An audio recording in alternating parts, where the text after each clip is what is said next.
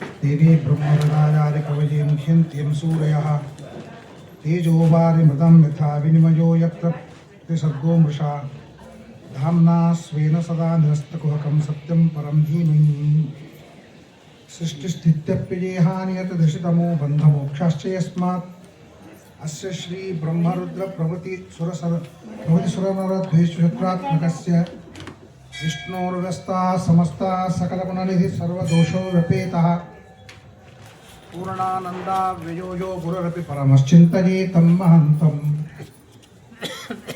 वन्दे विष्णुं नमामि श्रीमतजभुवं ब्रह्मवायुं च वन्दे गायत्रीं भारतीं ताम् अपि गरुडमनन्तं भजे रुद्रदेवं देवीं वन्दे सुपर्णीम् अहिपतिदयितां वारुणीमप्यमान्ताम् इंद्रादीन् काममुख्यान् अपि सकलसुरान् तद्गुरुन् मद्गुरुंश्च नौमिन्याय सुधादिकृज्ये मुनीन् श्रीपादरसन्मणीन् व्यासार्यान् विविधागमाब्धिविहरान् श्रीपादिराजान् अपि वन्दे हंसवरान् रघुत्तमगुरुन् वैदग्ध्यवाराम्निधिं श्री सत्यव्रत राघवेन्द्र मुनिपान् सद्बोधसध्यानपान् सत्याभिज्ञकरब्जोत्थान् पञ्चाशद्वर्षपूजकान् सत्यप्रमोदतीर्थार्यान् नौमिन्याय सुधारतान् सनकादिसमान् शान्तान् सदा सच्छास्त्रपाठकान् वन्दे सत्यात्मतीर्थार्यान् सत्प्रमोदकराब्जजान् विद्यापीठविधातारं विद्यावारिधिचन्द्रं विद्यार्थिवत्सलं वन्दे महामहिमसद्गुरुं विद्याविश्वविधातारं विद्याकर्मप्रचक्षणं विद्यापञ्चाननं वन्दे विद्यादं सर्वदं गुरुं शुभान् ध्यायन्ति ये कामान् गुरुदेवप्रसादजान् इतरान् आप्तपापोत्थान् तेषां विद्या फलिष्यति। नमोऽस्तु तात्विका देवाः विष्णुभक्तिपरायणाः धर्ममार्गे प्रेरयन्तो भवन्तः सर्व एव हि अनुजानीहि मां ब्रह्मन् वाचं यच्छाम्यदुक्षजे मुक्तकामाशयं चेतः प्रवेक्षे विसृजाम्ಯಹಂ। ಪರೀಕ್ಷಿತ ರಾಜ ಆಜ್ಞೆಯನ್ನು ಕೇಳ್ಕೊಳ್ತಾ ಇದ್ದಾರೆ. ನಾನು ಇನ್ಮೇಲೆ ಹೋಗಿ ಬರ್ತೇನೆ, ಆಯುಷ್ಯ ಮುಗಿತು, ಮುಕ್ತ ಕಾಮಾಶಯಂ ಅಂತ ಒಂದು ಭಾಗವತ್ ಶಬ್ದ ಇದೆ. ಯಾಕೆ ಈ ಶಬ್ದಕ್ಕೆ ನಾನು ಜೋರು ಕೊಡ್ತಾ ಇದ್ದೀನಿ ಅಂದರೆ ಮಹಾಭಾರತಕ್ಕೂ ಭಾಗವತಕ್ಕೂ ಬಹಳ ವ್ಯತ್ಯಾಸ ಇದೆ. ಮಹಾಭಾರತದೊಳಗೆ ಪರೀಕ್ಷಿತ ರಾಜ ಬದುಕಲಿಕ್ಕೆ ಬಹಳ ಪ್ರಯತ್ನ ಮಾಡಿದ್ದಾನೆ.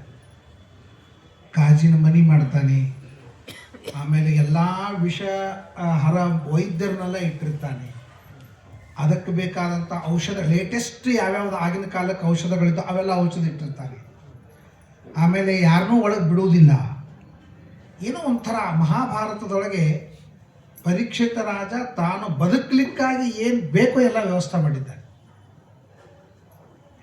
ಇಲ್ಲಿ ನೋಡಿದರೆ ನಾನು ಸಿದ್ಧೋಸ್ಮಿ ಅನುಗೃಹೀತೋಸ್ಮಿ ಮರಿಷ್ಯೇತಿ ಪಶುಬುದ್ಧಿ ಮೀಮಾಂಸಹಿ, ನಾನು ಸಾಯ್ತೀನಿ ಅಂತನೋ ಪಶುಬುದ್ಧಿ ಬೇಡ, ಈ ದೇಹ ನನಗೆ ಸಾಕು ನನಗೆ ಅಂಥೇಳಿ ಎಲ್ಲ ನಿತ್ಯ ನಿರೂಢಾಂ ಮಮತಾಂ ಜಹೋ ಅಂತ ಭಾಗವತ ಹೇಳ್ತದೆ. ನಿರೂಢ ಅಂದರೆ ಕಿತ್ಲಿಕ್ಕೆ ಬರದೇ ಇದ್ದದಕ್ಕೆ ನಿರೂಢ ಅಂತಂತಾರೆ. ಯಾವುದನ್ನು ಕಿತ್ಲಿಕ್ಕೆ ಬರಂಗಿಲ್ಲ ಅದಕ್ಕೆ ನಿರೂಢ. ಈ ಗಿಡ ಹೆಂಗಿರ್ತದಂದ್ರೆ ನೀವು ಆಳವಾಗಿ ಹೋಗ್ತಾ ಇರ್ತದೆ, ಹೊರಗಡೆಗೆ ಸ್ಪ್ರೆಡ್ ಹಾಕೋತಿರ್ತದೆ. ಇದು ಗಿಡದ ಲಕ್ಷಣ. ಹಂಗೆ ನಮ್ಮದು ವೃಕ್ಷ ಹಾಗೆ ಇರ್ತದೆ. ಹಂಗೆ ಡೀಪ್ ಹೆಂಗೆ ಹೋಗ್ತದೆ, ಮಕ್ಕಳು ಮೊಮ್ಮಕ್ಕಳು ಮರಿ ಮಕ್ಕಳು ಅಂತ ಡೀಪ್ ಹೋಗ್ತಿರ್ತದೆ ಈ ಮಮತಾ. ಹೊರಗಡೆ ನೋಡಿದ್ರೆ ಅಳೆಂದ್ರು ಸೊಸೆಂದ್ರು ಅಂತನ್ನುವ ಸ್ಪ್ರೆಡ್ ಆಗ್ತಿರ್ತದೆ. ಆ ಬೀಗರು ಈ ಬೀಗರು ಅಂತೇಳಿ ಮೊದಲಿರಂಗಿಲ್ಲ, ನಮಗೆ ಆ ಸಂಬಂಧ ಇರಂಗಿಲ್ಲ. ಒಬ್ಬಕ್ಕೆ ಸೊಸಿ ಬಂದು ಅಂದ್ರೆ ಅವರೆಲ್ಲ ಬೀಗರು ಅಂತ ಆಗ್ತದೆ. ಅವ್ರು ಬೀಗರು ಅಂತ ಯಾಕೆ ಆಗ್ತಾರೆ ಅಂದರೆ ಅವ್ರು ನಿಮ್ಮನ್ನು ಬೀಗ ಹಾಕಿದಂಗೆ ಇರ್ತಾರೆ. ಅವ್ರು ಬಂದರೆ ನಿಮಗೆ ಎಲ್ಲೂ ಹೋಗ್ಲಿಕ್ಕೆ ಬರೋಂಗಿಲ್ಲ ಅವರಿಗೆ. ಆದ್ದರಿಂದ ಅವರಿಗೆ ನಾನು ಹೇಳ್ತಿರ್ತೀನಿ, ಈ ಮಂಗಲಸೂತ್ರದೊಳಗೆ ಎರಡು ಬಟ್ಲಿರ್ತಾವೆ. ಎರಡು ಬಟ್ಲಾದ್ರೇನು, ಕನ್ಯಾ ಮತ್ತು ವರ ಗಂಡ. ಉಳಿದೆಲ್ಲ ಈ ಕಡಿಷ್ಟು ಕರಿಮಣಿ ಇರ್ತಾವೆ, ಆ ಕಡಿಷ್ಟು ಕರಿಮಣಿ ಇರ್ತಾವೆ. ಅವೆಲ್ಲ ಬಳಗ. ಇದು ಕನ್ಯಾ ಬಳಗ, ಅದು ಬಳಗ. ಎರಡೂ ಗಂಟು ಹಾಕಿಬಿಡ್ತಾರೆ. ಈ ಬಳಗಕ್ಕೂ ಈ ಬಳಗಕ್ಕೂ ಗಟ್ಟ. ಈ ಬಂಧುಗಳಿಗೆ ಕರಿಮಣಿ ಅಂತ ಯಾಕೆ ಕರೀತಾರೆ ಅಂದರೆ ಅವ್ರು ಎಲ್ಲದಕ್ಕೂ ಕರಿಬೇಕು. ನಾಳೆ ಸತ್ಯನಾರಾಯಣ ಪೂಜೆ ಆದರೂ ಕರಿಬೇಕು, ಮುಂಜಿ ಆದರೂ ಕರಿಬೇಕು. ಬರೇ ಕರೆದ ಉಪಯೋಗ ಮಣಿ ಹಾಕಿ ಕುಡಿಸ್ಬೇಕು ಅಂತಂದ್ರೆ ಕರಿಮಣಿ ಅಂತಂತಾರೆ. ಎಲ್ಲ ಬಂಧುಗಳೆಲ್ಲ ಕರಿಮಣಿ ಬೆಳೀತಾ ಇರ್ತದೆ, ಸ್ಪ್ರೆಡ್ ಆಗ್ತದೆ. ಗಿಡಗಳು ಹೆಂಗೆ ಸ್ಪ್ರೆಡ್ ಆಗ್ತದೋ ಮೇಲುಗಡೆಗೆ, ಹಾಗೆ ನಮ್ಮ ಬಳಗ ಬೆಳ್ಕೋತ ಹೋಗ್ತದೆ. ನಾವು ಬೆಳೆದಂಗೆ ಅದರಂತೆ ಅದು ಹೆಂಗೆ ಬೇರೆ ಬಿಟ್ಕೋತ ಹೋಗ್ತದೆ. ಹಂಗೆ ಮಮತಾ ನೋಡಿ, ಮಕ್ಕಳಿಗಿಂತ ಮೊಮ್ಮಕ್ಕಳ ಮೇಲೆ ಭಾಳ ಮೋಹ ಇರ್ತದೆ, ಮೊಮ್ಮಕ್ಕಳಿಗಿಂತ ಮರಿಮಕ್ಕಳ ಮೇಲೆ ಭಾಳ ಮೋಹ ಇರ್ತದೆ. ಆ ಮೋಹ ಡೀಪ್ ಹಾಕೋತ ಹೋಗ್ತದೆ, ಹೊರಗಡೆಗೆ ಸ್ಪ್ರೆಡ್ ಹಾಕೋದು. ಇದೇ ಗಿಡ ಅಂತೇಳಿ ನಮ್ಮಲ್ಲಿ ವಂಶ ವೃಕ್ಷ ಅಂತ ಕರೀತಾರೆ. ಆ ವಂಶ ವೃಕ್ಷದಂತೆ ಬೆಳೀತಾ ಹೋಗ್ತದೆ, ಹೊರಗೆ ಬರಲಿಕ್ಕೆ ಆಗೋದಿಲ್ಲ. ಆಮೇಲೆ ನಮ್ಗೆ ವಯಸ್ಸಾಯಿತು, ನಮ್ಗೆ ಕೆಲಸ ಇರೋಂಗಿಲ್ಲ, ಮಕ್ಕಳು ಮೊಮ್ಮಕ್ಕಳು ಅವ್ರ ಜೊತೆಗೆ ಆಟ ಆಡ್ಕೋತ ಕೂಡ್ತೀವಿ. ಆಟ ಆಡೋಕೆ ಕೂತೀವಿ ಅಂತಂದ್ರೆ ಯಮನ ಆಟ ನಮಗೆ ಗೊತ್ತಾಗೋದೇ ಇಲ್ಲ. ಈ ಥರದ್ದಿದ್ದರಿಂದ ಮಮತಾ ಅಂತ ಕರಿತಾರೆ. ಅದನ್ನು ಬಿಡ್ಲಿಕ್ಕೆ ಪ್ರಯತ್ನ ಮಾಡಿ. ಅದು ಹೆಂಗೆ ಮಾಡಬೇಕು? ಇದನ್ನು ನಾವೇನು ಗಳಿಸಿವಿ ಎಲ್ಲ ಒಂದು ಯಜ್ಞ ಮಾಡಿ ದಾನ ಮಾಡಿಬಿಡಬೇಕು. ಆಮೇಲೆ 4 ರೋಡ್ಗಳು ಕೂಡುವಲ್ಲಿ ಒಂದು ನಳ ಮಾಡಬೇಕು, ಬಾವಿ ತೋಡಬೇಕು, ಒಂದು ಧರ್ಮಶಾಲಾ ಮಾಡಿ ಅನ್ನಛತ್ರ ಮಾಡಬೇಕು, ಬಂದವರಿಗೆಲ್ಲ ಫ್ರೀಯಾಗಿ ಊಟ ಹಾಕ್ಲಿಕ್ಕೆ ಅಂತೇಳಿ ಅನ್ನಛತ್ರ. ಆ ಫ್ರೀಯಾಗಿ ಏನು ಅನ್ನಛತ್ರ ಮಾಡಬೇಕು ಅಂತ ಭಾಗವತ್ ಮಹಾಭಾರತ ಹೇಳ್ತದೆ. ಅದೇ ಈಗ ಹೋಟೆಲಾಗಿ ಕನ್ವರ್ಟ್ ಆಗಿಬಿಟ್ಟ. ಇದನ್ನು ಹಿರಣ್ಯಕಶಿಪು ದೃಷ್ಟಾಂತ ಕೊಡ್ತಾರೆ. ದೃಷ್ಟಾಂತ ಏನು ಕೊಡ್ತಾರೆ ಅಂದರೆ ಹೋಟೆಲೇ ದೃಷ್ಟಾಂತ ಕೊಡ್ತಾರೆ. ಹೋಟೆಲ್ದೊಳಗೆ ಎಲ್ಲೆಲ್ಲಿಂದೋ ಬರ್ತಾರೆ, ಕೂಡ್ತಾರೆ, ಊಟ ಮಾಡ್ತಾರೆ, ಮಾತಾಡ್ತಾರೆ. ನೀವು ಎಲ್ಲಿಯವರು, ನಾವು ಎಲ್ಲಿಯವರು, ಏನು ಸಂಬಂಧ ಬೆಳೀತದೆ ಅಂದರೆ ಏನಪ್ಪ 5-6 ವರ್ಷದ ಸಂಬಂಧದೇನು ಅಂತನೋ ಹಂಗೆ ಚಾಷ್ಟಿ ಮಾಡ್ತಾರೆ, ಎಲ್ಲ ಮಾಡ್ತಾರೆ. ಏನು ಊಟ ಆಯಿತು ಅಂತಂದ್ರೆ ಯಾರಿಗೆ ಯಾರೋ ಕುರಂದರೊಟ್ಟಿಲ್ಲ, ಅವನ ದಾರಿ ಅವ ಹಿಡ್ಕೊಂಡು ಹೋಗ್ತಾನೆ, ಇವನ ದಾರಿ ಇಟ್ಕೊಂಡು ಅದನ್ನು ದೃಷ್ಟಾಂತ ಕೊಡ್ತಾರೆ ಹಿರಣ್ಯಕಶಿಪು. ಹಂಗೆ ನಾವು ಈ ಜಗತ್ತಿಗೆ ಬಂದೀವಿ, ಅಣ್ಣ ತಮ್ಮ ಅಕ್ಕ ತಂಗಿ ಅಂದೀವಿ. ಯಾರ ಪಾಳಿ ಮೊದಲು ಬರ್ತದೆ ಅವ್ರು ಹೋಗ್ಬಿಡ್ತಾರೆ. ಒಂದು ಟ್ರೈನ್ ಇದ್ದಂಗೆ, ಟ್ರೈನ್ ಹೋಗ್ತಾ ಇರ್ತದೆ, ರಿಸರ್ವೇಷನ್ ಮಾಡಿಸಿರ್ತೀವಿ. ಆ ಸೀಟ್ ನಮ್ಮದು ಅಂತಿರ್ತದೆ. ಎಲ್ಲಿ ತನಕ ನಮ್ದು ಇರ್ತದೆ ಅಂದರೆ ಒಂದು ಊರು ಬರೋ ತನಕ ನಮ್ದು ಇರ್ತದೆ. ಆ ಊರು ಬಂದಮೇಲೆ ಆ ಸೀಟ್ ನಮ್ದಲ್ಲ, ಅದು ಇನ್ನೊಬ್ಬರದ್ದಾಗ್ತದೆ, ಇನ್ನೊಬ್ಬರು ಕೊಡ್ತಾರೆ. ಆ ಒಳ್ಳೆಕ್ಕೆ ನಾವು ಅವ್ರು ಯಾರಿಗೋ ಎಲ್ಲ ಸ್ಟ್ರೇಂಜರು, ಎದುರಿಗಿದ್ದವರು ಅಪರಿಚಿತರು, ನಾವು ಅಪರಿಚಿತರು, ಎಲ್ಲರೂ ಸ್ಟ್ರೇಂಜರು. ಆ ಎರಡೂ ಇದ್ರಾಗ ಮೊದಲು ಅವ್ರು ನಮಗೆ ಮಾತಾಡ್ಸಂಗಿಲ್ಲ, ನಾವು ಅವ್ರು ಮಾತಾಡ್ಸಂಗಿಲ್ಲ. ಸ್ವಲ್ಪ ಹೊತ್ತು ಹಾಕ್ಕೊಳ್ಳಿ ಶುರು ಆಗ್ತದೆ. ನೀವು ಎಲ್ಲಿ ಹೊಂಟ್ರಿ, ನಾವೆಲ್ಲಿ ಹೊಂಟಿವಿ, ಮಾತು ಕತ್ತಿ ಇದೆಲ್ಲ ಆಯಿತು. ಹಂಗಾರೆ ಬ್ಯಾಗ್ ನೋಡ್ರಿ ಒಂದು ಸ್ವಲ್ಪ ಕೆಳಗೆ ಹೋಗಿ ಬರ್ತೀನಿ ಅಂತಂತೀವಿ. ಎಲ್ಲ ಕಿಮ್ಮತ್ತಿನ ಬ್ಯಾಗ ಅವ್ರ ಮೇಲೆ ಜವಾಬ್ದಾರಿ ಹಾಕಿ ನೋಡುವಟ್ಟು 1 ತಾಸಿನೊಳಗೆ ವಿಶ್ವಾಸ ಬಂದುಬಿಡ್ತದೆ. ಮಾತಾಡ್ತೀವಿ ಎಲ್ಲ ನಾವು. ಹಂಗಾರೆ ಇದೆಲ್ಲ ಎಲ್ಲಿ ತನಕ ಆಮೇಲೆ 12 ಹೊಡಿತದೆ, ಡಬ್ಬಿ ತೆಗಿತಾರೆ, ಅವ್ರು ನಮಗೆ ಕೊಡ್ತಾರೆ. ಅದು ನನ್ನ ತಗೋಬೇಡ ದೃಷ್ಟಾಂತ, ಒಟ್ಟಿಗೆ ಹೇಳಿಗತ್ತಿ. ಅವ್ರು ನಮಗೆ ಕೊಡ್ತಾರೆ, ನಾವು ಅವ್ರಿಗೆ ಕೊಡ್ತೀವಿ. ಎಲ್ಲ ಊಟ ತೀಟ ಎಲ್ಲ ಆಗ್ತದೆ. ಊಟ ಆಗ್ತದೆ, ತೀಟ ಆಗ್ತದೆ, ನಿದ್ದೆ ಆಗ್ತದೆ, ನಿರಡಿಕೆ ಆಗ್ತದೆ, ಮಾತಾಗ್ತದೆ, ಕಥೆ ಆಗ್ತದೆ. ಅವ್ರ ದುಃಖ ನಮ್ಗೆ, ನಮ್ಮ ದುಃಖ ಏನೇನು ಎಲ್ಲ ಆಗ್ಬೇಕು ಎಲ್ಲ ಆಗ್ತದೆ. ಇದೆಲ್ಲಿ ತನಕ ಯಾರ ಸ್ಟೇಷನ್ ಮೊದಲು ಬರ್ತದೆ ಅಲ್ಲಿ ತನಕ. ಆ ಸ್ಟೇಷನ್ ಬಂತು, ನಾವು ಇಳೀಲಿಕ್ಕೆ ಬೇಕು. ಯಾಕೆ ಇಳೀಲಿಕ್ಕೆ ಬೇಕು ಅಂದರೆ ಆ ಸೀಟಿನ ರಿಸರ್ವೇಷನ್ ಮಾಡ್ತಿರ್ತಾರೆ, ಅಲ್ಲಿ ಬರ್ತಿರ್ತಾನೆ ನಾವು. ಹಿಂಗೆ ಇದು ಪ್ರಯಾಣ ಅಂತಿರ್ತೀವಿ. ಇದನ್ನು ಹಿರಣ್ಯಕಶಿಪು ದೃಷ್ಟಾಂತ ಕೊಡ್ತಾನೆ ತನ್ನ ಉಪದೇಶದೊಳಗೆ. ಪ್ರಪಾಯಾಮಿವ ಸೂರತೆ. ಪ್ರಪಾಯ ಅಂದರೆ ಹೋಟೆಲು. ಇವತ್ತಿನ ಭಾಷಾದೊಳಗೆ ಹೇಳಬೇಕು ಅಂದರೆ ಹೋಟೆಲು. ಅನ್ನಛತ್ರ ಅಂತಂತಾರೆ. ಆ ಅನ್ನಛತ್ರ ಫ್ರೀಯಾಗಿ ಕೊಡ್ತಿದ್ರು. ಈಗ ಅದನ್ನು ಮಾರಾಟಕ್ಕೆ ನಿಂತುಬಿಟ್ರು. ಅದು ಮಾರಾಟಕ್ಕೆ ನಿಂತು ಅದು ಹೋಟೆಲ್ ಅಂತ ಆಯಿತು. ಸೊ ನಾವು ಗಳಿಸಿದಂತಹ ಸಂಪತ್ತನ್ನು ನಾವು ಈ ಅನ್ನಛತ್ರ, ಆಮೇಲೆ ಇಷ್ಟಾಪೂರ್ತ ಅಂತಂತಾರೆ. ಪೂರ್ತ ಅಂದರೆ ಕೆರೆ ಕಟ್ಸೋದು, ಬಾವಿ ಕಟ್ಸೋದು. ಈ ಸ್ಟೇಷನ್ದೊಳಗೆಲ್ಲ ಗುಜರಾತಿ ಮಂದಿ ಇರ್ತಾರೆ ಬೋರ್ಡ್ ಮೇಲೆ. ಈ ಸ್ಟೇಷನ್ದವ್ರು ಒಬ್ಬರದಾರೆ ಕುಲಕರ್ಣಿ ದೇಶಪಾಂಡೆವೇನು ಇಲ್ಲ, ನಮ್ಮ ಬ್ರಾಹ್ಮಣರದ್ದು ಏನೂ ಎಲ್ಲೂ ಹೆಸರಾಗಿಲ್ಲ, ಗುಜರಾತಿಗಳದ್ದು ಇರ್ತದೆ. ಅವರೆಲ್ಲ ಇದನ್ನು ತಿಳ್ಕೊಂಡಾರೆ, ಪ್ರವಚನ ಕೇಳಿ ಅವ್ರು ಮಾಡ್ತಾರೆ. ನಂದೆಲ್ಲ ದುಡ್ಡು ಹಾಕಿ ಅದನ್ನು ಮಾಡಬೇಕು, ಮಕ್ಕಳ ದುಡ್ಡು ಮೇಲೆ ಬದುಕಬೇಕು. ಈ ಕಡೆಗೆ ಏನಾಯಿತು, ನಂದು ಅಂತನ್ನೋದಿಲ್ಲ, ದುಡ್ಡು ಎಲ್ಲ ಮುಗೀತು. ಇನ್ನು ಮಕ್ಕಳು ಮೊಮ್ಮಕ್ಕಳನ್ನ ಬಿಟ್ಟಿರೋರ್ಗು ಅದಕ್ಕೆ ವಾನಪ್ರಸ್ಥಾಶ್ರಮ ಮರಳಿಟ್ಟು ಒನಕ್ಕೆ ಹೋಗ್ಬಿಡ್ಬೇಕು. ಹೇಗೆ ಮಕ್ಕಳು ಮೊಮ್ಮಕ್ಕಳು ಅಂತನೋ ಜಂಜಾಟ ನೋಡಿ. ಈ ಮಮತಾ ನಂದು ಅಂತನ್ನೋ ಏನು ಕನೆಕ್ಷನ್ ಅದ, ಈ ಕನೆಕ್ಷನ್ನ ಡಿಸ್ಕನೆಕ್ಷನ್ ಮಾಡಬೇಕು ಅಂತಲಿಕ್ಕೆ ನಾವೇನು ಮಾಡ್ತೀವಿ, ಇದೆಲ್ಲ ನಮ್ಮ ಶಾಸ್ತ್ರದಾಗ ಹಾಕ್ಬಿಟ್ಟಾರೆ. ಎಲ್ಲನೂ ದಾನ ಮಾಡಿ. ಇದನ್ನು ನಮಮ. ಹೊರಗಿನಿಂದ ಪದಾರ್ಥವನ್ನು ಕೊಡೋದು, ಒಳಗಿನಿಂದ ಅಭಿಮಾನ ತ್ಯಾಗ. ಹೊರಗಿನಿಂದ ವಸ್ತು ತ್ಯಾಗ, ಒಳಗಿನಿಂದ ಅಭಿಮಾನ ತ್ಯಾಗ. ಹಿಂಗೆ ನಾವು ಕೊಡ್ತೀವಿ. ವಸ್ತು ತ್ಯಾಗ ಆಯಿತು. ಇದನ್ನ ನಮಮ, ಇದು ನಂದಲ್ಲ ಅಂತ ಒಳಗೆ ಇದು ಅಭಿಮಾನ ತ್ಯಾಗ. ಎರಡೂ ಆದ ಮೇಲೆ ದಾನ ಅಂತ. ಅಂದರೆ ದಾನ ಅಂದ್ರೆ ಏನು, H2O = ನೀರು ಅಂತಂತೀರಲ್ಲ, ಹಂಗೆ ಅಭಿಮಾನ ತ್ಯಾಗ, ವಸ್ತು ತ್ಯಾಗ = ದಾನ. ನಮ್ಮಲ್ಲಿ ಏನಾಗ್ತದೆ ಅಂದರೆ ವಸ್ತು ತ್ಯಾಗ ಮಾಡ್ತೀವಿ, ಅಭಿಮಾನ ತ್ಯಾಗ ಮಾಡ್ಲಿಕ್ಕೆ ಆಗೋದಿಲ್ಲ, ಭಾಳ ಕಷ್ಟದ. ಯಾಕಂದರೆ ನಮ್ಮ ಶೆಟ್ಟಬ್ದಿಯೊಳಗೆ ಸೀರೆ ದೋತ್ರ ಕೊಟ್ಟದ್ದನ್ನು ಉಟ್ಕೊಂಡು ಬಂದು ಭಾಗವತಕ್ಕೆ ಬಂದರು ನಮ್ಮ ತಲೆಗಾದೇವು ನಾ ಕೊಟ್ಟಿದ್ದೆ ಅದನ್ನು ಅಂದೇ ಇರ್ತದೆ. ನಮ್ದು ಅಭಿಮಾನ ಹೋಗಂಗಿಲ್ಲ, ವಸ್ತು ಹೋಗ್ತದೆ, ಅಭಿಮಾನ ಹೋಗೋದಿಲ್ಲ. ಸೊ ಇದಕ್ಕೇನಿತ್ತು ಅಂದರೆ ಇದೆಲ್ಲ ನಮ್ದು ಕತೆ ಹೇಳಿಕತ್ತಿ ನಿಮಗೆ. ಪರೀಕ್ಷಿತ್ ರಾಜನ ಕತೆ ನೋಡಿದ್ರೆ ರಾಜ್ಯ, ಐಶ್ವರ್ಯ, ವೈಭವ, ಜಯ ಜಯಕಾರ, ಭೋಗ, ಆ ರಾಜಂದೆಲ್ಲ ನೋಡಿದ್ರೆ ಅದನ್ನೆಲ್ಲ ಬಿಡಬೇಕು. ಎಷ್ಟು ಕಷ್ಟ ಇದೆ. ಅದಕ್ಕೆ ನಿರೂಢ ಅಂತಂತ ಎಲ್ಲ ನಾನು ಹೇಳೋದಲ್ಲ. ಇದಕ್ಕೆ ಒಂದೇ ಶಬ್ದ ಏನಂದ್ರೆ ನಿರೂಢ. ನಿರೂಢ ಅಂದರೆ ಕಿತ್ಲಿಕ್ಕೆ ಬರಂಗಿಲ್ಲ, ತಕ್ಕೊಳ್ಳಿಕ್ಕೆ ಬರಂಗಿಲ್ಲ ಅಂತನ್ನುವಷ್ಟು ನಿರೂಢ. ಅದನ್ನು ಅನಾಯಾಸವಾಗಿ ಬಿಟ್ಟವನು ಪರೀಕ್ಷಿತ್ ರಾಜ. ನಿತ್ಯ ನಿರೂಢಾಂ ಮಮತಾಂ ಜಹೌ ಅಂತ ಪ್ರಥಮ ಸ್ಕಂದದಲ್ಲಿ ಹೇಳ್ತಾನೆ. ನಿರ್ದಯವಾಗಿ ಬಿಟ್ಟ. ಪುರಂದರದಾಸರ ಹೆಂಡತಿಗೆ ಪರಮಾತ್ಮ ಕನಸು ಬಂದ ಮೇಲೆ ಆಕೆ ಕೇಳಿದ್ಲಂತ, ಬರೇ ನನ್ನ ಕನಸು ಬರ್ತೀಯಲ್ಲ, ನಮ್ಮ ಮನೆಯವ್ರ ಕನಸು ಯಾಕೆ ಬರಂಗಿಲ್ಲ ಅಂತ ಕೇಳಿದ್ಲಂತೆ ದೇವರಿಗೆ. ಆ ದೇವ್ರ ಅಂದ್ರಂತ, ನಿಮ್ಮ ಮನೆಯವ್ರ ಕನಸು ಬೇರೆ ಅವವ, ನನ್ನ ಕನಸಲ್ಲ. ಅವನಿಗೆ ಬರೀ ಮುತ್ತು, ರತ್ನ, ಬೆಳ್ಳಿ, ಬಂಗಾರ ಇವೇ ಅವನ ಕನಸದ. ನನ್ನ ಕನಸು ಅವನಿಗೆ ಬೇಕಾಗಿಲ್ಲ, ಅದನ್ನೆಲ್ಲ ಬಿಡು ಅಂತ ಹೇಳು, ನಾನು ಬರ್ತೀನಿ ಅಂತಂದ್ರು. ಪಾಪ ಇದು ಮುಗ್ಧ ಮುಂಜಾನೆ ಎದ್ದ ಕೂಡ ಹೇಳಿದ್ರಂತ ಮನೆಯವ್ರಿಗೆ, ನೋಡ್ರಿ ದೇವ್ರು ಹಿಂಗೆ ಹೇಳ್ಯ, ನಾನು ಮುಗಿದೇ ಹೋಯ್ತು. ಒಂದೇ ಮಾತು ತುಳಸಿ ದಳ ತಂದರು, ಎಲ್ಲ ತ್ಯಾಗ ಮಾಡಿಬಿಟ್ಟು. ಎಷ್ಟು ಇದು ಕೇಳಲಿಕ್ಕೂ ಚಂದ, ನನಗಂತೂ ಹೇಳಲಿಕ್ಕೆ ಭಾಳ ಚಂದ. ಆದರೆ ಇದು ಪ್ರಾಕ್ಟಿಕಲ್ಲಾಗಿ ವಿಚಾರ ಮಾಡಿದರೆ ಅಷ್ಟೂ ಬಿಟ್ಟು ಹೊರಟರು. ಕೆಲವರಿಗೆಲ್ಲ ದುಃಖ ಆಯಿತು, ಏನು ಹಿಂಗೆಲ್ಲ ಯಾರೋ ಹೇಳಿದ್ದು ಏನೋ ಇಟ್ಕೊಳ್ದಂಗೆಲ್ಲ ಮಾಡ್ಲಿಕ್ಕೆ ಹೋಗಬಾರ್ದು. ಎಷ್ಟು ನವರತ್ನ ನಾರಾಯಣ ಅಂತ ಇಷ್ಟು ನಿಮಗಿತ್ತು, ನವಕೋಟಿ ನಾರಾಯಣ ಅಂತ, ಅದನ್ನೆಲ್ಲ ಬಿಟ್ಟು ಹೋದ್ರೆ ಚಲೋ ಅಲ್ಲ, ಯಾರೋ ಹೇಳಿದ್ದೆಲ್ಲ ತಲೆ ಇಟ್ಕೋಬಾರ್ದು ಅಂತ ಹೇಳಿದರು. ಯಾರಿಗೂ ಅಸಮಾಧಾನ ಆಯ್ತು. ನಾವೆಲ್ಲ ಪಾರ್ಟ್ನರ್ಶಿಪ್ ಮೇಲೆ ಮಾಡ್ತಿದ್ದೇವೆ, ಇದನ್ನ ಬಿಟ್ಟ ಮೇಲೆ ನಮಗೆಲ್ಲ ಗತಿ ಇರೋದು ಅವರು ಅಸಮಾಧಾನ ಪಟ್ಟರು. ಏನಾಯ್ತು, ಕೊನೆಗೆ ಅವರು ಮೊದಲೇ ಹಾಡು ಮಾಡಿದರು. ಪುರಂದರದಾಸರು ಮೊದಲೇ ಹಾಡು ಮಾಡಿದ್ರು, ಯಾರು ಒಲಿದರೇನು, ಯಾರು ಮುನಿದರೇನು, ನಾನು ಮಾಡೋದ್ರಿಂದ ಯಾರಿಗೆ ಸಂತೋಷ ಆದ್ರೇನು, ಯಾರಿಗೆ ದುಃಖ ಆದ್ರೇನು, ದೇವರ ಸಂತೋಷ ಪಡಬೇಕು ಅಂತ ಅನ್ನೋ ಉದ್ದೇಶಕ್ಕೆ ನಾನು ಬಿಡ್ಲಿಕ್ಕತ್ತೀನಿ ಅಂತ ತಿಳ್ಕೊಂಡು ಆಗಿಂದಾಗಲೇನೆ ತಂಬೂರಿ ಹಿಡ್ಕೊಂಡ್ರು, ಹೊರಟರು.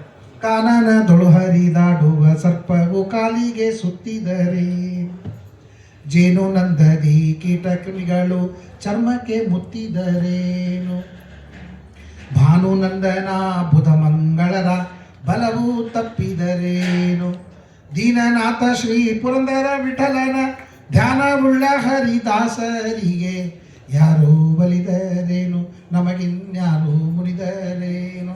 ಟ್ಯೂ ಟ್ಯೂ ಟ್ಯೂ ಟ್ಯೂ ಮಾಡ್ತಿರ್ತಾರಲ್ಲ ಹಾಡು ಬಿಲ್ ಹಾಡು. ಆ ರೀತಿಯಾಗಿ ಹಾಡು ಮಾಡಿ ಯಾರು ಸಂತೋಷಪಟ್ಟರೇನು, ಯಾರು ಪ್ರೀತರಾದ್ರೇನು ನಮಗೇನು ಸಂಪತ್ತಿಲ್ಲ ಅಂಥೇಳಿ ಪ್ರೀಣಯಾಮ ವಾಸುದೇವಂ ಅಂಥೇಳಿ ಎಲ್ಲ ಬಂಗಾರ ಮೇಲೆ ತುಳಸಿ ಹಾಕಿ ಹೊರಟೇ ಬಿಟ್ಟು. ಯಾದವಾರ ಕಥೆನೂ ಹಂಗೆ ಕೇಳ್ತಾರೆ. ಇವರೆಲ್ಲ ಹಿಂಗಾದ್ರೆ ರಾಯರದು ಬರುವುದನ್ನು ಬಿಟ್ಟರು, ಇವರು ಬಂದದ್ದನ್ನು ಬಿಟ್ಟರು, ಅವ್ರು ಬರೋದನ್ನು ಬಿಟ್ಟರು. ಅವರು ರಾಯರ ವೀಣಾ ಬಾರಿಸ್ತಿದ್ರೆ ಕೃಷ್ಣ ಬಂದು ಕುಣಿತಿದ್ದ. ಅಷ್ಟು ಭಾರಿ ಕಲಾ. ಅಂಥ ಕಲಾವಂತರಿಗೆ ಅವ್ರ ಕಾಲದ ವಿಚಾರ ಮಾಡ್ರಿ. ಒಂದು ವೀಣಾ ಕಾರ್ಯಕ್ರಮ ಒಬ್ಬ ರಾಜರ ಮನೆಯೊಳಗೆ ರಾಯರು ಕೊಟ್ಟಿದ್ರು ಅಂತಂದ್ರೆ ಅವ ಅರಮನೆ ಕೊಡ್ತಿದ್ದ. ಆಸ್ಥಾನ ಸಂಗೀತ ವಿದ್ವಾಂಸರು ಅಂತ ಮಾಡ್ತಿದ್ದ. ಇವರಂದ್ರೆ ಆಸ್ಥಾನ ಸಂಗೀತ ವಿದ್ವಾಂಸರು ಆಗ್ತಿದ್ರು, ಆಸ್ಥಾನ ಸಂಸ್ಕೃತ ವಿದ್ವಾಂಸರು ಆಗ್ತಿದ್ರು. ಏನಾಗ್ತಿದ್ದಿಲ್ಲ. ಹೆಂಗೆ ಅವರು ಸರಸ್ವತಿ ಬಾರಿ ಹೆಂಗೆ ಮೆರೀತಿದ್ರು, ಹೆಂಗೆ ಉರಿತಿದ್ರು.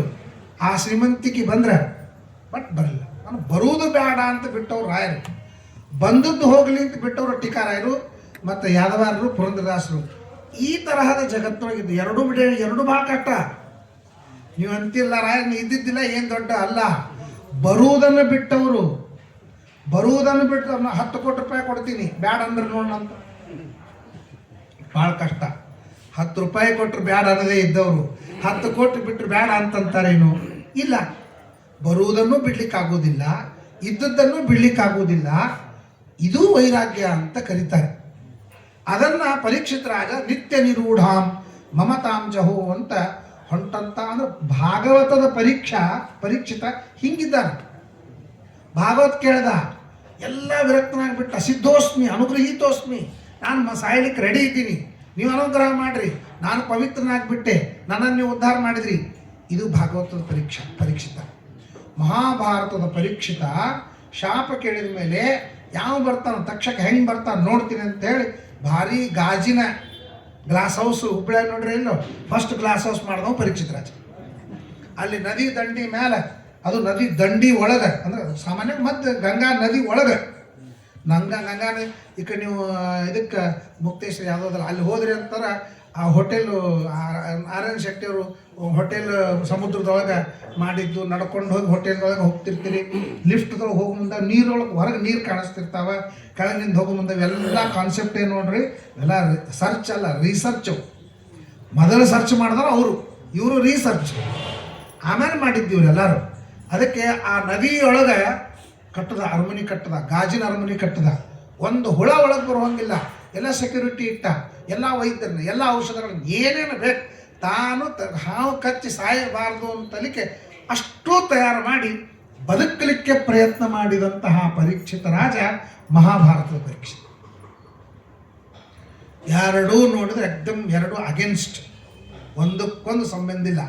ಅದಕ್ಕಾಗಿ ಮುಕ್ತ ಕಾಮಾಶಯಂ ಚೇತಃ ಪ್ರವೇಕ್ಷೆ ವಿಸೃಜಾಮ್ಯಹಂ ಅಂತ ಭಾಗವತನ ಶಬ್ದ ಆಗ್ತದೆ. ಹೌದು, ಮುಕ್ತ ಕಾಮ, ನಾನು ಏನೇನೋ ಅಪೇಕ್ಷೆ ಪಟ್ಟೆ, ಏನೇನೋ ಆಗ್ತದಂತಂದರೆ ಬದುಕಲಿ ಪ್ರಯತ್ನ ಮಾಡಿದೆ, ನಾನು ಆ ಎಲ್ಲ ಅಪೇಕ್ಷೆಗಳನ್ನು ಪರಿತ್ಯಾಗ ಮಾಡಿದ್ದೇನೆ ಅಂತನ್ನು ಒಂದು ಮಾತು ನಮಗೆ ಗೊತ್ತಾಗ್ತದೆ. ಹಾಗಾದ್ರೆ ಮಹಾಭಾರತ ಮೊದಲು ಅದನ್ನು ಮಾಡಿದ, ಆಮೇಲೆ ಪರೀಕ್ಷಿತರ ಶುಕಾಚಾರ ಬಂದು ಉಪದೇಶ ಮಾಡಿದ ಮೇಲೆ ಅದೆಲ್ಲ ಕಿತ್ತಿ ಒಗದ ಅಂತ ಅನ್ನೋದನ್ನು ಕೂಡಿಸ್ಲಿಕ್ಕೆ ಬರ್ತದೆ.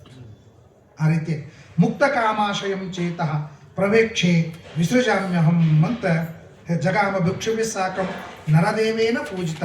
ಶುಕಾಚಾರ ಅಲ್ಲಿಂದ ಹೊರಟೋಗ್ಬಿಟ್ಟಿದ್ದಾರೆ.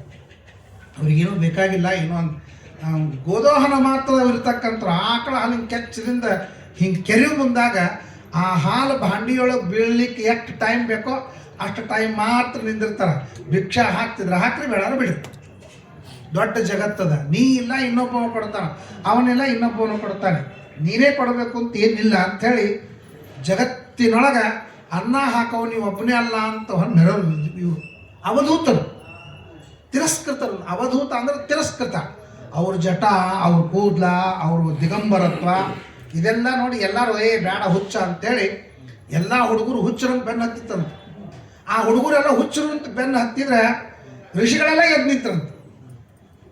ಇವ ಪರೀಕ್ಷಿತ ರಾಜನಿಗೆ ಗಾದ್ಲಾಯ್ತು, ಯಾಕೆ ಎದ್ದು ನಿಂತಿರು ಈ ಸುಮ್ಮನೆ ಯಾಕೆ ಎದ್ದು ನಿಂತರು ಅಂತ ಕೇಳ್ದಂತ. ಯಾಕೆ ಎದ್ದು ನಿಂತಿರಿ?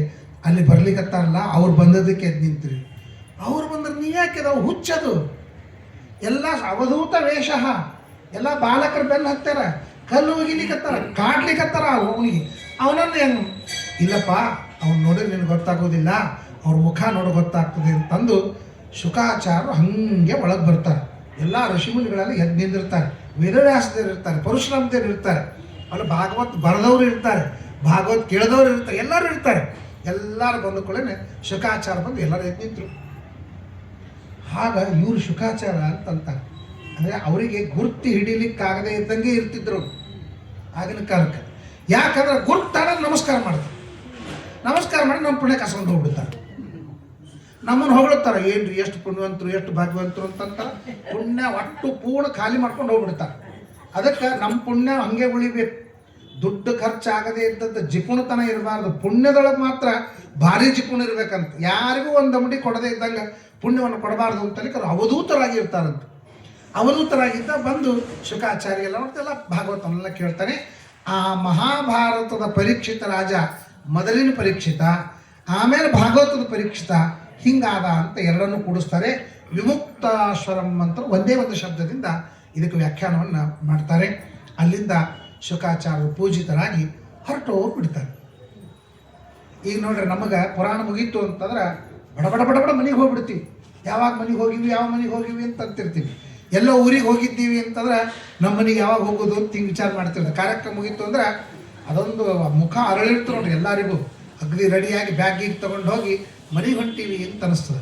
ಸ್ವಾಮಿಗಳಿಗೆ ಏನೂ ಫರಕ್ ಬೀಳಂಗಿಲ್ಲ. ಯಾಕಂದ್ರೆ ಸ್ವಾಮಿಗಳಿಗೆ ಒಂದು ಮನೆ ಅಂತಿಲ್ಲ. ಅವ್ರು ಹುಬ್ಬಳ್ಳಿ ಬಂದರು ಅಟ್ಟೆ, ಬೆಂಗಳೂರಿಗಿದ್ರು ಅಟ್ಟೆ, ಎಲ್ಲಾದರೂ ಅಟ್ಟೆ. ಯಾಕಂದ್ರೆ ಅವ್ರಿಗೆ ಒಂದು ಮನೆ ಅಂತಿಲ್ಲ, ನಮಗೊಂದು ಮನೆ ಇಂತದ. ಅದಕ್ಕೆ ಉಪನಿಷತ್ತು ನಮಗೇನು ದೃಷ್ಟಾಂತ ಕೊಡ್ತದೆ ಅಂದ್ರೆ ಗೂಟದ್ದು. ಮನಿ ಅಂದ್ರೆ ಗೂಟಿದ್ದಂಗೆ, ಹಗ್ಗ ಅಂದ್ರೆ ಮನಸ್ಸಿದ್ದಂಗೆ, ದನ ಅಂದ್ರೆ ನಾವಿದ್ದಂಗೆ.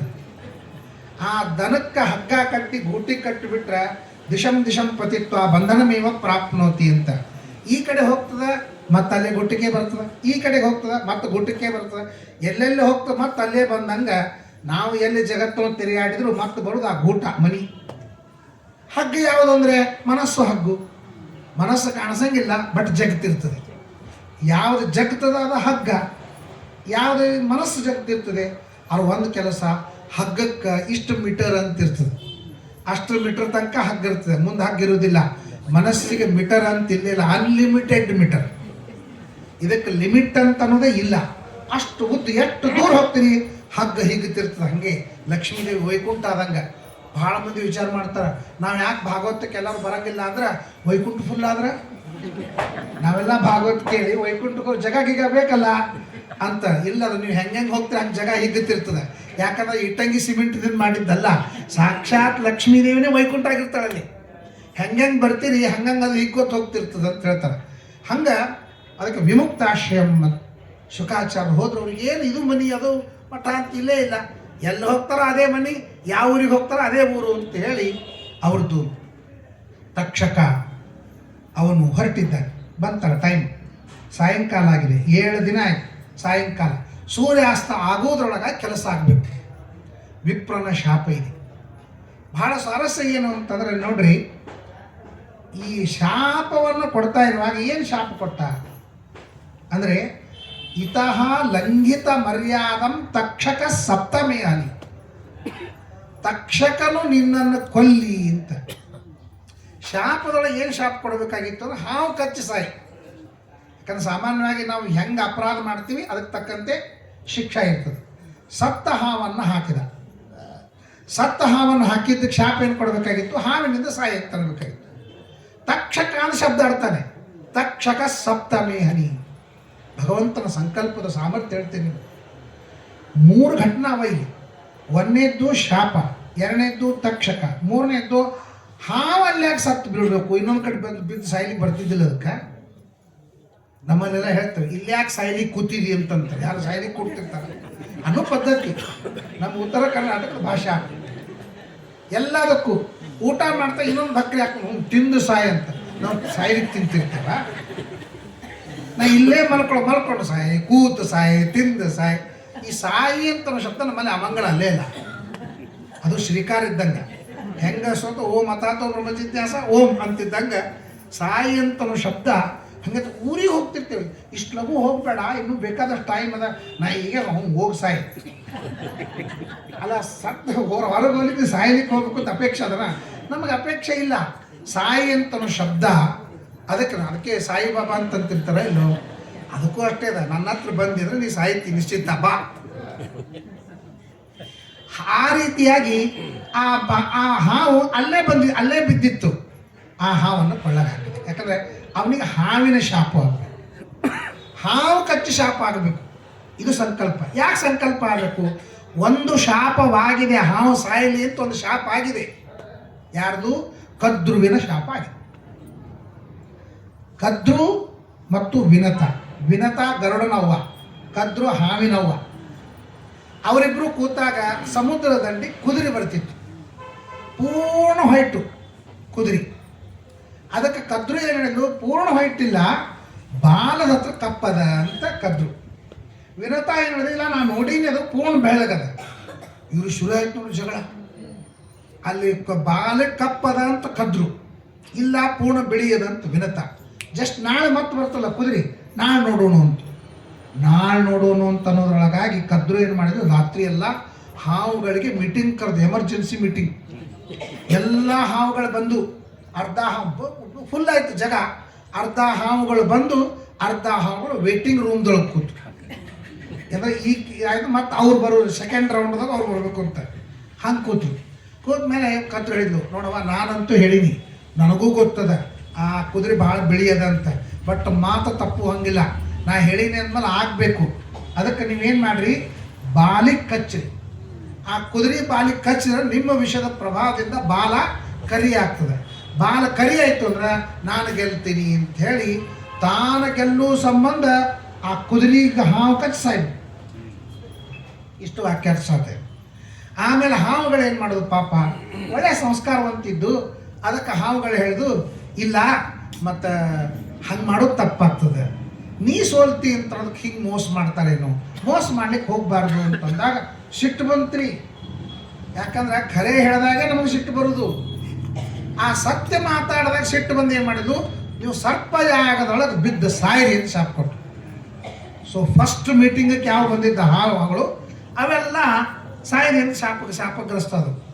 ಅವು ಸುದ್ದಿ ಗೊತ್ತಾಯ್ತು, ಬಾಜುಕ್ಕೆ ಸೆಕೆಂಡ್ ರೌಂಡಿಗೆ ಏನು ಬರುವಿದ್ದಿಲ್ಲ ಹಾವುಗಳು, ಅವುಗಳಿಗೆಲ್ಲ ಗೊತ್ತಾಗ್ಬಿಡ್ತು ಹಿಂಗೆ ಶಾಪ ಕೊಡ್ತಾವೆ ನಮ್ಮವ್ವ ತಲೆ ತಿರ್ಕಿದ್ದಾಳೆ ಅಂತ ಗೊತ್ತಾಯ್ತು. ಅದಕ್ಕೆ ಅವು ಬಂದಾಗ ಏನವ ನೀ ಏನು ಕಚ್ಚಬೇಕು ಹೋದ್ರೆ ನಾವು ಕಚ್ಚಿಬಿಡ್ತೀವಿ, ಮೀಟಿಂಗ್ ಮುಗಿದು. ಶಾಪ ಪಾಪ ಏನು ಸಂಬಂಧ ಇಲ್ಲ. ಎಲ್ಲ ಹಾವುಗಳು ನಾವು ಕಚ್ತೀವಿ ಅಂತ ಒಪ್ಪಿಕೊಂಡು ಆ ಕುದುರೆ ಬಾಲಿಗೆ ಕಚ್ಚಿಬಿಟ್ಟು.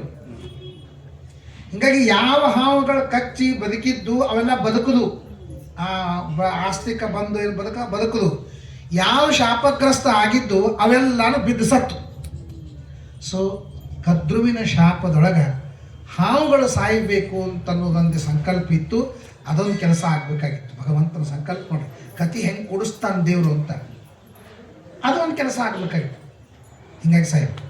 ಇನ್ನು ತಕ್ಷಕ ಅಂತ ಯಾಕೆ ಹೆಸರು ತಗೊಂಡ, ಅಲ್ಲಿ ಆ ಸತ್ತ ಹಾವು ಬಿದ್ದಿತ್ತು, ಹಾವುಗಳಿಂದ ಸಾಯಿ ಅಂತಂದ. ಇವ ಹಾವುಗಳಿಂದ ಸಾಯಿ ಅಂತಂದರೆ ಒಂದಕ್ಕೊಂದು ಕನೆಕ್ಷನ್ ಹೆಂಗದ ನೋಡ್ರಿ. ತಕ್ಷಕ ಅಂತ, ತಕ್ಷಕ ನೋಡ್ರಿ, ಖಾಂಡವನ ಸುಡು ಮುಂದಾಗ ತಕ್ಷಕನ ಹೆಂಡತಿ ಅರ್ಜುನ ಕಡೆಯಿಂದ ಸತ್ಲು. ಆಕೆ ಸಾಯು ಮುಂದಾಗ ಏನು ಮಾಡಿದ್ಲು ಅಂದ್ರೆ ಗರ್ಭದೊಳಗಿನ ಕೂಸಿತ್ತು, ಆ ಗರ್ಭದೊಳಗಿದ್ದಂಥ ಕೂಸನ್ನು ಹೊಟ್ಟೆಯೊಳಗೆ ಅಡ್ಜಸ್ಟ್ ಮಾಡಿಬಿಟ್ಲು. ಅವ ಬಾಣ ಬಿಟ್ಟಾಗ ರುಂಡ ಹಾರ್ತು, ಒಳಗೆ ಗರ್ಭದೊಳಗೆ ಕೂಸು ಹಂಗೆ ಉಳಿತು, ಬದುಕ್ತು. ಅದನ್ನು ಇವ ಏನು ಮಾಡ್ದ ಅಂತ ತಕ್ಷಕ ಹೊರಗೆ ಹೋಗಿದ್ದು ಪಾಪ. ಬರೋದ್ರೊಳಗೆ ಇಷ್ಟೆಲ್ಲ ಕಠಿಣ ಆಗಿಬಿಟ್ಟಿತ್ತು. ಬಂದು ನೋಡ್ತಾನೆ ಹೆಂಡತಿ ಸತ್ತು ಹೋಗ್ಬಿಟ್ಟಾಳ. ಕೂಸ ಆ ಗರ್ಭದೊಳಗೆ ಇನ್ನೂ ಜೀವಂತದ, ಏನೋ ಸಿಸರಿಯನ್ನು ಮಾಡಿ ತೆಗೆದು ಬಿಟ್ಟ. ತೆಗೆದು ಆ ಕೂಸನ್ನು ನೋಡ್ತಾನೆ, ಬದುಕಿತ್ತು. ಅದನ್ನು ಅರ್ಜುನನ ಬಾಣದೊಳಗೆ ಸಿಗಿಸ್ಬಿಟ್ಟ. ಅರ್ಜುನ ಬಾಣ ಸಿಗಿಸಿ ಅರ್ಜುನ ಕುತ್ತಿಗೆ ರುಂಡ ಹಾರಬೇಕು ಅಂತ ಅನ್ನೋದಕ್ಕೆ ಅವ ಆ ಸರ್ಪಾಸ್ತ್ರವನ್ನು ಬಿಟ್ಟ. ಪರಮಾತ್ಮ ಗೊತ್ತಿತ್ತು, ಅವ ಹೆಬ್ಬರಳಿನಿಂದ ರಥವನ್ನು ಕೆಳಗೆ ಸರಿಸಿಬಿಟ್ಟ. ಆ ಸರಿಸಿ ಕೆಟ್ಟಿದ್ದಕ್ಕೆ ಇಲ್ಲಿ ಗುರಿ ಇಟ್ಟು ರುಂಡ ಹಾರಿಸ್ಬೇಕು ಅಂತ ಬಿಟ್ಟಿದ್ದ. ಅವ ಸ್ವಲ್ಪ ಹೊತ್ತಿದ್ದಕ್ಕೆ ಕಿರೀಟ ಹಾರಿಸ್ಕೊಂಡು ಹೋಗ್ಬಿಡ್ತು. ಕಿರೀಟ ಹಾರಿಸ್ಕೊಂಡು ಹೋಗಿ ಮತ್ತೆ ಅರ್ಜುನನ ಬತ್ತಳಿ ಕೆಳಗೆ ಹೋಗ್ಕೊತ್ತು, ಇನ್ನೊಂದ್ಸಲ ಬಿಡು ಅಂತ. ಆ ಕರ್ಣಂದು ಆ ಕರ್ಣನ ಹತ್ರ ಮತ್ತೆ ಏನಂದ್ರೆ ಅದೇ ಅರ್ಜುನ ಕಿರೀಟ ಹಾಕ್ತು, ಕರ್ಣ ಬಿಟ್ಟ, ಅರ್ಜುನ ಕಿರೀಟ ಹಾಕ್ತು. ಮತ್ತೆ ಕರ್ಣನ ಬತ್ತಳಿಗೆ ಹೋಗ್ಬಿಡ್ತು. ಇನ್ನೊಂದ್ಸಲ ಬಿಡು, ನಾವು ಹೋಗಿ ಅರ್ಜುನ ರುಂಡ ಹಾರಿಸ್ತೀವಿ ಅಂತ. ಆರ ಕರ್ಣ ಕುಂದಿಗೆ ಮಾತು ಕೊಟ್ಟಿದ್ದ, ತೊಟ್ಟ ಬಾಣವನ್ನು ಪುನಃ ತೊಡುವುದಿಲ್ಲ ಅಂತ.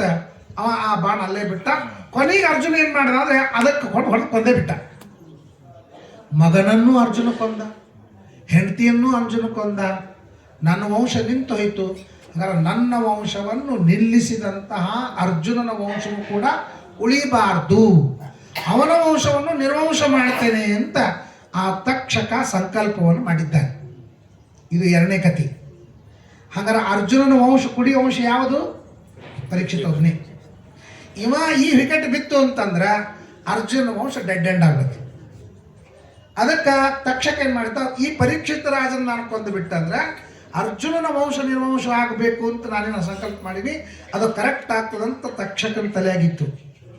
ಸೊ ತಕ್ಷಕನ ಕಥೆಯೊಳಗೆ ಪರೀಕ್ಷಿತ ರಾಜನ ಕೊಲ್ಲಬೇಕಾದದ್ದು ಇತ್ತು ಅಂತ ತಲಿಕೆ ಏನು ಮಾಡಿದ ಪರಮಾತ್ಮ, ಅಲ್ಲೇ ಕದ್ರುವಿನ ಶಾಪ ಪರಿಪೂರ್ಣ ಮಾಡಬೇಕು ಅಂತಲಿಕ್ಕೆ ಸತ್ತ ಹಾವು ಅಲ್ಲೇ ಬಂದು ಸಾಯುವಂತೆ ಮಾಡ್ದ.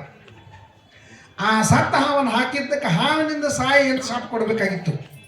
ಹಾವಿನಿಂದ ಸಾಯಿ ಅಂತ ಶಾಪ ಕೊಡೋಕ್ಕಿಂತ ಹಾಗಾದ್ರೆ ಇನ್ನೊಂದು ಕೂಡಿಸ್ಬಿಡೋಣ ಅಂತ ದೇವ್ರ ಸಂಕಲ್ಪ ಏನು ಮಾಡ್ದ, ತಕ್ಷಕನಿಂದ ಸಾಯಲಿ ಅಂತ ಮಾಡಿಬಿಟ್ಟ. ತಕ್ಷಕನಿಂದ ಸಾಯಲಿ ಅಂದರೆ ತಕ್ಷಕನಿಂದ ಕೆಲಸ ಆಗ್ತದೆ. ತಕ್ಷಕನಿಂದ ಸಾಯಲಿ ಅಂತ ತಿಳ್ಕೊಂಡು ಈತಃ ತಕ್ಷಕ ಸಪ್ತಮಿ ಹನಿ ಅಂತ ಈ ರೀತಿಯಾಗಿ ಮಾಡ್ತಾನೆ. ಮಜಾ ಹೆಂಗೆ ನೋಡ್ರಿ, ಸತ್ತ ಹಾವನ್ನು ಹಾಕಿದ, ಹಾವಿನಿಂದ ಸತ್ತ, ಹಾವುಗಳು ಸತ್ತು.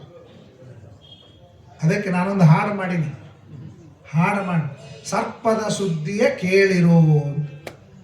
ಸರ್ಪದ ಸುದ್ದಿ ಏನು ಅಂದರೆ ಇಡೀ ಭಾಗವತ ಅಂದರೆ ಹಾವಿನ ಕಥೆ, ಮಹಾಭಾರತ ನಾಯಿ ಕಥೆ.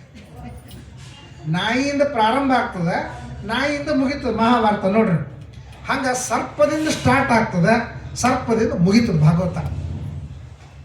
ಪರೀಕ್ಷಿತ ರಾಜ ಸರ್ಪದಿಂದ ಸತ್ತ, ಅವ ಸತ್ತಿದ್ದಕ್ಕೆ ಸರ್ಪ ಯಾಕೆ ಮಾಡ್ದ, ಸರ್ಪಗಳ ಸತ್ತು. ಆ ಸರ್ಪಗಳ ಸತ್ತಿದ್ದಕ್ಕೆ ಸರ್ಪಗಳನ್ನು ಮತ್ತೆ ಬದುಕಿಸಲಿಕ್ಕಾಗಿ ಸರ್ಪದಿಂದ ಬಂದವ. ಜಗತ್ಕಾರು ಅವನ ಹೆಂಡತಿನ ಬಂದವ ಆಸ್ತಿಕ. ಹೀಗಾಗಿ ಸರ್ಪದಿಂದ ಬಂದವ ಸರ್ಪವನ್ನು ರಕ್ಷಣೆ ಮಾಡಿದ ಅಂತ ಬರೇ ಹಾವಿನ ಕಥೆಯು ಭಾಗವತದೊಳಗೆ. ಆ ರೀತಿಯಾಗಿ ಅವನು ತಕ್ಷಕ ಬರ್ತಾ ಇದ್ದಾನೆ. ತಕ್ಷಕ ಬರ್ತಾ ಇರುವಾಗ ಒಬ್ಬ ಬ್ರಾಹ್ಮಣ ತಕ್ಷಕೋ ಭಕ್ಷೇತಿ, ತಕ್ಷಕ ಭಕ್ಷಣೆ ಮಾಡ್ತಾನೆ. ನಾನು ಹೋಗಿ ನನ್ನ ಮಂತ್ರಶಕ್ತಿಯಿಂದ ಅವನನ್ನು ಬದುಕಿಸ್ತೇನೆ ಅಂತ ಹೊರಟ ಬ್ರಾಹ್ಮಣ. ಅದು ಇವನ ಕೈಗೆ ಸಿಗಬೇಕ. ಅವನು ಸಿಕ್ಕ ಪರಿಕ ಅವನು ಹೇಳ್ತಾನೆ, ಶ್ರಾವಂ ತಮ್ ಉಜ್ಜೀವಿತು. ಅವನು ನಾನು ಏನು ಒಂದು ಸಲ ಅಲ್ಲ, 2 ಸಲ ಅಲ್ಲ, ಎಷ್ಟು ಸಲ ಸಾಧ್ಯದ ಅಷ್ಟು ಸಲ ಮಂತ್ರ ಪ್ರಯೋಗವನ್ನು ಮಾಡಿ ಆ ವಿಷವನ್ನು ನಿವಾರಣೆ ಮಾಡಿ ಬದುಕಿಸ್ತೇನೆ ಅಂತ ಅವನು ಹೇಳ್ತಾನೆ. ಹೌದಾ, ನಾನೇ ತಕ್ಷಕ. ಒಂದು ಕೆಲಸ ಮಾಡು, ಇಲ್ಲೊಂದು ವಟವೃಕ್ಷ, ನಾನು ವಿಷ ಕಚ್ತೀನಿ.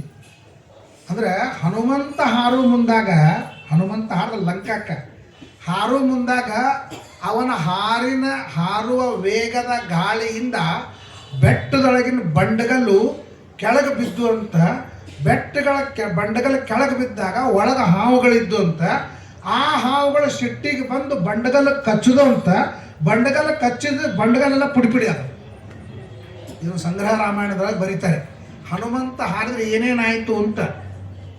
ಬೆಳ್ಳಿ ಬಟ್ಟಲದೊಳಗೆ, ಬೆಳ್ಳಿ ಗ್ಲಾಸ್ದೊಳಗೆ ಗಂಧರ್ವರು ಅಪ್ಸರೆಯರು ಬಂದು ಶರಿ ಕುಡ್ಕೋದು ಕೂತಿದ್ರಂತ ಆ ಪರ್ವತದ ಮೇಲೆ. ಇವಾಗ ಹನುಮಂತ ಹಾರಿದ್ದಕ್ಕೆ ಎಲ್ಲ ಚಲ್ಲಾಪಲಿ ಆಮೇಲೆ ಏನೋ ಬಾಪ ಭೂಕಂಪ ಆಗ್ಲಿಕ್ಕಂತದಂತ ಗಾಬರಿಯಾಗಿ ಬೆಳ್ಳಿ ಬಂಗಾರದ ಶರಿ ಅಲ್ಲೇ ಬಿಟ್ಟು ಹೋಗ್ಬಿಟ್ರಂತವ್ರಲ್ಲ ಅಪ್ಸರಾಸ್ತ್ರೀರು ಗಂಧರ್ವನು.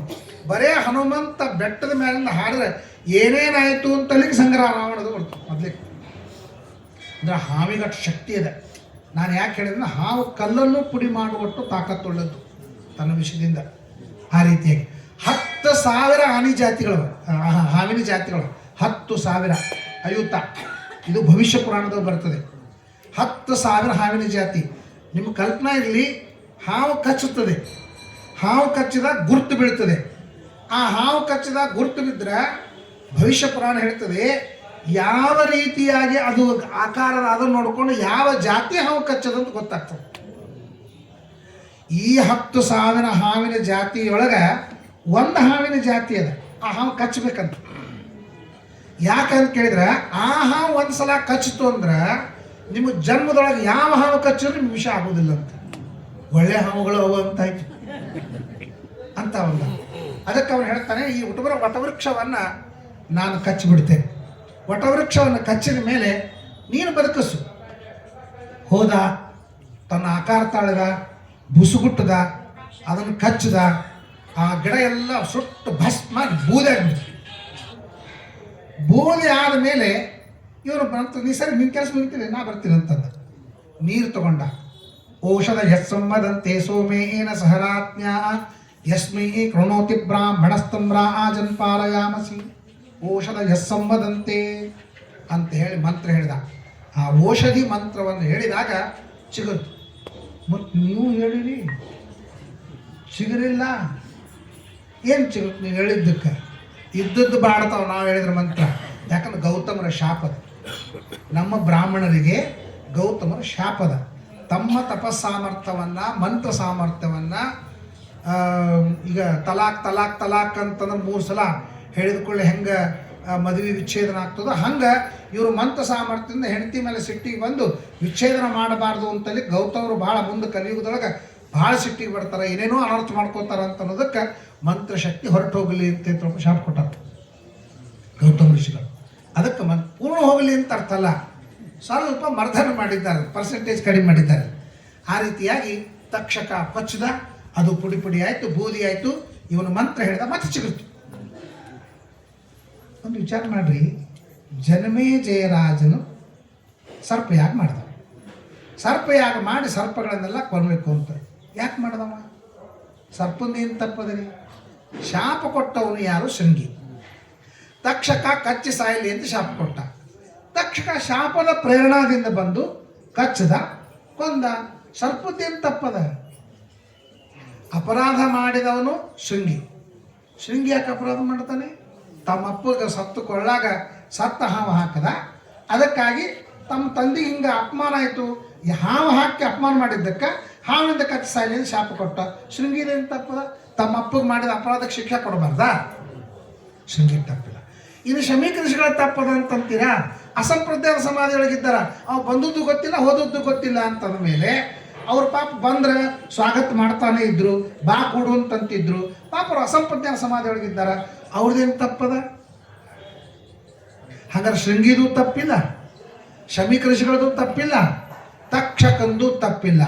ಅವನು ಶಿಕ್ಷೆ ಕೊಟ್ಟಿದ್ದಾರಿಗೆ ಸರ್ಪಕ್ಕೆ ಶಿಕ್ಷೆ ಕೊಟ್ಟ. ಯಾಕೆ ಕೊಟ್ಟ ಅಂತಂದರೆ ಸರ್ಪ ಬಂದು ಕಚ್ಚಿ ಹೋಗಿದ್ರು ಕೊಡ್ತಿದ್ದಿಲ್ಲ.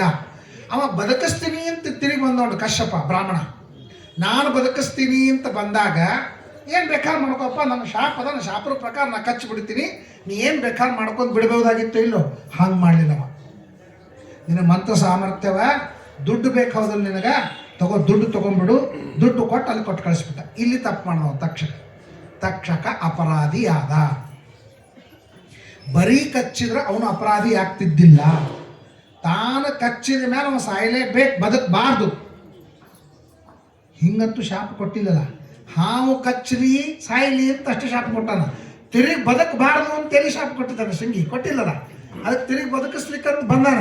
ಇದನ್ನು ವಿರೋಧ ಮಾಡಬಹುದಾಗಿತ್ತು. ಅವನು ಏನು ಮಾಡ್ಕೊಂತ ಅನ್ಬೋದು, ದುಡ್ಡು ಕೊಟ್ಟದ. ಹಂಗಾರೆ ಬ್ರಾಹ್ಮಣನ ತಪ್ಪೇನು? ಅವನು ತಪ್ಪಂದ್ರೆ ತಪ್ಪ, ಇಲ್ಲ ಅಂದ್ರೆ ಇಲ್ಲ. ಅವ ಬ್ರಾಹ್ಮಣ ತಿರುಗೋದ, ಚೀಲೊಳಗೆ ಬಹಳ ಸಂಪತ್ತು ಇಟ್ಕೊಂಡು ಊರು ಹೋದ್ರೆ ಇಡೀ ಊರು ಮಂದಿ ಹೊರಗೆ ನಿಂತರು. ಗೊತ್ತಾಯ್ತು ಊರು ಮಂದಿ ಸುದ್ದಿ. ಗೊತ್ತಾದ ಮೇಲೆ ಅವನನ್ನು ಒಳಗೆ ಕರ್ಕೊಳ್ಳಿಲ್ಲ. ನೀನು ಅಪರಾಧ ಮಾಡಿದ್ದಿ, ಒಬ್ಬ ಶ್ರೇಷ್ಠ ರಾಜನನ್ನು ಕೊಲ್ಲೋದನ್ನು ನೀನು ತಪ್ಪಿಸಿದ್ದಿ ಅಂತೇಳಿ, ತಪ್ಪಿಸ್ಲಿಲ್ಲ, ಬದುಕಿಸ್ಬೇಕಾಗಿತ್ತು ಅಂತೇಳಿ ಎಲ್ಲ ಹೇಳ್ದ. ಆಗ ಅವನು ಋಷಿ ಹತ್ರ ಹೋಗ್ತಾನೆ, ಬ್ರಾಹ್ಮಣ ನಾನು ಏನು ಮಾಡಲಿ, ಹಿಂಗೆ ನಾನು ತಪ್ಪು ಮಾಡೀನಿ, ನಾನು ಬದುಕಲಿಕ್ಕೆ ಏನು ಮಾಡಬೇಕು ಅಂತಂದಾಗ, ನೀನು ಸ್ವಾಮಿ ಪುಷ್ಕರಣಿ ತೀರದಲ್ಲಿ ಸ್ನಾನ ಮಾಡು, ನಿನ್ನ ಪಾಪ ಪರಿಹಾರವಾಗ್ತದೆ ಅಂತ ಹೇಳಿ ಋಷಿಗಳು ಹೇಳಿದ್ದಕ್ಕೆ ಆ ಬ್ರಾಹ್ಮಣ ತಿರುಪತಿಯ ಸ್ವಾಮಿ ಪುಷ್ಕರಣಿ ತೀರದಲ್ಲಿ ಸ್ನಾನ ಮಾಡಿದ್ದಾನಂತ ಬ್ರಹ್ಮಪುರಾಣದವು ಬರ್ತದೆ. ಅದು ಮುಂದಿನ ಕಥೆ. ಇಲ್ಲಿ ಪ್ರಶ್ನೆ ಬರೋದೇನು ಅಂದ್ರೆ, ಇಲ್ಲಿ ಯಾರ್ಯಾರಿದ್ದಾರೆ ಹೇಳ್ರಿ? ತಕ್ಷಕ, ಬ್ರಾಹ್ಮಣ, ವಟವೃಕ್ಷ, ಯಾರೂ ಇಲ್ಲ. ಸುದ್ದಿ ಮಂದಿಗೆ ಹೆಂಗೆ ಗೊತ್ತಾಯ್ತು? ಅವ್ರ ಊರಾಗ ಕರ್ಕೊಂಡಿಲ್ಲ ಅಂತಲಿಕ್ಕೆ ಅವ್ರಿಗೆ ಸುದ್ದಿ ಯಾರು ಹೇಳಿದ್ರು? ಜನಮೇಜಯ ರಾಜನಿಗೆ ಹಿಂಗೆ ತಕ್ಷಕ ಮಾಡ್ಯಾನಂತ ಸುದ್ದಿ ಯಾರು ಹೇಳಿದ್ರು ಅಂತ ಪ್ರಶ್ನೆ ಬರ್ತದೆ. ಇಲ್ಲೋ ಮಹಾಭಾರತ ಉತ್ತರ ಕೊಡ್ತದೆ. ಆ ಗಿಡದ ಮ್ಯಾಲೆ ಒಬ್ಬತ್ತ ಗಿಡ ಕಡ್ಕೋತ ಕೂತಿದ್ದಂತ, ಕೊಡ್ಲಿ ತೊಂಡು ಗಿಡ ಕಡ್ಕೋತ ಕೂತಿದ್ದಂತ. ಅದ ಮ್ಯಾಲೆ ತನ್ನಟದ ಗಿಡ ಕಡ್ಕೋತ ಕೂತಾನೆ. ಇವರಿಬ್ಬರು ಸಂವಾದ ಅವನಿಗೇನು ಗೊತ್ತಾಗ, ಏನೂ ಗೊತ್ತಾಗಿಲ್ಲ. ಅವ ತಕ್ಷಕ ಯಾವಾಗ ಸುಟ್ಟು ಬಿಟ್ಟ, ಅವನೂ ಬೂದಿ ಆಗ್ಬಿಟ್ಟ, ಗಿಡನೂ ಬೂದಿ ಆಯಿತು. ಈ ಬ್ರಾಹ್ಮಣನ ಬದುಕಿಸದ, ಅವನೂ ಬದುಕದ, ಗಿಡನೂ ಬದುಕ್ತು. ಪುರುಪುರ ಉಳಿದು ಸತ್ತದ್ದು, ಪುನಃ ಬದುಕಿದ್ದು. ಇದು ಹೊಸ ಸುದ್ದಿ ಅಲ್ಲ. ಹೊಸ ಸುದ್ದಿ ಯಾರು ಬಿಡ್ತಾರೇನು? ಅವ ಹೋದು ಡಂಗುರ ಬಾರಿಸಿಬಿಟ್ಟ. ಹಿಂಗೆ ತಕ್ಷಕ ಬಂದಿದ್ದ, ಹಿಂಗಾಯ್ತು ನಾನು ಬದುಕದೆ ಅಂತ. ಅವನಿಂದಾಗಿ ಊರೊಳಗೆ ಸುದ್ದಿ ಹರಡಿತು. ಆ ಬ್ರಾಹ್ಮಣನ ಊರೊಳಗೂ ಸುದ್ದಿ ಹರಡಿತು, ಈ ಪರೀಕ್ಷಿತ ಜನಮೇಜಯನ ಊರೊಳಗೂ ಸುದ್ದಿ ಹರಡಿತು. ಹರಡಿದ ಮೇಲೆ ಜನಮೇಜಯನ ಗೊತ್ತಾಯಿತು, ಅವನು ತಕ್ಷಕ ಒಂದೇ ಕೆಲಸ ಮಾಡಿ ನಮ್ಮಪ್ಪ ಬದುಕಬಾರ್ದು ಅಂತನ್ನುವ ದುರ್ಬುದ್ಧಿ ಇಟ್ಟುಕೊಂಡು ನಾನು ಅಂದಮೇಲೆ ಸರ್ಪಯಾಗವನ್ನು ಮಾಡ್ತೇನೆ ಅಂತ ಮಾಡಿದೆ. ಪ್ರಶ್ನೆ ಬಂದದ್ದೇನು ಅಂದರೆ, ಸರ್ಪಯಾಗವನ್ನು ಮಾಡಬೇಕು ಅಂತಂದ್ರೆ ಮಾಡಿಸೋರು ಯಾರು ಅಂತ. ಸರ್ಪಯಾಗವನ್ನು ಮಾಡಿಸೋರು ಯಾರು? ಅದರ ಕ್ರಮ ಹೆಂಗೆ? ಬಹುಮಾನ ಮಾಡಿಸ್ಬೋದು, ವಾಸ್ತು ಮಾಡಿಸ್ಬೋದು. ಸರ್ಪಯಾಗ ಮಾಡೋ ಕ್ರಮ ಏನು? ಇಡೀ 14 ಒಬ್ಬನೇ ಪುರೋಹಿತ, 14 ಲೋಕದೊಳಗ ಒಬ್ಬನೇ ಪುರೋಹಿತ. ಅವನು ಸರ್ಪಯಾಗ ಮಾಡಲಿಕ್ಕಾಗೇನೆ ಹುಟ್ಟಿದಂತಹ ಋಷಿ. ಅವನು ಯಾರು? ಉತ್ತಂಕ ಅಂತನ್ನುವ ಋಷಿ ಸರ್ಪಯಾಗವನ್ನು ಮಾಡಿಸ್ಲಿಕ್ಕೆ ಬಂದ. ಸರ್ಪಯಾಗ ಮಾಡಿಸ್ಲಿಕ್ಕೆ ಯಾಕೆ ಬಂದ? ಅವನಿಗೂ ತಕ್ಷಕನಿಗೂ ಏನು ಅಲ್ಲೂ ಕನೆಕ್ಷನ್ ಅದ. ಅವನು ಉತ್ತಂಕ ಅಧ್ಯಯನ ಮಾಡಿದ ಮೇಲೆ ಗುರುಗಳೇ ಕೇಳ್ತಾನೆ, ನಾನು ಗುರುದಕ್ಷಿಣ ಕೊಡಬೇಕು ಅಂತ ಮಾಡೀನಿ, ಏನು ಕೊಡ್ರಿ? ಬೇಡಪ್ಪ, ಎಲ್ಲಿಂದ ಕೊಡ್ತಿ? ಮನ್ಯಾಗ ನ್ಯಾಯಪೈಸ ಇಲ್ಲ, ಬಡವಿದ್ದಿ, ಗುರುದಕ್ಷಿಣ ಕೊಟ್ಟು ಏನು ಮಾಡ್ತಿ? ಮುಂದೆ ನೀನು ಶ್ರೀಮಂತ ಆದ್ಮೇಲೆ ನೋಡೋಣಂತ ಅಂತ ಗುರುಗಳು ಹೇಳಿದ್ರು. ಇಲ್ಲ, ನಾನು ಕೊಡ್ಬೇಕಂತ ಮಾಡೀನಿ, ಬೇಡ ಕೊಡು. ಗುರುಗಳಂತೂ ತೋಳಿಕೆ ತಯಾರು. ಅವಳು ಗುರುಗಳಂತೂ ತೋಳಂಗಿಲ್ಲ ಅಂದ್ರೆ ಅವ್ರ ಅರ್ಧಾಂಗಿನಿ, ಅವ್ರ ಹೆಂಡತಿ ತೊಗೊಂಡ್ರ ಇವ್ರು ಗುರುಗಳು ಅರ್ಧ ತೊಗೊಂಡಂಗೆ ಆಗ್ತದೆ ಅಂತ ಸೀದಾ ಹೆಂಡತಿ ಹತ್ರ ಬಂದ. ಆ ಗುರುಗಳ ಹೆಂಡತಿ ಗುರುಪತ್ನಿ ಹತ್ರ ಬಂದಾಗ, ನಾನು ಗುರುದಕ್ಷಿಣ ಕೊಡ್ಬೇಕಂತ ಮಾಡೀನಿ, ನಿಮ್ಮ ಮನೆಯವ್ರು ಬೇಡ ಅನ್ಲಿಕ್ಕತ್ತಾರ, ನೀವರೇ ಹೇಳ್ರಿ. ಆಕಿಗೆ ಕೊಡ್ಲಿಕ್ಕೆ ರೆಡಿ ಆದ್ಮೇಲೆ ಬಿಡ್ಬೇಕು ಯಾಕಂತಕ್ಕೆ. ಅದೇನಾಯ್ತು ಅಂದ್ರೆ 2 ದಿವಸ ಆದ್ಮೇಲೆ ಅವ್ರ ಮನ್ಯಾಗ ಒಂದು ಕಾರ್ಯಕ್ರಮ. ಆ ಕಾರ್ಯಕ್ರಮದೊಳಗೆ ಪುಣ್ಯಾವಚನ ಕೊಡ್ಬೇಕು. ಇವು ಗಂಡಸ್ರಂದ್ರೆ ಏನಿಲ್ಲ, ಅವ್ರು ಮಡಿ ಉಟ್ಕೊಂಡು ಬಂದು ಕೂತ್ಬಿಡ್ತಾವ. ಹೆಣ್ಮಕ್ಳು ಪುಣ್ಯಾವಚನ ಕೂಡ್ತಾರ ಅಂತಂದ್ರೆ ಅದು ಸುಮಾರು 3 ತಾಸು ಮೊದಲ 3 ತಾಸು ಆಮೇಲೆ ಅಂತಂತಾರೆ. ಅವ ದ್ರುಪದ ರಾಜ ಯಜ್ಞೆ ಮಾಡ್ಯಾನ್ರಿ. ದ್ರುಪದ ರಾಜ ಯಜ್ಞೆ ಮಾಡಿದ್ರೆ ದ್ರುಪದ ರಾಜನ ಹೆಂಡತಿ ಕಳಗಿಲ್ಲ, ಈಗ ಪೌಡರ್ ಹಚ್ಕೊಳಕತ್ತೀನಿ, ಈ ಕಾಡಿಗೆ ಬಡ್ಕೊಳಕತ್ತೀನಿ, ಈಗೇನು ಮಾಡ್ಲಿಕತ್ತೀನಿ ಎಲ್ಲ ಹೇಳ್ಕೊತ ಕೂತ್ಲು. ಪುರೋಹಿತರು 1 ಸಲ ಕರೆದ್ರು 2 ಸಲ ಕರೆದ್ರು. ಈಕೆ ಅಲಂಕಾರ ಮುಗುದಿಲ್ಲ ಅಂತ ತಿಳ್ಕೊಂಡು ಒಂದು ದರ್ಭಕ್ಕೆ ಮುಷ್ಟಿ ಕಟ್ಟಿ ಈಕೆನೇ ನೀನು ಹೆಂಡತಿ ಪಡ್ಕೋ ಅಂತ ಹೇಳಿ ಆ ದ್ರುಪದ ರಾಜನ ಬಾಜುಕ್ಕಿಟ್ರು. ಆವತ್ತಿ ಹಾಕಿಬಿಟ್ರು. ದ್ರೌಪದಿ ಮತ್ತು ದೃಷ್ಟದ್ಯುಮ್ನ ಬಂದುಬಿಟ್ರು. ಆಮೇಲೆ ಈಕೆ ಸೌರ್ಸ್ಕೋತ ಹೊರಗೆ ಬಂದಲ್ಲ, ಮುಖಕ್ಕೆ ಪೌಡರ್ ಹಚ್ಕೊಂಡು ಸೌರ್ಸ್ಕೋತ ಬರ್ತಿರ್ತಾರೆ, ಹಂಗೆ ಸೌರ್ಸ್ಕೋತ ಬಂದ್ಕೊಂಡು ಎದಕ್ಕೆ ಕರೆದ್ರಿ? ಆಯ್ಕಲ್ಲ, ಎಲ್ಲ ಕೆಲಸ ಮುಗೀತು, ಇನ್ನೊಂದು ಸ್ವಲ್ಪ ಪೌಡರ್ ಪಡ್ಕೊಂಬ ಹೋಗ್ಬೋದು. ಗಾಬರಿ ಆಗ್ಬಿಟ್ಲು. ಆಯ್ತು, ನನ್ನ ಕೆಲಸ ಆಯಿತು.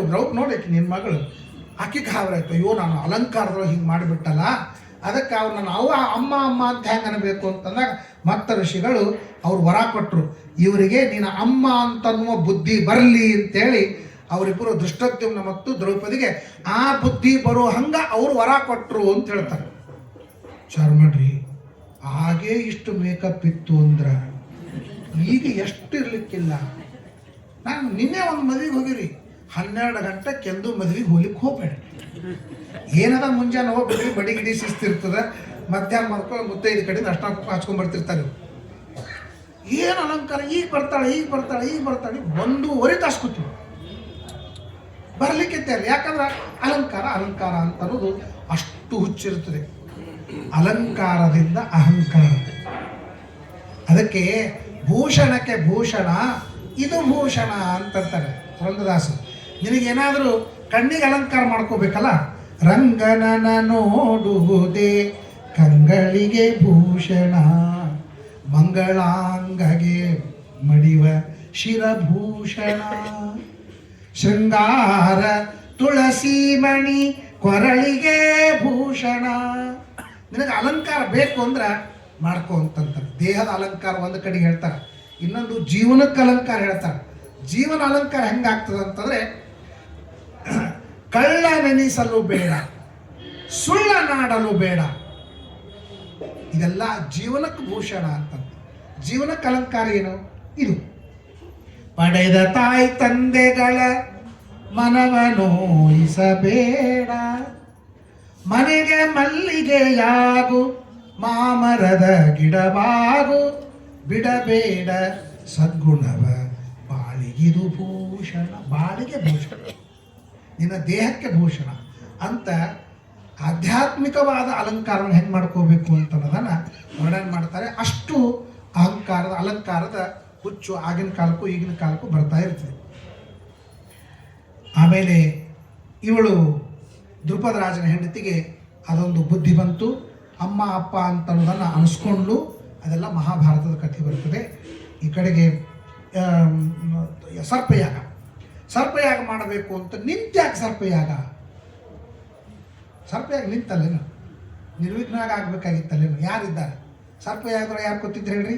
ವೇದವ್ಯಾಸದೇವರು, ಪರಶುರಾಮ ದೇವರು, ಋಷಿಗಳು, ವಶಿಷ್ಠಾದಿ ಋಷಿಗಳು, ಒಬ್ಬರ ಇಬ್ಬರ ಆ ಯಾಗದೊಳಗೆ ಕೂತವರು ಮಹಾನ್ ಭಾವರು, ಸರ್ವೋತ್ತಮನಿಂದ ಹಿಡ್ಕೊಂಡು ಜೀವೋತ್ತಮನಿಂದ ಹಿಡ್ಕೊಂಡು ದೇವೋತ್ತರನಿಂದ ಹಿಡ್ಕೊಂಡು ದೊಡ್ಡ ಋಷಿಗುತ್ತಮ ಅವರೆಲ್ಲರೂ ಕೂತಿದ್ದಾರೆ. ಪಾಕ ಶಾಸನ ಮುಖ್ಯ ಸಕಲ ದೇವೋಕ ಸರಿ ನೀವೇನು ಹೇಳ್ತಿಲ್ಲ ಕೊನೆ ನೋಡಿ, ಅವರೆಲ್ಲ ಇಲ್ಲಿ ಬಂದಿದ್ರು. ಆದರೆ ಸರ್ಪಯಾಗ ನಿರ್ವಿಘ್ನವಾಗಿ ಆಗಲಿಲ್ಲ. ಇನ್ನು ಇದು ಆಶೀರ್ವಾದ ಕಡಿಮೆ ಇತ್ತ. ಯಾಕಾಗಲಿಲ್ಲ ಅಂದರೆ ವಾಸ್ತು ಪ್ರಕಾರ ದೋಷ ಇತ್ತು ಅಂತ ಹೇಳ್ತಾರೆ. ವಾಸ್ತು ಪ್ರಕಾರ ಆಗ್ನೇಯ ದಿಕ್ಕಿಗೆ ಸ್ವಲ್ಪ ಮೂಲಿ ಜಾಸ್ತಿ ಹೋಗಿತ್ತು. ಮೂಲಿ ಜಾಸ್ತಿ ಹೋಗಿದ್ದಕ್ಕೆ ಕುಂಡ್ಲ ಮಾಡಬೇಕಾದ್ರೆ ಇದೆಲ್ಲ ಅವ್ರ ಹಣೆ ಬಾರ ಹೋಗಿದ್ದಕ್ಕಾಗಿ ಆ ಸರ್ಪಯಾಗ ಅರ್ಧಕ್ಕೆ ನಿಂತು ಅಂತ ಕೆಲವರು ವ್ಯಾಖ್ಯಾನವನ್ನು ಮಾಡಿದ್ದಾರೆ. ಆ ರೀತಿಯಾಗಿ ಸರ್ಪಯಾಗ ಮಾಡಬೇಕು ಅಂಥೇಳಿ ಜನ್ಮೇಜಯ ನಿರ್ಧಾರ ಮಾಡಿದ. ಎಲ್ಲ ಹೊರಗಡೆ ಹೋದ, ಅದಕ್ಕೇನೇನು ಬೇಕು ಎಲ್ಲನೂ ಮಾಡಬೇಕು ಅಂತ ಮಾಡ್ತಾನೆ. ಈ ಕಡೆಗೆ ಸರ್ಪ ಕೊಲ್ಲಬೇಕು ಅಂತ ಇವನು ಮಾಡಿದ. ಇನ್ನೊಂದು ಕಥೆ ಏನು ಬರ್ತದೆ ಮಹಾಭಾರತದೊಳಗೆ, ಸರ್ಪದಿಂದ ಬದುಕಬೇಕು ಅಂತಲಿಕ್ಕಾಗಿ ಅವನು ಎಲ್ಲ ಮಾಡಿದ್ದ. ಈ ತಕ್ಷಕ ಎಲ್ಲ ಹಾವುಗಳನ್ನು ಕರೆದ. ಈ ಮೂಲೆಯಿಂದ ಆ ಮೂಲೆಯಿಂದ ಎಲ್ಲ ಹಾವುಗಳನ್ನು ಕರೆದ. ಎಲ್ಲ ಹಾವುಗಳನ್ನು ಕರೆದು ನೀವು ಬ್ರಾಹ್ಮಣರ ವೇಷ ಹಾಕೋಬೇಕು ಅಂತಂದ. ಎಲ್ಲರಿಗೂ ಎಲ್ಲ ಹಾವುಗಳಿಗೂ ಬ್ರಾಹ್ಮಣರ ವೇಷ ಹಾಕಿದ. ಎಲ್ಲರ ಕೈಯಾಗ ಒಂದೊಂದು ಬಿದಿರಿನ ಬುಟ್ಟಿ ಕೊಟ್ಟ, ಅದರೊಳಗೆ ಹಣ್ಣುಗಳನ್ನು ಹಾಕದ. ನೀವೆಲ್ಲರೂ ಹೋಗಿ ಆ ರಾಜನಿಗೆ ಕೊಡಬೇಕು ಅಂತ. ಬ್ರಾಹ್ಮಣರು ಅಂತಂದಮೇಲೆ ಗುಡಿಯಿಂದ ಪ್ರಸಾದ ತೊಗೊಂಡು ಹೋಗ್ತೀವಿ, ನಮ್ಮ ಕಡೆ ಅವೇ ಅಪೇಕ್ಷೆ ಮಾಡ್ತಾರೆ, ಉಳಿದೇನು ಮಾಡೋಂಗಿಲ್ಲ. ಆಯಿತು ಅಂಥೇಳಿ ಎಲ್ಲ ಬ್ರಾಹ್ಮಣರು ಹೊರಟು.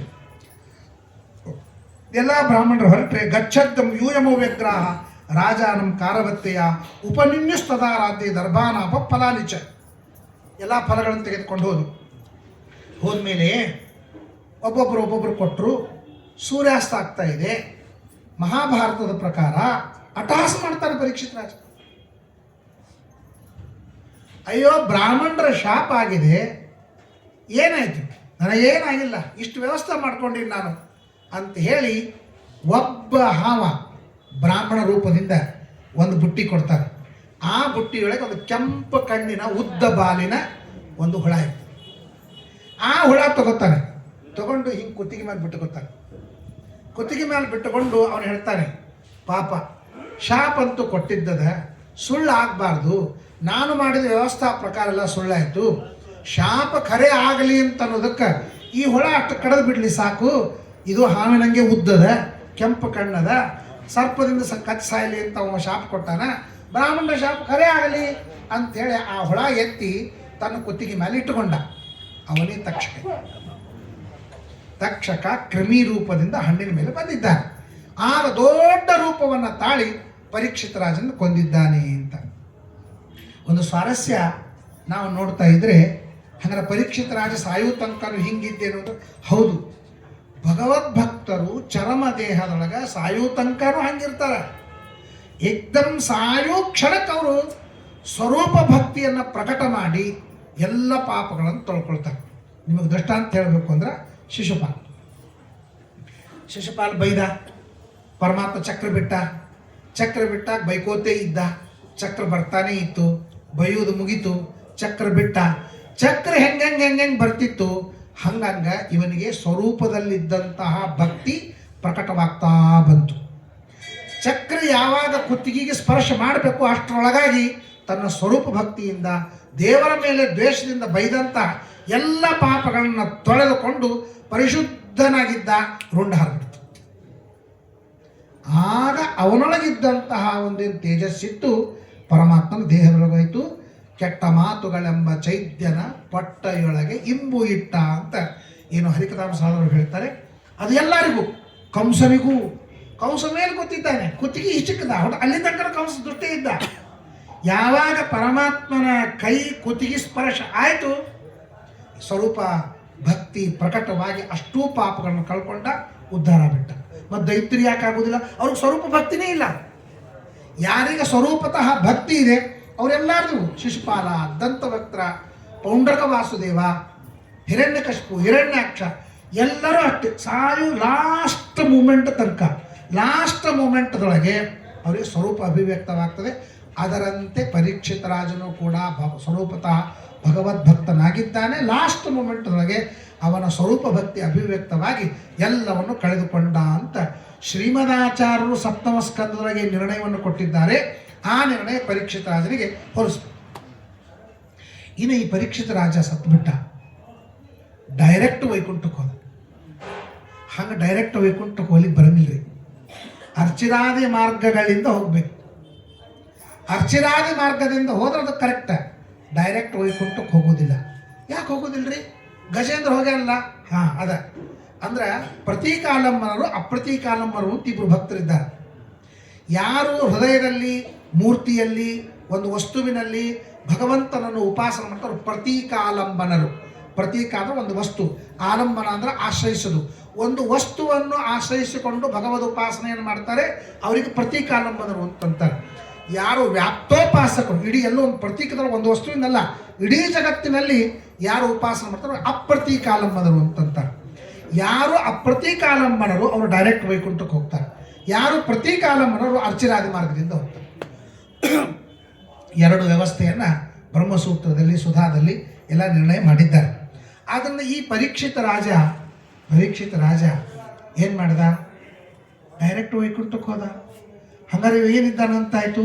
ಅಪ್ರತೀಕಾಲಂಬನ ಇದ್ದಾನೆ, ವ್ಯಾಪ್ತೋಪಾಸಕನಿದ್ದಾನೆ ಅಂತಾಯ್ತು ಅಲ್ವಾ? ವ್ಯಾಪ್ತೋಪಾಸಕರು ಯಾರು ಅಂತ ಕೇಳಿದರೆ ಶ್ರೀಮದಾಚಾರ್ಯ ಏನು ಹೇಳ್ತಾರೆ? ದೇವತಾ ಅಪ್ರತೀಕಾಶ್ರಯಾ ಅಂತಂದಾರೆ. ದೇವತೆಗಳು ಅಪ್ರತೀಕಾಲಂಬನರು, ದೇವತೆಗಳು ವ್ಯಾಪ್ತೋಪಾಸಕರು. ಇವ್ಯಾರು? ದೇವತಾನ? ರಾಜ ಇವ. ಸ್ವರೂಪತಃ ಪರೀಕ್ಷಿತ ರಾಜ. ಅವನ ಸ್ವರೂಪ ರಾಜನ ಸ್ವರೂಪ. ಋಷಿಗಳಿಗೂ ಬರಂಗಿಲ್ಲ. ದೇವತಾ ಅಂತೂ ಅಲ್ಲೇ ಅಲ್ಲ. ದೇವತೆಗಳು ಮಾತ್ರ ಅಪ್ರತೀಕಾಲಂಬನರು. ಯಾರು ಅಪ್ರತೀಕಾಲಂಬನರೋ ಅವರು ಮಾತ್ರ ಡೈರೆಕ್ಟ್ ವೈಕುಂಠಕ್ಕೆ ಹೋಗ್ತಾರೆ. ಭಾಗವತ ಹೇಳ್ತೆ, ಭೇಜೆ ಖಗೇಂದ್ರ ಧ್ವಜಪಾಲ ಮೂಲಂ. ಪರಮಾತ್ಮನ ಎಲ್ಲಿದ್ದಾನೋ ಅಲ್ಲೇ ಡೈರೆಕ್ಟ್ ಹೋಗ್ಬಿಟ್ಟ ಅಂತ ಭಾಗವತ ಹೇಳ್ಬಿಡ್ತು. ವಿಚಾರ ಮಾಡಿದ್ರೆ ಅಪ್ರತೀಕಾಲಂಬನರಿಗೆ ಮಾತ್ರ ಈ ಜಗದ ಡೈರೆಕ್ಟ್ ಎಂಟ್ರಿ. ಇವನು ರಾಜ. ಅಪ್ರತೀಕಾಲಂಬನ ಯಾರು ಅಂತ ಕೇಳಿದ್ರೆ ದೇವತಾ ಅಪ್ರತೀಕಾಶ್ರಯಾ, ದೇವತೆಗಳು ಅಪ್ರತೀಕಾಲಂಬನರು, ವ್ಯಾಪ್ತೋಪಾಸಕರು ಅಂದ್ರೆ. ಹಾಗಾದ್ರೆ ಹೆಂಗೆ ಕೂಡಿಸ್ಬೇಕು? ಅದಕ್ಕೆ ಇನ್ನೊಂದು ಶ್ರೀಮದಾಚಾರ್ಯ ಪ್ರಮಾಣದ ಏನದ? ದೇವತೆಗಳೆಲ್ಲರೂ ಅಪ್ರತೀಕಾಲಂಬನರು, 100 ಮಂದಿ ಋಷಿಗಳು, 100 ಮಂದಿ ರಾಜರು, 100 ಮಂದಿ ಗಂಧರ್ವರು ಅಪ್ರತೀಕಾಲಂಬನರು ಅಂತ ಶ್ರೀಮದಾಚಾರ್ಯ ಹೇಳಿದ್ದಾರೆ. ಅಪ್ರತೀಕಾಲಂಬನರು, ದೇವತೆಗಳು ಎಲ್ಲರೂ ಅಪ್ರತೀಕಾಲಂಬನರು, ಗಂಧರ್ವರು, ರಾಜರು ಮತ್ತು ಋಷಿಗಳು 100 ಮಂದಿ. ಸೊ 100 ಮಂದಿ ರಾಜರು ಅಪ್ರತೀಕಾಲಂಬನರು ಅಂತ ಏನು ಶ್ರೀಮದಾಚಾರ್ಯ ಹೇಳ್ಯಾರ. ಆ 100 ಮಂದಿಯೊಳಗೆ ಪರೀಕ್ಷಿತ ರಾಜರು. ನೀವು ಹೆಂಗೆ ಹೇಳ್ತೀರಿ? ಶ್ರೀಮದಾಚಾರ್ಯ ಹೇಳ್ಯಾರ, ಟೀಕಾರ ಹೇಳ್ಯಾರ, ಉಪನಿಷತ್ನೊಳಗೆ. ನೀವು ಹೆಂಗೆ ಹೇಳ್ತೀರಿ? ನೀವು ಹೆಂಗೆ ಹೇಳ್ತೀರಿ ಅಂತಂದ್ರೆ ಹಿಂಗೆ ಹೇಳ್ತೀವಿ ನಾವು. ಅಡುಗೆ ಮನೆಯೊಳಗೆ ಎಲ್ಲ ಅಡುಗೆ ರೆಡಿ ಆಗ್ಯದ, ಅಡುಗೆ ಒಯ್ಯಿಲ್ಲ. ನೀವೇನು ಹೇಳ್ತೀರಿ? ಅಡುಗೆ ಮಾಡಿ ಹೋಗ್ಯಾನ. ಹೆಂಗೆ ಹೇಳಿದ್ರೆ ಅಡುಗೆ ಮಾಡಿ? ನೀವು ನೋಡ್ರಿ ಅಡುಗೆ ಮಾಡಿದ್ದು ನೋಡಿದ್ರೆ ಹೌದಲ್ಲ? ಮತ್ತೆ ಹೆಂಗೆ ಅಡುಗೆ ಮಾಡಿ ಹೋದ ಅಂತ ಹೆಂಗೆ ಹೇಳ್ತೀರಿ? ಕಾರ್ಯ ಅನ್ನ ಹೊಳಿ ಮಾಡಿದ್ದು ಕಾಣಿಸ್. ಕಾರ್ಯದಿಂದ ಕಾರಣ ಅನುಮಾನ. ಅಡುಗೆ ಎಲ್ಲ ಮಾಡಿದ್ದದ ಅಂತಂದ್ಮೇಲೆ ಅಡುಗೆ ಮಾಡಿ ಬಂದು ಹೋಗ್ಯಾನ, ನಾನು ನೋಡದೇ ಇದ್ರು ಹೇಳ್ಬೋದು. ಹಂಗೆ ಕೂಡಿಸ್ರಿ. ಈಗ ಅಂದ್ರೆ ಪರೀಕ್ಷಿತ ರಾಜ ಡೈರೆಕ್ಟ್ ವೈಕುಂಠಕ್ಕೆ ಹೋದ ಅಂತ ಭಾಗವತ್ ಹೇಳ್ತಾರೆ. 100 ಮಂದಿ ರಾಜರು ಮಾತ್ರ ಅಪ್ರತೀಕಾಲಂಬನರು, ಅಪ್ರತೀಕಾಲಂಬರು ಮಾತ್ರ ವೈಕುಂಠಕ್ಕೆ ಹೋಗ್ತಾರಂತ ಶ್ರೀಮದಾಚಾರ್ಯ ವಾಕ್ಯ ಇದೆ, ಉಪನಿಷತ್ತಿನ ಮಾತಿದೆ. ಇದೆಲ್ಲ ಕೂಡಿಸಿದ್ರೆ ಏನಾಯಿತು? ಹಂಗಾರ ಅಪ್ರತೀಕಾಲಂಬನ ಅಂತ ಅದ. ಮತ್ತು ದೇವತೆಗಳು ಅಷ್ಟೇ ಅಲ್ಲ, ದೇವತೆಗಳ ಬಿಟ್ಟು ಇನ್ನೊಂದು ಲಿಸ್ಟ್ ಹೇಳ್ಯಾರಲ್ಲ. 100 ಮಂದಿ ಗಂಧರ್ವರು, 100 ಮಂದಿ ರಾಜರು, 100 ಮಂದಿ, ಆ 100 ಮಂದಿಯೊಳಗೆ ಬರ್ತಾರೆ ಅಂತ. ಇದು ಒಂದು ಉತ್ತರವನ್ನು ಟಿಪ್ಪಣಿಯೊಳಗೆ ಕೊಟ್ಟಿದ್ದಾರೆ. ಇನ್ನೊಂದು ಉತ್ತರ ಏನು ಅಂದ್ರೆ, ನಾವು ಏನು ಹೇಳ್ತೀವಿ ಅಂದರೆ ಎಕ್ಸೆಪ್ಷನ್ ಅಂತಂತೇವೆ. ಅಂದ್ರೆ ಯಾವುದೇ ನಿಯಮ, ಸರ್ವೇ ನಿಯಮ ಸಾಪವಾದ. ಎಲ್ಲ ನಿಯಮಗಳು ಅಪವಾದ ಇರ್ತವೆ, ಒಂದಕ್ಕಿಂತ ಒಂದು ಅಪವಾದ ಇದ್ದೇ ಇರ್ತದೆ. ನೋಡ್ರಿ, ಮನುಷ್ಯರಿಗೆ ಯಾರಿಗೂ ಕೋಡಿರುವುದಿಲ್ಲ, ಇದು ನಿಯಮ, ಸಾಮಾನ್ಯ ನಿಯಮ. ನೋಡಿದ್ರೆ ಯಾರಿಗೂ ಋಷ್ಯಶೃಂಗ ಕೋಡಿದ್ದೀನೋ ಇಲ್ಲ? ಮನುಷ್ಯರಿಗೆ ಕೋಡಿಲ್ಲ ಅಂತ ಹೆಂಗೆ ಅಂತೀರಿ? ಅಲ್ಲದ ನೋಡಿ, ಋಷ್ಯಶೃಂಗ ಯಾವ? ದಶರಥ ರಾಜನ ಹಳೆಯ ಇನ್ನೂ ಹಳೆ ಆಗೋಕ್ಕಿಂತ ಮೊದಲಕ್ಕೆ ಕೋಡ್ ಬಂದ್ಬಿಟ್ಟಿದ್ದವನಿಗೆ ದಶರಥ ರಾಜನ ಋಷ್ಯಶೃಂಗ ಕೋಡೆ. ಹಂಗೆ ಎಲ್ಲದಕ್ಕೂ ಅದಕ್ಕೆ ಎಕ್ಸೆಪ್ಷನಲ್ ಕೇಸ್ ಅಂತ ಕರೀತಾರೆ. ಎಲ್ಲದಕ್ಕೂ ಒಂದು ಅಪವಾದ ಇರ್ತದೆ. ಯಾರು ಹಿಂಸೆಯನ್ನು ಮಾಡ್ತಾರೋ ಅವರಿಗೆ ಪಾಪ ಇದೆ, ಇದು ನಿಯಮ. ಯಾರಿಗೆ ಹಿಂಸೆ ಮಾಡ್ತಾರೆ ಪಾಪ ಇದೆ ಅಂದರೆ ಯಜ್ಞದಲ್ಲಿ ಹಿಂಸೆ ಮಾಡ್ತಾರೋ ಇಲ್ಲೋ ಅದಕ್ಕೆ ಪಾಪದೇನು ಇಲ್ಲ, ಅದು ಎಕ್ಸೆಪ್ಷನ್. ಹಂಗೆ ಅಪ್ರತೀಕಾಲಂಬನರು ಪರಮಾತ್ಮ ಡೈರೆಕ್ಟಾಗಿ ಹೋಗ್ತಾರೆ. ಹಂಗೆ ಅದಕ್ಕೆ ಏನು ಎಕ್ಸೆಪ್ಷನ್ ಅಂದ್ರೆ ಪ್ರತೀಕಾಲಂಬನರು ಕೆಲವು ಪರಮಾತ್ಮನ ಇಚ್ಛೆಯಿಂದ ಹೋಗ್ತಾರೆ. ಆದ್ದರಿಂದ ಈ ಪರೀಕ್ಷಿತನ ಕೇಸ್ ಏನು ಅಂದರೆ ಎಕ್ಸೆಪ್ಷನಲ್ ಕೇಸು ಅಂತ ಮಾಡಿ ಇನ್ನೊಂದು ಉತ್ತರವನ್ನು ಕೊಟ್ಟಿದ್ದಾರೆ. ಅಂತೂ ಪರೀಕ್ಷಿತ ರಾಜ ಪೂರ್ಣ ಅಸಂಪ್ರಜ್ಞಾತ ಇದ್ದಾಗ ತಕ್ಷಕ ಬರ್ತಾನೆ, ಕಚ್ಚಬೇಕು ಅಂತ ಬರ್ತಾನೆ. ಸೇಮ್ ಕಿರ್ಮಿಯಾಗಿ ಬರ್ತಾನೆ ಅಂತಲೂ ಸೇಮ್ ಮಹಾಭಾರತ ಮತ್ತು ಭಾಗವತ ಎರಡು ಸೇಮ್. ಬಂದಾಗ ಅವನು ಉದಾನ ವಾಯುವಿನಿಂದ 4, 8, 4, 6, 8, 12, 2 ಹಿಂಗೆಲ್ಲ ಕಮಲಗಳವ ಸುಷುಮ್ನಾ ನಾಡಿರೋದು. ಉದಾನ ವಾಯುವಿನಿಂದ ಆ ಜ್ಞಾನಿ ಏನು ಮಾಡ್ತಾನೆ, ಒಂದೊಂದು ಕಮಲಗಳಲ್ಲಿ ಜೀವನನ್ನು ತೆಗೆದುಕೊಂಡು ಬರ್ತಾನೆ. ಈ ಮಡಿ ಮಾಡೋರಿಗೆ ಗೊತ್ತದ, ಮಡಿ ಮಾಡೋರು ಎಲಿ ಮೇಲೆ, ಎಲಿ ಬಾಜುಕ್ಕೆ ಒಂದು 100 ಬಿದ್ದರೆ ಏನು ಮಾಡ್ತೀರಿ? ತೆಗೆದಿಟ್ಟು ಬಿಡ್ತೀರಾ? ಮೈಲಿಗೆ ಆಗ್ತದೆ ನಿಮಗೆ. ತೆಗೆದಿಡ್ಲಿ ಬರಂಗಿಲ್ಲ. ಏನು ಮಾಡ್ತೀರಿ? ಮಡಿ ಮಾಡೋರಿಗೆ ಬರ್ತದೆ ವಿಷಯ. ಉಫ್ ಉಫ್ ಅಂತ ಊದ್ಕೋತ ಆ ನೂಲನ್ನು ಎಲ್ಲಿ ದಬ್ಬಬೇಕು, ಗಾಡಿಗೆ ದಬ್ತೀರಲ್ಲ, ಸೇಮ್ ಜ್ಞಾನಿ ಮಾಡ್ತಾನವ. ನಿಮಗೆ ಅಲ್ಲಿ ನೂಲು ಎಲ್ಲಿ ಹೊತ್ತಬೇಕು ಅಂತ ಊದ್ಕೋತ ಹೋಗ್ತೀರಲ್ಲ, ಹಂಗೆ ಉದಾನ ವಾಯುವಿನಿಂದ ಆ ಜೀವನನ್ನು ಒಂದೊಂದು ಕಮಲದ ಮೇಲೆ ತರ್ತಾನೆ. ಇಲ್ಲಿ ಭ್ರೂ ತರ್ತಾನೆ, 2 ದಳದ ಕಮಲ ಇಲ್ಲಿ ತಂದಾಗ ಅಲ್ಲಿಂದ ಜೋರಾಗಿ ಜೀವನನ್ನು ಬಿಟ್ಬಿಡ್ತಾನೆ. ಬ್ರಹ್ಮರಂಧ್ರ ಸ್ಫೋಟ ಮಾಡಿಕೊಂಡು ಅರ್ಚನಾದಿ ಮಾರ್ಗದಿಂದ ಹೋಗ್ತದೆ ಅಂತನ್ನುವಂತೆ ಪರೀಕ್ಷಿತ ರಾಜ ಆ ಉದಾನ ವಾಯುವಿನಿಂದ ಜೀವನವನ್ನು ತರ್ತಾನೆ. ಇಲ್ಲಿ ಬಂದ ಮೇಲೆ ಸ್ವಲ್ಪ ನಿಲ್ತಾನೆ. ಯಾಕೆ ನಿಲ್ತಾನೆ ಅಂದರೆ ಬಾಗಿಲುಗಳು ಭಾಳವ, ಉಳಿದ ಕಡೆ ಬಾಗಿಲು ಇಲ್ಲೆಲ್ಲೂ ಬಾಗಿಲಿಲ್ಲ, ಜೀವ ಎಸ್ಕೇಪ್ ಆಗಲಿ ಪ್ರಶ್ನೆ ಇಲ್ಲೀಗ. ಅದಕ್ಕೆ ಅಲ್ಲಿ ಸರಳ ಬಂದುಬಿಡ್ತಾನೆ, ಏನೂ ಟೆನ್ಷನ್ ಇಲ್ಲ. ಇಲ್ಲಿ ಬಂದ ನೋಡು, 1 2 ಕಣ್ಣ, 2 ಮೂಗು, 1 ಬಾಯಿ, 2 ಕಿವಿ, ಇಷ್ಟು ಬಾಗಿಲುಗಳು. ಅವ ಎಲ್ಲಿ ಸಾಯ್ತಾನಂತನ್ನೋದು ಮುಖ್ಯ ಅಲ್ರಿ, ಹೆಂಗೆ ಸಾಯ್ತಾನಂತದ್ದು ಮುಖ್ಯ. ಎಲ್ಲ ಆನ್ನಿಕ ಮಾಡಿ, ಜಪ ಮಾಡಿ, ಪಟಪ್ರವಚನ ಮಾಡಿ, ಎಲ್ಲೋ ಗಟಾರ ಬಾಜುಗೆ ಹಾರ್ಟ್ ಅಟ್ಯಾಕಾಗಿ ಬಿದ್ದಂದ್ರೆ ಏನು ಪಾಪಿಸ್ಟ್ ಇದ್ದ ನೋಡ್ರಿ, ಗಟಾರ ಬಾಜುಗೆ ಬಿದ್ದು ಸಾಯ್ತಾನೆ. ಇಡೀ ಜೀವನದೊಳಗೆ ಟೈಟಲ್ ಕಂಪ್ನಿ ಇರ್ತಾನೆ, ಅವ ಗಂಗಾ ತೀರದೊಳಗೆ ಸಾಯ್ತಾನೆ. ಏನು ಪುಣ್ಯವಂತಿದ್ದ ನೋಡ್ರಿ, ಗಂಗಾ ತೀರದೊಳಗೆ ಸಾಕ್ತಾನೆ. ಇದೆಲ್ಲ ಸಂಬಂಧ ಇಲ್ಲ. ಯಾವ ಪ್ಲೇಸ್ದೊಳಗೆ ಸಾಯ್ತಾನೆ ಅಂತ ನೋಡೋದಲ್ಲ, ಯಾವ ಪ್ಲೇಸ್ನಿಂದ ಜೀವ ಹೋಗ್ತದೆ ಅದು ಇಂಪಾರ್ಟೆಂಟ್. ಮಲಮೂತ್ರದಿಂದ ಸಾಯೋ ಮುಂದೆ ಮಲಮೂತ್ರ ಮಾಡ್ಕೊಂಡು ಸತ್ತ ಅಂದ್ರೆ ಅವನು ಅಧಮ ಜೀವ ಅಂತ. ಬಾಯಿಂದ ಹೋಯ್ತು ಅಂತಂದ್ರೆ ಶ್ರೇಷ್ಠ, ಬಾಯಿ ಪಟ್ ಅಂತ ತೆಗಿತಾನೆ ಪ್ರಾಣ ಹೋಗ್ಬಿಡ್ತದೆ. ಮೂಗಿನಿಂದ, ಕಣ್ಣಿನಿಂದ, ಕಿವಿಯಿಂದ ಇವೆಲ್ಲ ಉತ್ತಮ ಲೋಕವನ್ನು ಕೊಡ್ತಾರೆ. ಹೆಂಗ ದೇಹದ ಉತ್ತಮಾಂಗ ಅಂತಂತಾರೆ. ಇದು ಸರ್ವೋತ್ತಮಾಂಗ, ಇದು ರುಂಡ. ಅದರೊಳಗೂ ಮತ್ತೆ ಪ್ಲೇಸ್ಗಳು, ಬಾಯಿಕ್ಕಿಂತ ಮೇಲೆ ಹೋದದ್ದು ಮೂಗು, ಅದಕ್ಕಿಂತ ಮೇಲೆ ಹೋದದ್ದು ಕಣ್ಣು. ಹಿಂಗೆ ಹೋದಾಗ ಅವನಿಗೆ ಆ ಸಾಂತಾನಿಕ ಲೋಕ, ಆ ಲೋಕ, ಈ ಲೋಕ ಎಲ್ಲ ಹೇಳಿದ್ದಾರೆ.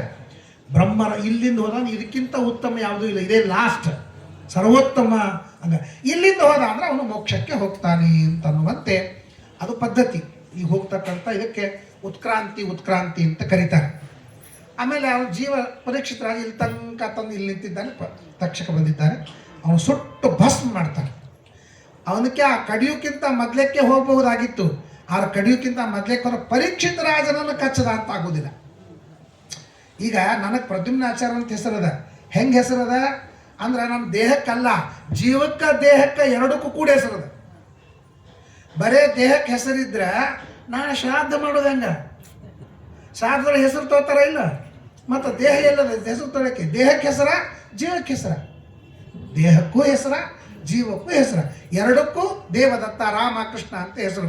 ಅದನ್ನು ತಕ್ಷಕ ಅಂತನೋ ಹೆಸರು ಆ ಜೀವನಿಗೂ ಇದೆ, ಪರೀಕ್ಷಿತ ಅಂತನೋ ಹೆಸರು ಜೀವನಿಗೂ ಇದೆ, ಪರೀಕ್ಷಿತ ಅಂತ ಹೆಸರು ದೇಹಕ್ಕೂ ಇದೆ. ಆದ್ದರಿಂದ ಜೀವ ಆ ದೇಹ ಅವನು ಕಚ್ಚೋಕ್ಕಿಂತ ಮೊದಲೆಕ್ಕ ಜೀವ ಹೋಯ್ತು ಅಂತಂದರೆ ಪರೀಕ್ಷಿತ ರಾಜನನ್ನು ಕಚ್ಚದ ಅಂತನೂ ಶಾಪ ಆಗೋದಿಲ್ಲ. ಅಪರಾಧ ಮಾಡಿದ್ದು ದೇಹನ, ಜೀವ ದೇಹನ ಅಪರಾಧ ಮಾಡ್ತದೆ, ಜಡ. ಅದಕ್ಕೆ ಜ್ಞಾನ, ಇಚ್ಛಾ, ಪ್ರಯತ್ನ ಏನೂ ಇಲ್ಲ, ಜೀವ ಮಾಡಿದ್ದು. ಹಾಗಾದ್ರೆ ಈ ಪರೀಕ್ಷಿತ ಅಂತನೋ ಹೆಸರುಳ್ಳ ದೇಹ ಮತ್ತು ಜೀವರಲ್ಲಿ 99% ಅಪರಾಧ ಮಾಡಿದವನು ಜೀವ. ದೇಹ ಸುಮ್ಮನೆ ಆ ಜೀವ ಇರಲಿಕ್ಕೆ ಆಶ್ರಯ ಕೊಟ್ಟದ್ದು. ಖೂನಿ ಮಾಡಿದವ ಯಾವ? ಆತಂಕ. ಅವನಿಗೆ ಜಗ ಕೊಟ್ಟವ ಯಾವ? ಇವ. ಇಬ್ಬರು ಜೈಲಿಗೆ ಹೋಗ್ತಾನೆ. ಇವನು ಕೇವಲ ಅವನಿಗೆ ಜಗ ಕೊಟ್ಟಿದ್ದಾನೆ ಹೊರತು ಇವನು ಖೂನಿ ಮಾಡಿಲ್ಲ. ಖೂನಿ ಮಾಡಿದವನು ಅವನು. ಹಂಗೆ ಈ ಆ ಪರೀಕ್ಷಿತ ರಾಜೇನು ಅಪರಾಧ ಮಾಡಿದ್ದಾನೆ ಜೀವ, ಅವನಿಗೆ ಜಗ ಕೊಟ್ಟಿದೆ ಈ ದೇಹ. ಆದ್ದರಿಂದ ಎರಡಕ್ಕೂ ತಕ್ಷಕ ಕಚ್ಚಬೇಕು ಅಂತ. ಅದಕ್ಕೆ ಅವನೇನು ಮಾಡಿದ, ಇಲ್ಲಿ ತನಕ ಭೂಮಧ್ಯದಲ್ಲಿ ಸ್ವಲ್ಪ ನಿಂತು ಆಮೇಲೆ ಬ್ರಹ್ಮರಂಧ್ರ ಸ್ಫೋಟ ಆಗಿ ಹೋಗಬೇಕು ಅಂತನ್ನುವ ಈ ಒಂದು ಪದ್ಧತಿ ಕ್ರಮ ಏನಿದೆ ಆ ಕ್ರಮದ ಪ್ರಕಾರ ಪರೀಕ್ಷಿತ ರಾಜ ಬರ್ತಾ ಇದ್ದಾನೆ. ಯಾವಾಗ ಇಲ್ಲಿ ಬಂದ ತಕ್ಷಕ ಕಚ್ಚಿಕೊಂಡು ಬೂದೆ ಆಗಬೇಕು, ಆ ಬೆಂಕಿಯಲ್ಲಿ ಬರೋದ್ರೊಳಗಾಗಿ ಬ್ರಹ್ಮರಂಧ್ರ ಸ್ಫೋಟ ಮಾಡ್ಕೊಂಡು ಅವನು ಹೋಗಿದ್ದಾನೆ ಪರೀಕ್ಷಿತ ರಾಜ. ಇಷ್ಟು ಸೂಕ್ಷ್ಮವಾಗಿ ಅಲ್ಲಿ ವಿಚಾರ ಮಾಡಬೇಕಾಗ್ತದೆ. ತಕ್ಷಕ ರಾಜ ಬಂದ, ತಕ್ಷಣ ಕೊಂದುಬಿಟ್ಟ ಅಂದರೆ ಎಷ್ಟೆಷ್ಟೋ ಪ್ರಶ್ನೆಗಳು ಶಾಸ್ತ್ರೀಯವಾಗಿ ಬರ್ತದೆ. ಆ ಎಲ್ಲ ಪ್ರಶ್ನೆಗಳಿಗೆ ಟಿಪ್ಪಣಿಕಾರರು ವ್ಯಾಖ್ಯಾನವನ್ನು ಮಾಡಿ ಈ ಥರದ್ದು ಬೇರೆ ಬೇರೆ ಪ್ರಮಾಣಗಳನ್ನೆಲ್ಲ ಜೋಡಿಸಿ ಒಂದು ಮನೆಯನ್ನು ಮಾಡಿದಂತೆ ಒಂದು ಆಕಾರವನ್ನು ಮಾಡ್ತಾರೆ. ಆ ರೀತಿಯಾಗಿ ಪರೀಕ್ಷಿತ ರಾಜ ಯಸ್ಮಿನ್ನೇಪ ಫಲೇನಾಗ ತಮೇವ ಅವಕ್ಷೇಯ ಸ್ವಯಂ ಹಸ್ವಕ ಕೃಷ್ಣನಯನ ತಾಮ್ರವರ್ಣೇನ ಶೌನಕ ಅಂತೇಳಿ ಬಭೂವ ಭಸ್ಮತ ಸದ್ಯ ಪಶ್ಯತಾಂ ಸರ್ವಜೀವಿನಂ. ಭಸ್ಮಸಾತಾಗಿದ್ದಾನೆ. ವಿಸ್ಮಿತಾಹ ಅಭವನ್ ಸರ್ವೇ. ಎಲ್ಲರೂ ಆಶ್ಚರ್ಯಪಟ್ಟರು, ಏನಿದು ಒಂದು ಸಣ್ಣ ಹುಳ ಒಮ್ಮರಿಗೆ ದೊಡ್ಡ ರೂಪವನ್ನು ತಾಳಿ ಕೊಂತಲ ಅಂತೇಳಿ. ಅಷ್ಟರೊಳಗಾಗಿ ಭಸ್ಮ ಆಗ್ತಾ ಇದ್ದಾನೆ, ಆಕಾಶದಿಂದ ಪುಷ್ಪೃಷ್ಟಿ ಆಗ್ತಾ ಇದೆ. ಏನು ಪುಣ್ಯವಂತ! ಭಾಗವತ ಮುಗದ ಮೇಲೆ ತಕ್ಷಣ ಭಾಗವತ್ ಹೇಳಿದವರು ಯಾರು? ಶುಕಾಚಾರ್ಯ. ನೋಡ್ರಿ, ಮೋಕ್ಷಕ್ಕೆ ಹೋಗ್ಯಾನ ಅಂತಲಿಗೆ ಇನ್ನೊಂದು ಸಾಕ್ಷಿ ಏನು ಅಂದ್ರೆ, ನಾವೇನು ಗುರುಗಳಿಂದ ಉಪದೇಶ ಪಡೆದ ನಮ್ಮ ಇಲ್ಲ 1 ವರ್ಷದ ತನಕ 12 ಮಂದಿ ಪಂಡಿತರನ್ನು ಕರೆದು ಉಪದೇಶ ಮಾಡಿಸ್ತಾ ನಾವು 12 ಮಂದಿ ಉಪದೇಶಕರಾದೀವಿ. ಮುಂದಿನ ಜನ್ಮಕ್ಕೆ ಮತ್ತೆ ಎಷ್ಟು ಮಂದಿ ಆಗ್ತಾರೆ ಯಾರಿಗೆ ಗೊತ್ತಾ? ಅದರ ಮುಂದಿನ ಅನಂತ ಜನ್ಮದೊಳಗೆ ಅನಂತ ಉಪದೇಶಕರಾಗ್ತಾರೆ. ಅವರೆಲ್ಲ ಉಪದೇಶ ಮಾಡಿದ ಪುಣ್ಯದ ಪ್ರಭಾವದಿಂದ ಒಬ್ಬ ಗುರುಗಳು ಸಿಗುತ್ತಾರೆ, ಅವರಿಗೆ ನಿಯತ ಗುರುಗಳು ಅಂತಾರೆ. ಅವರು ಉಪದೇಶ ಮಾಡ್ತಾರೆ. ಅವರು ಉಪದೇಶ ಮಾಡಿದಾಗೇನು ಅವರಿಂದಿನ ಶ್ರವಣ ಮನನಾದಿಗಳಾಗ್ತವೆ. ಆ ಶ್ರವಣ ಮನನಾದಿಗಳು ಮೋಕ್ಷಕ್ಕೆ ಸಾಧನ.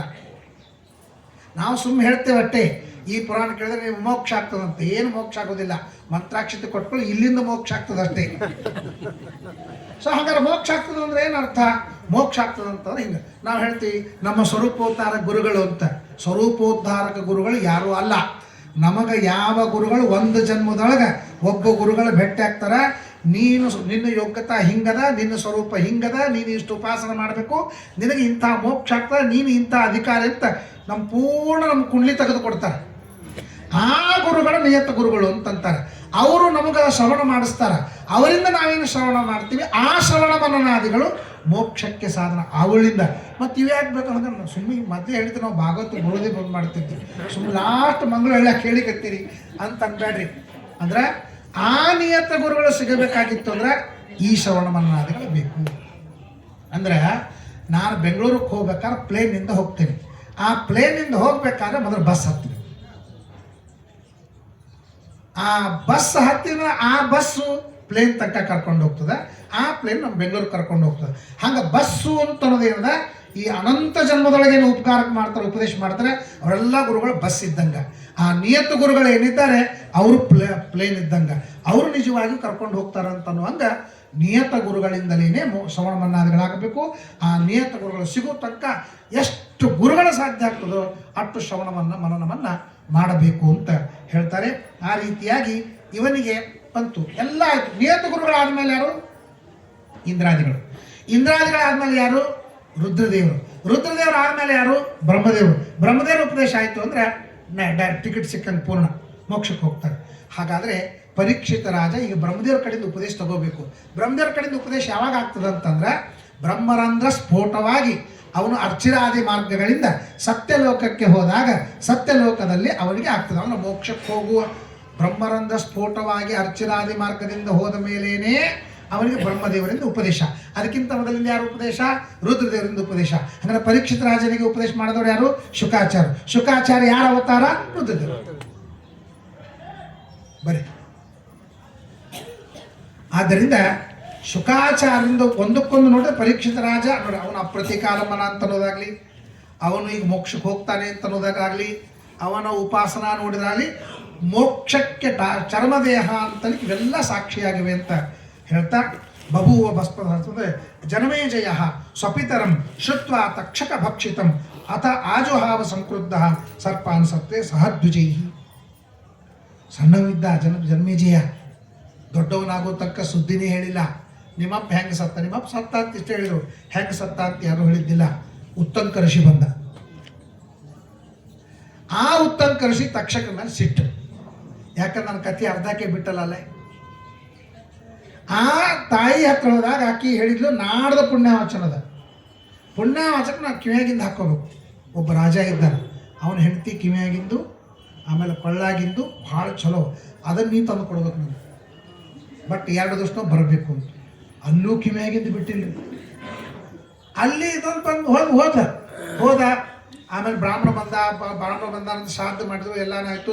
ನಿನಗೇನು ಬೇಕು ಅಂತಂದ, ನೀನು ಹೆಂಡತಿ ಕಿವಿಯಾಗಿಂದ ಬೇಕು ನನಗೆ, ನಮ್ಮ ಗುರುಪತ್ನಿ ಕೊಡಬೇಕಾಗ್ಯದ ಅಂತಂದ. ಪಾಪ ಅವನು ಭಕ್ತಿಯಿಂದ ಕೊಟ್ಟ. ತೊಗೊಂಡು ಬರೋ ಮುಂದಾಗ ಸಾಯಂಕಾಲ ಸಂಧ್ಯಾವಂದನ ಆಯಿತು, ಸಂಧ್ಯಾವಂದನ ಟೈಮ್ ಆಯಿತು. ದಂಡಿ ಮೇಲೆ ಅದನ್ನು ಇಟ್ಟು ಸಂಧ್ಯಾವಂದನಕ್ಕೆ ಹೋಗೋಣ, ಈ ತಕ್ಷಕ ಬಂದು ಅದನ್ನು ತೊಗೊಂಡೋಗ್ಬಿಟ್ಟ. ತಕ್ಷಕ ಬಂದು ತೊಗೊಂಡು ಹೋದ ಪಾತಾಳ ಕಡೆಗೆ. ಇವನು ಗಾಬರಿ ಆದ, ಎಲ್ಲೋಯ್ತು ಏನಾಯ್ತು? ಇಂದ್ರ ಬಂದು ಹೇಳ್ತಾನೆ, ತಕ್ಷಕ ಕೆಳಗೆ ಪಾತಾಳಕ್ಕೆ ಒಯ್ದು ಇಡ್ಲಿಕ್ಕತ್ತಾನೆ. ಅವ್ನು ಮಾಡ್ತಾನೆ, ಒಂದು ಕೆಲಸ ಮಾಡು, ನಿನಗೊಂದು ದಂಡ ಕೊಡ್ತೀನಿ, ಈ ದಂಡದಿಂದ ಆ ಭೂಮಿಯನ್ನು ತೋಡು. ಆ ಭೂಮಿಯನ್ನು ತೋಡಿದಾಗ ನೀ ಎಲ್ಲಿ ಅಂತ ಗೊತ್ತಾಗ್ತದೆ. ಆ ದಂಡದಿಂದ ವಜ್ರಾಯುಧವನ್ನೇ ದಂಡ ರೂಪವಾಗಿ ಮಾಡಿ ಕೆಳಗೆ ಹೋದ. ಅಲ್ಲಿ ಪಾತಾಳದೊಳಗೆ ಈ ಕಿವಿಯಾಗಿನ ಕಾಣಿಸಿದ ಮೇಲೆ ಬೇಕು ಅಂತದ ಕೊಡ್ಲಿಕ್ಕೆ ಆಗೋದಿಲ್ಲ ಅಂತ. ನಮ್ಮ ಹಾವುಗಳೆಲ್ಲ ಮೊದಲೇ ಹಾವುಗಳು, ಅಲ್ಲಿ ಹೋದ್ರೆ ಇಂತಿಂಥ ಹಾವುಗಳು ಸಿಗ್ತಾವೆ, ಎಲ್ಲ ಹಾವುಗಳು ಕೊಡೋಂಗಿಲ್ಲ. ಆಗ ಅಗ್ನಿ ಬಂದ. ಅಗ್ನಿಗೆ ಇಂದ್ರ ಹೇಳ್ದ, ನೀನೆಲ್ಲ ಕಡೆಗೂ ಹೊಗೆ ಎಬ್ಬಿಸ್ಬೇಕು, ಹಂಗೆ ಮಾಡಬೇಕು ಅಂತೆಲ್ಲ ಹೇಳ್ದ. ಅಗ್ನಿ ಪೀಡ ತಡ್ಕೊಳ್ಳಾರ್ದೇನೆ ತೊಗೊಂಡ್ಬಿಡಪ್ಪ ಅಂತ ಹೇಳ್ಬಿಟ್ಟು ತೊಗೊಂಡ್ರೆ ಅವ್ನು ತೊಗೊಂಡ. ಆದ್ರೆ ಏನಾಗಿತ್ತು, ಇನ್ನು 5 ರಿಂದ 10 ನಿಮಿಷ ಮಾತ್ರ ಪುಣ್ಯವಾಚನಕ್ಕೆ ಟೈಮ್ ಉಳಿದಿತ್ತು. ಆಕೆ ಅಷ್ಟರೊಳಗಾಗಿ ಕಿವಿಯಾಗಿನ ಹಾಕ್ಕೊಂಡು ಬರಬೇಕು.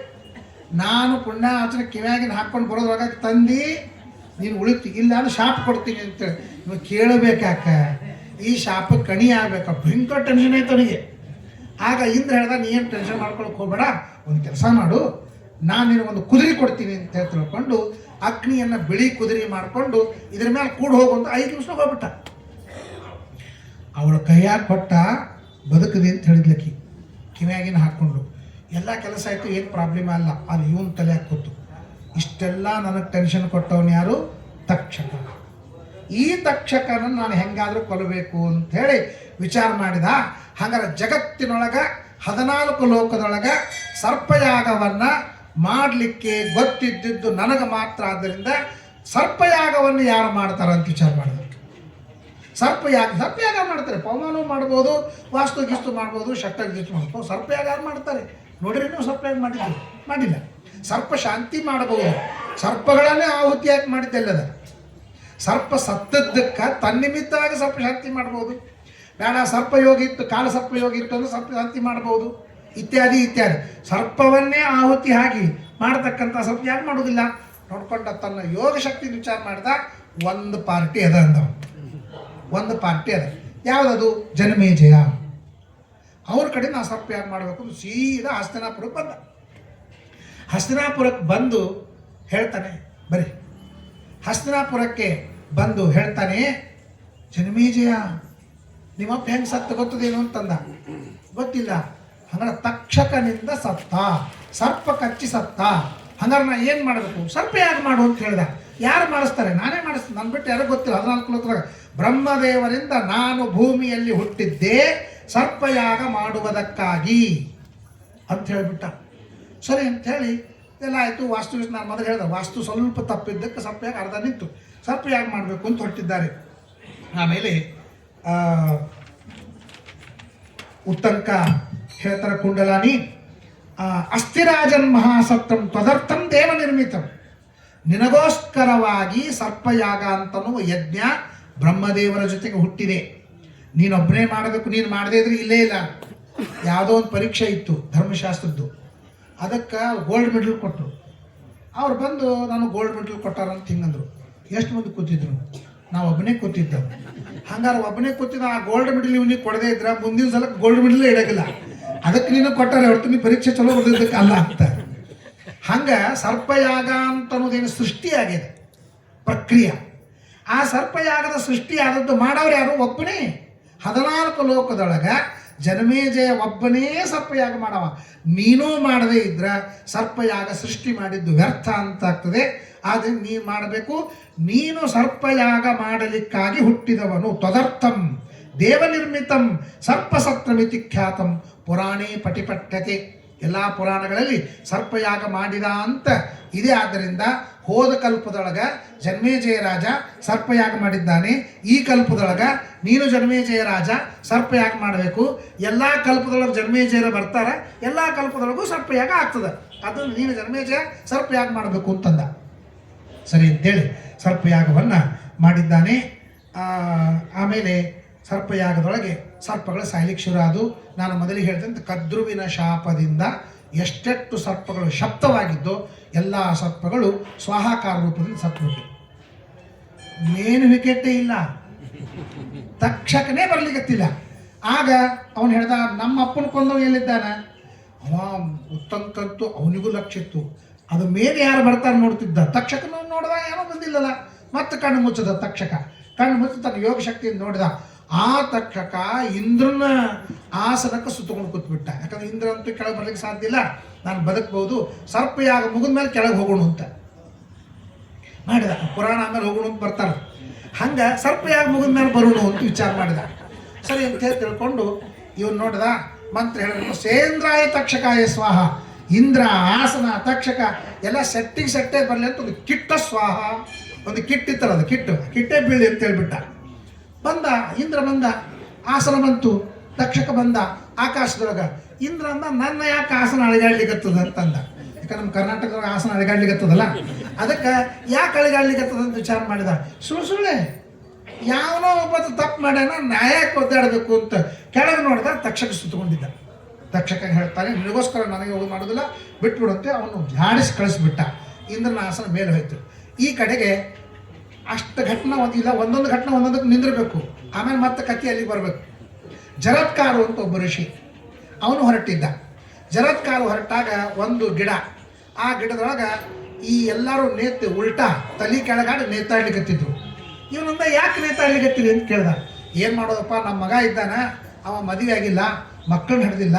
ಮದುವೆ ಆದಮೇಲೆ ಮಕ್ಕಳಾದ್ಮೇಲೆ ಆ ಮಗನ ಮುಖ ನೋಡಿ ಸಾಣಿಕಲ್ ಮೇಲೆ ಜೇನುತುಪ್ಪ ಹಾಕಿ ಬಂಗಾರದಿಂದ ತೆಗೆದು ಆ ಕುಸಿಗೆ ಜೇನುತುಪ್ಪನ ನಾಲ್ಗೆ ಹಚ್ಚಿ ಮುಖಾವಲೋಕನ ಮಾಡಿದ ಅಂದ್ರೆ ಪಿತೃಣದಿಂದ ಮುಕ್ತರಾಗ್ತಾರಂತಾರ. ನಮ್ಮ ಹಣೆ ಬರ್ದಾಗ ಅದು ಇಲ್ಲ. ಯಾವ ನಿಮ್ಮ ಮಗ, ನಾ ಹೇಳ್ತೇನೆ ನೀನೇ ನನ್ನ ಮಗ ಅಂತಂದು. ಪಾಪ ಯಾವ ಕೇಳಿದ, ಅವನೇ ಮಗ ಜರತ್ಕಾರನೇ ಇದ್ದ. ಅದಕ್ಕೆ ನೀವು ಮದುವೆ ಆಗಬೇಕು, ಮಕ್ಕಳನ್ನ ಹಿಡಿಬೇಕು, ನಮ್ಮನ್ನು ಉದ್ಧಾರ ಮಾಡಬೇಕು ಅಂತಂದ. ಇವನಿಗೆ ಮದುವೆ ಆಗೋ ವಿಚಾರ ಇದ್ದಿದ್ದಿಲ್ಲ. ಅದಕ್ಕೆ ಅವನು ಹೇಳ್ದ, ನಾನು ಮದುವೆ ಆಗ್ತೀನಿ, ನನ್ನೊಂದು ಕರಾರಂದ. ನಾನು 3 ಸಲ ಒದರ್ತೀನಿ, ಕನ್ಯಾ ಕೊಡ್ರಿ ಕನ್ಯಾ ಕೊಡ್ರಿ ಕನ್ಯಾ ಕೊಡ್ರಿ ಅಂತ 3 ಸಲ ಒದರ್ತೀನಿ.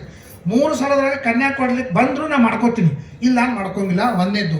ಎರಡನೇದ್ದು ಅಂದ್ರೆ ನನ್ನ ಹೆಸರೇ ಆಕೆಗಿರ್ಬೇಕು, ನನ್ನ ಜರತ್ಕಾರ, ಆಕೆ ಹೆಸರು ಜರತ್ಕಾರ ಇರಬೇಕು ಅಂತ. ಏನು ಸೇಮ್ ಇತ್ತು, ಅಪ್ಪಂದು ಎಸ್ದೋ ಬಂತು, ಹೆಂಡತಿದು ಎಸ್ದೋ ಬರಬೇಕು. ಅದಾದಮೇಲೆ ಮಕ್ಕಳು ಎಸ್ದೋ ಬರಬೇಕು. 3 ಎಸ್ ಆಗ್ಬಿಡ್ತಾವೆ, ಕೊನೆಗೆ ಎಲ್ಲ ಕಡೆ ಮಿಸ್ ಆಗ್ಬಿಡ್ತಾವೆ. ಅದಲ್ಲೋದು ಏನು ಅಂತೇಳಿ ಆ ರೀತಿ ಒಂದು ಪದ್ಧತಿ ಆಗಿಂದು ಬಂದದ್ದು. ಅದಕ್ಕೆ ಜರತ್ಕಾರ ಅಂತಿರಬೇಕು ಅಂದ. ಇವನು ಹೋದ ಅರಣ್ಯದೊಳಗೆ, ಕನ್ಯಾ ಕೊಡ್ರಿ ಕನ್ಯಾ 2 ಸಲ ಅಂತಿದ್ದ. ವಾಸುಕಿ ಬಂದು ಇದು ನಿಂದೆ ಕನ್ಯಾ ಅಂತಂದ. ಇವಳ ಹೆಸರೇನು ಅಂದ, ಜರತ್ಕಾರ ಅಂದ. ಗಾಬರಿನೇ ಬಿಟ್ಟು ಅದೇ ಹೆಸರು, ಸೇಮ್ ಹೆಸರು. ಯಾಕೆ ಎಲ್ಲ ಬ್ರಹ್ಮದೇವರು ಸತ್ರದೊಳಗೆ ಇದೆಲ್ಲ ಮೀಟಿಂಗ್ ಆಯಿತು, ಹೀಗೆಲ್ಲ ಭೂಲೋಕದೊಳಗೆ ಆಗ್ತಾವೆ. ಅವನು ಜರತ್ಕಾರ ಅಂತ ಬರ್ತಾನೆ, ಅವನಿಗೊಂದು ಹೆಣ್ಣು ಬೇಕು, ಸೇಮ್ ನೇಮ್ ಇದ್ದಂಥ ಹೆಸರು ಬೇಕಾಗ್ತದೆ. ಅದಕ್ಕೆ ಜರತ್ಕಾರ ಅಂತ ಹುಟ್ಟಿಸ್ತೀನಿ ಅಂತ ಬ್ರಹ್ಮದೇವರು ಹುಟ್ಟಿಸಿದ್ದು. ಬ್ರಹ್ಮದೇವರು ನಿನಗೋಸ್ಕರವಾಗಿ ಹುಟ್ಟಿಸಿದಂಥ ಇದು ಕನ್ಯಾಮಣಿ, ಸರಿ ಅಂತಂದ. ಆಮೇಲೆ ಜರತ್ಕಾರ ಅಂತ ಮದುವೆ ಆಗ್ತೀನಿ, ಇನ್ನೊಂದು ಕರಾರು ನಾನು ಮದುವೆ ಆಗ್ತೀನಿ ಅಂದ. ಏನು ಅಂದ್ರೆ ನನಗೆ ಸಿಟ್ಟಿಗೆ ತರಿಸಬಾರ್ದು. ಅವ ಸಿಟ್ಟಿನ ಮನುಷ್ಯ, ಮಾತಾಡಿದ ಸಿಟ್ಟಿನ ಮನುಷ್ಯ. ಒಬ್ಬರು ಭಾಳ ಸಿಟ್ಟಿನವ್ರು ಇದ್ರು ನಮ್ಮ ಮುಂಬೆಳಗೆ. ನಾನೇನು ಕೇಳಿದೆ, ಆರಾಮಿದ್ದೀರಿ ಏನ್ರಿ ಅಂತ ಕೇಳಿದೆ. ಯಾಕೆ ನಾ ಆರಾಮಿರಬಾರ್ದು, ನಿನ್ನ ಅಪೇಕ್ಷೆ ಅದೇನು? ನಾನು ಕೇಳಿ ಆರಾಮಿದ್ದೀರಿ ಅಂತ ಕೇಳಬಾರ್ದು, ಸಲ ಕೇಳೀನಿ ಅಂತ ಅಷ್ಟು ಸಿಟ್ಟಿಗೆ ಬರೋ ಮಂದಿರ್ತಾರೆ. ಅವನು ಸಿಟ್ಟಿನ ಮನುಷ್ಯ, ಅವನನ್ನು ಮೇಂಟೈನ್ ಮಾಡಬೇಕು. ಏನು ಹೆಂಡತಿ ಕೆಲಸ ನೋಡ್ರಿ, ಆಕೆ ಹೆಂಗೆ ಮೇಂಟೈನ್ ಮಾಡಿರಬೇಕು ಸರಿ ಅಂತೇಳಿ ಅವನು ಯಾವಾಗಲೂ ಅವನ ಹತ್ರ ಇರೋದು, ಅವನಿಗೆ ಸಿಟ್ಟಿಗೆ ಬರದೇ ಇದ್ದಂಗೆ ನೋಡ್ಕೊಳ್ಳೋದು. ದಿನಗಳು ಕಳೆದು ಒಂದು ದಿವಸ ಆಕೆ ಗರ್ಭಿಣಿ ಇದ್ದಾಳ. ಆಮೇಲೆ ಅವನ ತೊಡಿ ಮೇಲೆ ಮಲ್ಕೊಂಡಾಳ. ಸಂಧ್ಯಾವಂದನಕ್ಕೆ ತಾನೆ ಗಂಡ ಹೆಂಡತಿ ಜಗಳ ಆಗೋದೆ, ಸಂಧ್ಯಾವನ ಮಾಡ್ರಿ ಅಂತಂದ. ಅವಳು ಸಂಧ್ಯಾವನ ಮಾಡ್ರಿ ಅಂತಂದು ಎಬ್ಸಿದ ಮೇಲೆ ನನ್ನ ಯಾಕೆ ಎಬ್ಬಿಸಿದಿ? ಸಿಟ್ಟಿಗೆ ಬಂತು. ಸಾಮಾನ್ಯವಾಗಿ ಮಲ್ಕೊಂಡ್ರೆ ಎಬ್ಬಿಸಿದಾಗ ಸಿಟ್ಟಿಗೆ ಬರೋದು ಸಾಮಾನ್ಯ, ಎಲ್ಲರಿಗೂ ಹೋದ. ಸಿಟ್ಟು ಬಂತು. ಇಲ್ರಿ ಸಂಧ್ಯಾವನ ಟೈಮ್ ಆಗಿತ್ತು ಮತ್ತು ಎಬ್ಬಿಸಿದೆ. ಸಂಧ್ಯಾವನ ಏನಾಗ್ತದೆ ಸಂಧ್ಯಾವನ? ಅಲ್ಲ, ನೀವು ಸಂಧ್ಯಾವನ ಮಾಡಿದ್ರೆ ಸೂರ್ಯಾಸ್ತ ಆಗಂಗಿಲ್ಲ. ಹೆಂಗಾಗಂಗಿಲ್ಲ ಅಂತ ಕೇಳ್ದವ. ನಾನು ಎದ್ದು ಸಂಧ್ಯಾವಂದನ ಮಾಡಿದ ಮೇಲೆ ಸೂರ್ಯಾಸ್ತ ಆಗೋದು. ನಾನು ಸೂರ್ಯನನ್ನು ಸ್ತಂಭನ ಮಾಡ್ತಿದ್ದೆ, ನೀ ಯಾಕೆ ನನ್ನ ಎಬ್ಬಿಸ್ರಿ? ಆದರೆ ನಾನು ಸಿಟ್ಟಿಗೆ ತರಿಸಿದ್ರಿಂದ ನಾನು ಬಿಟ್ಟು ಹೋಗ್ತೀನಿ ಅಂತ. ಗಾಬರಿ ಬಿಟ್ಟು, ಅಲ್ರಿ ನೀವು ಬಿಟ್ಟು ಹೋಗಿ ನನ್ನ ಗತಿ ಏನು? ಅಸ್ತಿ ನಿನ್ನ ಹೊಟ್ಟೆಯಲ್ಲಿ ನಿನ್ನನ್ನು ಉದ್ಧಾರ ಮಾಡತಕ್ಕಂಥ ಮಗ ಇದ್ದಾನೆ ಅಂದ್ರೆ ಅಸ್ತಿ ಅಂತ ಹೇಳಿದ್ದಕ್ಕೆ ಆಕೆ ಗರ್ಭಿಣಿಗಳ. ನಮ್ಮ ಪುರಾಣದಲ್ಲಿ ಬರ್ತದೆ, ಅವಲೋಕನದಿಂದ ಗರ್ಭಿಣಿ ಆಗ್ತಾರೆ, ಮನಸ್ಸು ಮಾಡಿದರೆ ಗರ್ಭಿಣಿ ಆಗ್ತಾರೆ, ಅವರ ನೆರಳಿನಿಂದ ಗರ್ಭಿಣಿ ಆದರು. ಇವೆಲ್ಲ ಪುರಾಣದವು ಬರ್ತಾವೆ. ನೀವು ಜಿಯಾಲಜಿ ತೆಗೀರಿ, ಪ್ರಾಣಿಶಾಸ್ತ್ರ ತೆಗೀರಿ, ಇಂಥ ಎಲ್ಲ ಕೇಸ್ ಇರ್ತಾವೆ. ಕೇಸ್ ಒಂದು ಮೀನು ಪಾತಾಳದ 1.5 ಕಿಲೋಮೀಟರ್ದಾಗ ಇರ್ತದೆ, ಇನ್ನೊಂದು ಮೀನು ಎಲ್ಲೋ ಇರ್ತದೆ. ಆ ಮೀನ ನೆನಪು ಮಾಡ್ಕೊಂಡ್ರೆ ಈ ಮೀನು ಗರ್ಭಿಣಿ ಆಗ್ತದೆ. ಇವತ್ತು ವಿಜ್ಞಾನ ಹೇಳ್ತದೆ. ನವಿಲು ನೋಡ್ರಿ, ಗಂಡು ನವಿಲು ಹೆಣ್ಣು ನವಿಲಿನ ಕಣ್ಣೀರು ಕುಡಿದ, ಹೆಣ್ಣು ನವಿಲು ಗಂಡು ನವಿಲಿನ ಕಣ್ಣೀರು ಕುಡಿದು ಗರ್ಭಿಣಿ ಆಗ್ತದೆ. ನೀವು ಪ್ರಾಣಿ ಶಾಸ್ತ್ರ ತೆಗೆದು ನೋಡ್ರಿ, ಈ ಪುರಾಣದ ಬಂದದ್ದೆಲ್ಲ ಕಥೆಯಲ್ಲಿ ಸಿಗ್ತಾವೆ. ನಾನು ನೆನಪಿಲ್ಲ ಅಂತ ಹೇಳಿ ನಾನು ಹೇಳ್ಕೋದ್ರೆ ಪ್ರಸಕ್ತಿನೂ ಭಾಳ ಇಲ್ಲ ಅಂತ. ಎಷ್ಟೆಷ್ಟು ವಿಚಿತ್ರ ಪ್ರಾಣಿ ಇರ್ತಾವಂತ. ಹಂಗೆ ಅವನು ಅಸ್ತಿ, ನಿನ್ನ ಗರ್ಭದಲ್ಲಿ ಒಂದು ಗಂಡು ಮಗು ಇದೆ ಅಂತ ಇವನ ಮಾತಿನಿಂದ ಅವಳು ಗರ್ಭಿಣಿಯಾಗಿದ್ದ. ಅಲ್ಲಿ ಬಿಟ್ಟು ಹೋಗ್ಬಿಟ್ಟ. ಅವನು ಆಸ್ತಿ ಅಂತ ಗಂಡನ ನೆನಪಿರಲಿ ಅಂತಲಿಕ್ಕೆ ಆಕೆ ಏನು ಮಾಡಿದ್ರು, ಆಸ್ತಿಕ ಅಂತ ಹೆಸರಿಟ್ಟ. ಇದರೊಳಗೆ ಬೃಹಸ್ಪತಿ ಅಂತನೂ ಹೆಸರು ಬಂದಿದೆ, ಕಶ್ಯಪ ಅಂತ ಮಹಾಭಾರತದಲ್ಲಿ ಬಂದಿದೆ, ಆಸ್ತಿಕ ಅಂತನೂ ಅಂತಾರೆ. ಇವೆಲ್ಲ ಒಬ್ಬೊಬ್ಬರಿಗೆ 4-5 ಹೆಸರು ಇದ್ದೇ ಇರ್ತಾವಂತ ಅನ್ನೋದಕ್ಕೆ ಆಸ್ತಿಕ, ಆಸ್ತಿ ಅಂತಂದಿದ್ದಕ್ಕೆ ಆಸ್ತಿಕ. ಅವನು ತೊಟ್ಲಾಗಿಟ್ಟ ಹೆಸರು ಯಾವುದಾದ್ರು ಬೃಹಸ್ಪತಿ. ಈಗ ಹೆಸರು ತೊಟ್ಲಾಗಿಟ್ಟಿರ್ತಾರ, ಒಂದು ಹೆಸರು ಬೇರೆ ಬಂದಿರ್ತದೆ. ನಮ್ಮಲ್ಲಿ ಒಬ್ಬರಿಗೆ 1.5 ಅಂತ ಹೆಸರು, ಅವನ ಹೆಸರು ಬೇರೆ ಅದ, ಅವನ ಹೆಸರು 1.5 ಅಂತ. ಯಾಕೆ 1.5 ಬಕ್ರಲಿ ತಿಂತಿದ್ದ, ಹೆಚ್ಚು ಬೇಕು ಒಂದು ತಿಂತಿದ್ದಿಲ್ಲ, ಅರ್ಧನೂ ತಿಂತಿದ್ದಿಲ್ಲ, ಅದಕ್ಕೆ 1.5 ಅಂತ. ಅವನ ಹೆಸರು ಅರವಿಂದ ಅಂತ. ಇದು ನನ್ನ ಅನ್ನೋದ್ರ ಕೇಳಿದ್ರೆ ನನಗೆ ಗೊತ್ತಾಗ್ತದೆ. ಅರವಿಂದ ಅಂತ ಅವನ ಹೆಸರು. ಅವನ ಹೆಸರು 1.5 ಬಕ್ತಿದ್ದ, ಅದಕ್ಕೆ 1.5 ಅರವಿಂದ. 1.5 ಎಲ್ಲಿದ್ದಾನ, 1.5 ಎಲ್ಲಿದ್ದಾನ, 1.5 ಹೊಡೆದಾಗೂ 1.5 ಅನ್ನೋದೇ. ಹಿಂಗದ ಪದ್ಧತಿ. ಅದು ಹೆಸರು ಒಂದಿರ್ತದೆ, ಬೇರೆನೇ ಇರ್ತದೆ ಅಂತ. ಹಂಗೆ ಅವನಿಗೆ ಬೃಹಸ್ಪತಿ ಅಂದ್ರೆ ಅವನು ಬಂದ್ಕೊಂಡು ಎಲ್ಲ ಯತ್ನದೊಳಗೆ ಎದ್ದು ನಿಂತರು. ಬ್ರಹ್ಮಚಾರಿ ಬಂದಾನಂತೇಳಿ ಬಂದ್ಕೊಂಡು ಜನಮೇಜಿನೂ ಎದ್ದು ನಿಂತ, ಬರ್ರಿ ಕೂಡ್ರಿ ಅಂತಂದ, ಎಲ್ಲ ಪೂಜೆ ಮಾಡ್ದ. ನಿಮ್ಗೇನು ಬೇಕು ಹೇಳ್ರಿ ಅಂತಂದ. ನನಗೆ ಯಾವಾಗ ಬೇಕು ಹೇಳ್ತೀನಿ, ಈಗಂತೂ ಎದ್ದು ನೋಡ್ತೀನಿ ಅಂತಂದ. ಕೂತಿದ್ದ ಬ್ರಾಹ್ಮಣ. ಸರ್ಪಯಾಗ ಮುಂದುವರಿಯಿತು. ಹಾವುಗಳೆಲ್ಲ ಬೀಳಿಗೆ ಬಂತು. ನೋಡಿ ಎಷ್ಟು ಸಾರಸ್ಯದ. ಸರ್ಪ ಸಾಯ್ತಾ ಇದ್ದದ್ದನ್ನು ತನ್ನ ವಂಶ, ಇವನು ಸರ್ಪ, ಆಕೆ ಜರತ್ಕಾರು ಸರ್ಪವಳು, ಸರ್ಪದಿಂದ ಹುಟ್ಟಿದವನು. ಸರ್ಪದಿಂದ ಹುಟ್ಟಿದಂತಹ ಇವನು ವಿಚಾರ ಮಾಡ್ತಾನೆ, ತನ್ನ ವಂಶದ ಕುಡಿಗಳೆಲ್ಲ ಕುಂಡದಲ್ಲಿ ಬಿದ್ದು ಸಾಯ್ತಾ ಇವೆ, ಇವನು ಮಾತ್ರ ಹಿಂಗೆ ಬದುಕ್ತ ನೋಡ್ದ. ಆದರೂ ಸುಮ್ಮ ಕೂತಿದ್ದ. ಯಾಕೆ ಸುಮ್ಮ ಕೂತಿದ್ದ ಅಂದರೆ ಕದ್ರುವಿನ ಶಾಪ. ನೀವೆಲ್ಲ ಸರ್ಪಯಾಗದೊಳಗೆ ಬಿದ್ದು ಸಾಯಿರಿ ಅಂತೇಳಿ ಕದ್ರುವಿನ ಶಾಪ ಇತ್ತು. ಆ ಶಾಪ ಎಲ್ಲಿ ತನಕ ಇತ್ತು, ಶಾಪಗ್ರಸ್ತವಾದ ಎಷ್ಟು ಹಾವುಗಳಿದ್ದು ಅಲ್ಲಿ ತನಕ ಇವನಿಗೆ ನಾನು ಏನು ಕೇಳಬೇಕು ಅಂತ ತಲೆಗೆ ಬರಲಿಲ್ಲ. ಇದು ಭಗವಂತನ ಪ್ರೇರಣೆ. ಯಾವಾಗ ಆ ಸೆಟ್ ಮುಗೀತು ಸರ್ಪಯಾಗದೊಳಗೆ, ತಕ್ಷಕ ಬರ್ಲಿಕ್ಕತ್ತ, ಇನ್ನೂ ಎಷ್ಟೋ ನೂರಾರು ಸಾವಿರಾರು ಅನಂತ ಪಕ್ಷ ಅವು ಯಾವ ಕದ್ರುವಿನ ಶಾಪ ಇದ್ದಿದ್ದಿಲ್ಲ. ಆಗ ಇವನು ಎದ್ದ, ತಡೀರಿ ನಾನು ಕೇಳ್ತೀನಿ ಅಂತಂದ. ತಕ್ಷಕ ಮ್ಯಾಲಿನ ಬೀಳಿಗತ್ತಾನ. ಇವನು ನಾನು ಯಾವಾಗ ಬೇಕಾವಾಗ ಕೇಳ್ತೀನಿ ಅಂತೇಳಿ ಸುಮ್ ಕೂತಾನ. ಮತ್ತು ಎಷ್ಟೋ ಹೊತ್ತು ಸರ್ಪಯಾಗ ಆಗ್ಲಿಕ್ಕತ್ತದ. ಯಾವಾಗ ತಕ್ಷಕ ಬಿದ್ದು ಸಾಯಬೇಕು ಅಂತ ಇವನಿಗೆ ಪ್ರೇರಣೆ ಆಯಿತು, ನಾನು ಕೇಳಬೇಕೀಗ ಅಂತೇಳಿ ಎದ್ದು ನಿಂತು, ನಾನು ಕೊಡ್ತೀನಿ ಅಂತಂದಿದ್ದೆಲ್ಲ, ನಾನು ಕೇಳ್ತೀನಿ ಕೊಡೊಂದ. ಏನು ಅಂದ, ಸರ್ಪಯಾಗ ನಿಂತು ಬಿಡಲಿ ಅಂತ. ಈ ಕ್ಷಣದೊಳಗೆ ಸರ್ಪಯಾಗ ನಿಂತು ಬಿಡಬೇಕು ಅಂತಂದ. ನಿಂತು ಮಂತ್ರ ಗಿತ್ರ ಎಲ್ಲ ನಿಂತು ಬಿಟ್ಟು. ಅಂದರೆ ಕದ್ರುವಿನ ಶಾಪದಿಂದ ಎಷ್ಟು ಹಾವುಗಳು ಸಾಯಬೇಕು ಅಂತಿದ್ದನೋ ಅಷ್ಟು ಹಾವುಗಳು ಸತ್ತೋಗ್ಬಿಟ್ಟು ಬದುಕಬೇಕಾದಂಥ ಹಾವುಗಳು ಬದುಕಬೇಕಾಗಿತ್ತು. ಹಾವಿನಿಂದ ಬದುಕು. ನೋಡಿ, ಸತ್ತ ಹಾವು, ಹಾವಿನಿಂದ ಸತ್ತ, ಹಾವುಗಳ ಸತ್ತು, ಹಾವಿನಿಂದ ಬದುಕುದು. ಇವನು ಹಾವಿಲ್ಲ, ಆಸ್ತಿಕ ಹಾವಿಲ್ಲ. ಬಂದು ಬರೋಬ್ಬರಿ ಆ ಹಾವು ಆಸ್ತಿಕ ಕೆಳಗೆ ಇಳಿದ. ಅವತ್ತಿನ ದಿವಸಲೇನೆ ನಾಗರ ಪಂಚಮಿ ಅಂತಂತಾರೆ. ಅವನು ಹೇಳ್ತಾನೆ, ಇವತ್ತಿನ ದಿವಸ ನೀನು ನನ್ನನ್ನು ರಕ್ಷಣೆ ಮಾಡಿದ್ದಕ್ಕಾಗಿ ಯಾರು ಆಸ್ತಿಕ ಅಂತ ನಿನ್ನ ಹೆಸರು ತಗೋತಾರೋ ಅವರಿಗೆ ಹಾವಿನ ಬಾಧೆ ಆಗುವುದಿಲ್ಲ. ಆಸ್ತಿಕ ಆಸ್ತಿಕ ಆಸ್ತಿಕ ಅಂತ ಅಂತಿರ್ತಾರೆ. ಎಷ್ಟೋ ಮನೆ ಮುಂದೆ ಹಾವುಗಳು ಬರ್ತಿದ್ರೆ ಆಸ್ತಿಕ ಅಂತ ಬರೆದಿರ್ತಾರೆ. ಅದಕ್ಕೆ ಇವತ್ತಿನ ದಿವಸ ಯಾರು ಹಾವುಗಳಿಗೆ ಹಾಲನ್ನು ಕೊಡ್ತಾರೆ ಅವರಿಗೆ ಸಂತಾನ ಮುಂದುವರಿಯಲಿ ಅಂತ ತಿಳ್ಕೊಂಡು ಅವನು ವರವನ್ನು ಕೊಟ್ಟಿದ್ದಾನೆ ಅಂತ ಬೇರೆ ಕಡೆಗೆ ಅದು ಬರ್ತದೆ. ಅಂತೂ ಇವನ ಆಸ್ತಿಕ ಅವನನ್ನು ರಕ್ಷಣೆ ಮಾಡಿದ್ದಾರೆ ಅಂತ ಹೇಳ್ತಾರೆ. ಆಮೇಲೆ ಒಂದೊಂದು ಹೇಳ್ತಾರೆ. ನೈಷತ್ವಯ ಮನುಷ್ಯೇಂದ್ರ ವದಂ ಅರಾತಿ ಸರ್ಪ ಅನೇನ ಪೀತಂ ಅಮೃತಂ ಅಥಾಜಂ ಅಜರಾಮರಃ. ಮಹಾಭಾರತ ಹೇಳ್ತಾರೆ. ಆಸ್ತಿಕನಿಗೆ ಕೇಳಿದ್ರಂತೆ, ಯಾಕೆ ತಡೆದು, ನಾನು ತಕ್ಷಕ ಸಾಯಬೇಕು ಅಂತಲೇ ಇಷ್ಟೆಲ್ಲ ಸರ್ಪಯಾಗ ಮಾಡೀನಿ, ನೀನು ಯಾಕೆ ತಡೆದಿ ಅಂತಂದಾಗ ಅವನ ಆಸ್ತಿಕ ಹೇಳ್ತಾನೆ, ಇವನು ಅಮೃತವನ್ನು ಕುಡಿದಿದ್ದಾನೆ. ತಕ್ಷಕ ಅಮೃತವನ್ನು ಕುಡಿದಿದ್ದಾನೆ. ಇಂಥ ಸರ್ಪ ಒಂದಲ್ಲ, ನೀನು ಅನಂತ ಸರ್ಪಯಾಗ ಮಾಡಿದ್ರು ಆಸ್ತಿಕ ಮಾತ್ರ ಸಾಯಂಗಿಲ್ಲ. ಅಮರ, ಮರ ಅಂದ್ರೆ ಮೃತ್ಯು, ಅಮರ ಅಂದರೆ ಮೃತ್ಯು ಇಲ್ಲ. ಮೃತ್ಯು ಇಲ್ಲದೇ ಇದ್ದಂತಹ ಅವನು ಅಮೃತವನ್ನು ಕುಡಿದಿದ್ದಾನೆ. ಅದಕ್ಕಾಗಿ ಇವನು ಅದಕ್ಕೆ ಹೇಳ್ತಾನೆ, ಬೃಹದ್ವೃತಃ ಶಾಂತಃ ಜಟಿಲಃ ನಚೇಮಂ ದೇಹಮಾಶ್ರಿತ್ಯ ತಸ್ಮಾತ್ ಸತ್ರಮಿದಂ ರಾಜಂ ಸಂಸ್ಥೀಯೇತ ಅಭಿಚಾರಕಂ ಅಂತ ಅವನು ಹೇಳ್ತಾನೆ. ಅನೇನ ಪೀತಂ ಅಮೃತಂ ಅಥ ಅಯಂ ಅಜರಾಮರಃ. ಇವನು ಅಮೃತವನ್ನು ಕುಡಿದಿದ್ದಕ್ಕಾಗಿ ಅಜರಾಮರನಾಗಿದ್ದಾನೆ ಅಂತ ಆಸ್ತಿಕ ಸಮಾಧಾನವನ್ನು ಹೇಳ್ತಾನೆ. ಎಲ್ಲ ಮುಗಿದು ಬಿಡ್ತು, ಅದೆಲ್ಲ ಅಲ್ಲಿ ನಿಂತು ಬಿಡ್ತು ಅಂತ ಈ ಒಂದು ಕಥೆಯನ್ನು ಮುಂದುವರಿಸ್ತಾರೆ. ಆಮೇಲೆ ಭಾಗವತದೊಳಗೆ ಸೂತಾಚಾರ್ಯ ಕೆಲವು ಮಾತು ಹೇಳ್ತಾರೆ. ಅತಿವಾದಾಂತಿ ತಿಕ್ಷೇತ ನಾವಮನ್ನೇತ ಕಂಚನ ನಚೇಮಂ ದೇಹಮಾಶ್ರಿತ್ಯ ವೈರಂ ಕುರ್ವೀತ ಕೇನಚಿತ. ಭಾಳ ಮಾತಾಡಬಾರ್ದು, ಭಾಳ ಮಾತಾಡಿದ್ರೆ ಪಾಪಗಳು ಘಟಿಸ್ತಾವ. ಎಷ್ಟು ಬೇಕೋ ಅಷ್ಟೇ ಮಾತಾಡಬೇಕು ಅಂತಂತಾರೆ. ಭಾಳ ಮಾತಾಡಿದ್ರೆ ಪಾಪಗಳು ಜಾಸ್ತಿ ಆಗ್ತವೆ. ಯಾಕಂದ್ರೆ ಭಾಳ ಮಾತಾಡಿದ್ರೆ ಯಾರ್ಯಾರು ನಿಂದ ಮಾಡಬೇಕಾಗ್ತದೆ, ಯಾರ ಬಗ್ಗೆನೂ ಏನೋ ಅಪವಾದ ಪಡಬೇಕಾಗ್ತದೆ, ಅದರಿಂದ ಪಾಪ ಬರ್ತದೆ. ಅತಿವಾದಾಂತ ತಿಕ್ಷೇತ. ಆಮೇಲೆ ನಾವಮನ್ನೇತ ಕಂಚನ, ಯಾರನ್ನು ಎಂದಿಗೂ ಅವಮಾನ ಮಾಡಬಾರ್ದು. ಯಾಕಂದ್ರೆ ಪರೀಕ್ಷಿತ ರಾಜ ಋಷಿಯನ್ನು ಅವಮಾನ ಮಾಡಿದ್ದಕ್ಕೆ ಇದೆಲ್ಲ ಪರಿಸ್ಥಿತಿ ಆಯಿತು. ಎಷ್ಟು ಹಾವುಗಳು ಸಾಯಬೇಕಾಯಿತು, ಎಷ್ಟು ಅನರ್ಥವಾಯಿತು. ಒಂದು ಅಪಮಾನ ಅಂತ ಅನ್ನೋದಕ್ಕೆ ಎಷ್ಟು ಅನರ್ಥ ಆಯಿತು. ಭಾಗವತದಲ್ಲಿ ತೋರಿಸ್ಯಾರ. ಪರೀಕ್ಷಿತ ರಾಜನಿಗೆ ಅಪಮಾನ ಆಯಿತು, ಇಷ್ಟೆಲ್ಲ ಅನರ್ಥ ಆಯಿತು. ದಕ್ಷ ಪ್ರಜಾಪತಿ ಅಪಮಾನ, ಅಲ್ಲೋ ಎಷ್ಟೋ ಋಷಿಮುನಿಗಳು ಏನೇನೋ ಅನರ್ಥದ ಹಲ್ಲು ಕಳ್ಕೊಂಡ್ರು, ಕೈ ಕಳ್ಕೊಂಡ್ರು, ಕಾಲು ಕಳ್ಕೊಂಡ್ರು, ಗಿಗ ಇತ್ಯಾದಿಗಳು. ಅಲ್ಲೊಂದು ಅಪಮಾನ ಅಂತಾಯಿತು. ಅನ್ನೋದು ಕಾರಣ ದುರಾಜನಿಗೆ ಅಪಮಾನವಾಯಿತು, ಯಕ್ಷರ ನಾಶ ಎಷ್ಟೆಷ್ಟಾಯಿತು. ಸೊ ಎಲ್ಲೆಲ್ಲಿ ಅವಮಾನವಾಗ್ತದೆ ಅಲ್ಲಲ್ಲಿ ಅನರ್ಥ ನಾಶ ಅಂತಂದು ಇದೆ ಅಂತ ಭಾಗವತದ ಆ ಕಥೆಯನ್ನು ತೆಗೆದುಬಿಟ್ರೆ ಅಪಮಾನದಿಂದ ಏನೇನಾಯಿತು ಅಂತನ್ನುವ ಕಥೆಗಳನ್ನು ಭಾಗವತ ನೋಡ್ಲಿಕ್ಕೆ ಹೋಗ್ತೀವಿ. ಅದಕ್ಕೆ ನಾವಮನ್ನೇತ ಕಂಚನ, ಇನ್ನೊಬ್ಬರನ್ನು ಅವಮಾನ ಮಾಡಬಾರ್ದು ಅಂತ ಹೇಳ್ತಾರೆ. ನಚೇಮಂ ದೇಹಮಾಶ್ರಿತ್ಯ ವೈರಂ ಕುರ್ವೀತ ಕೇನಿಚಿತ.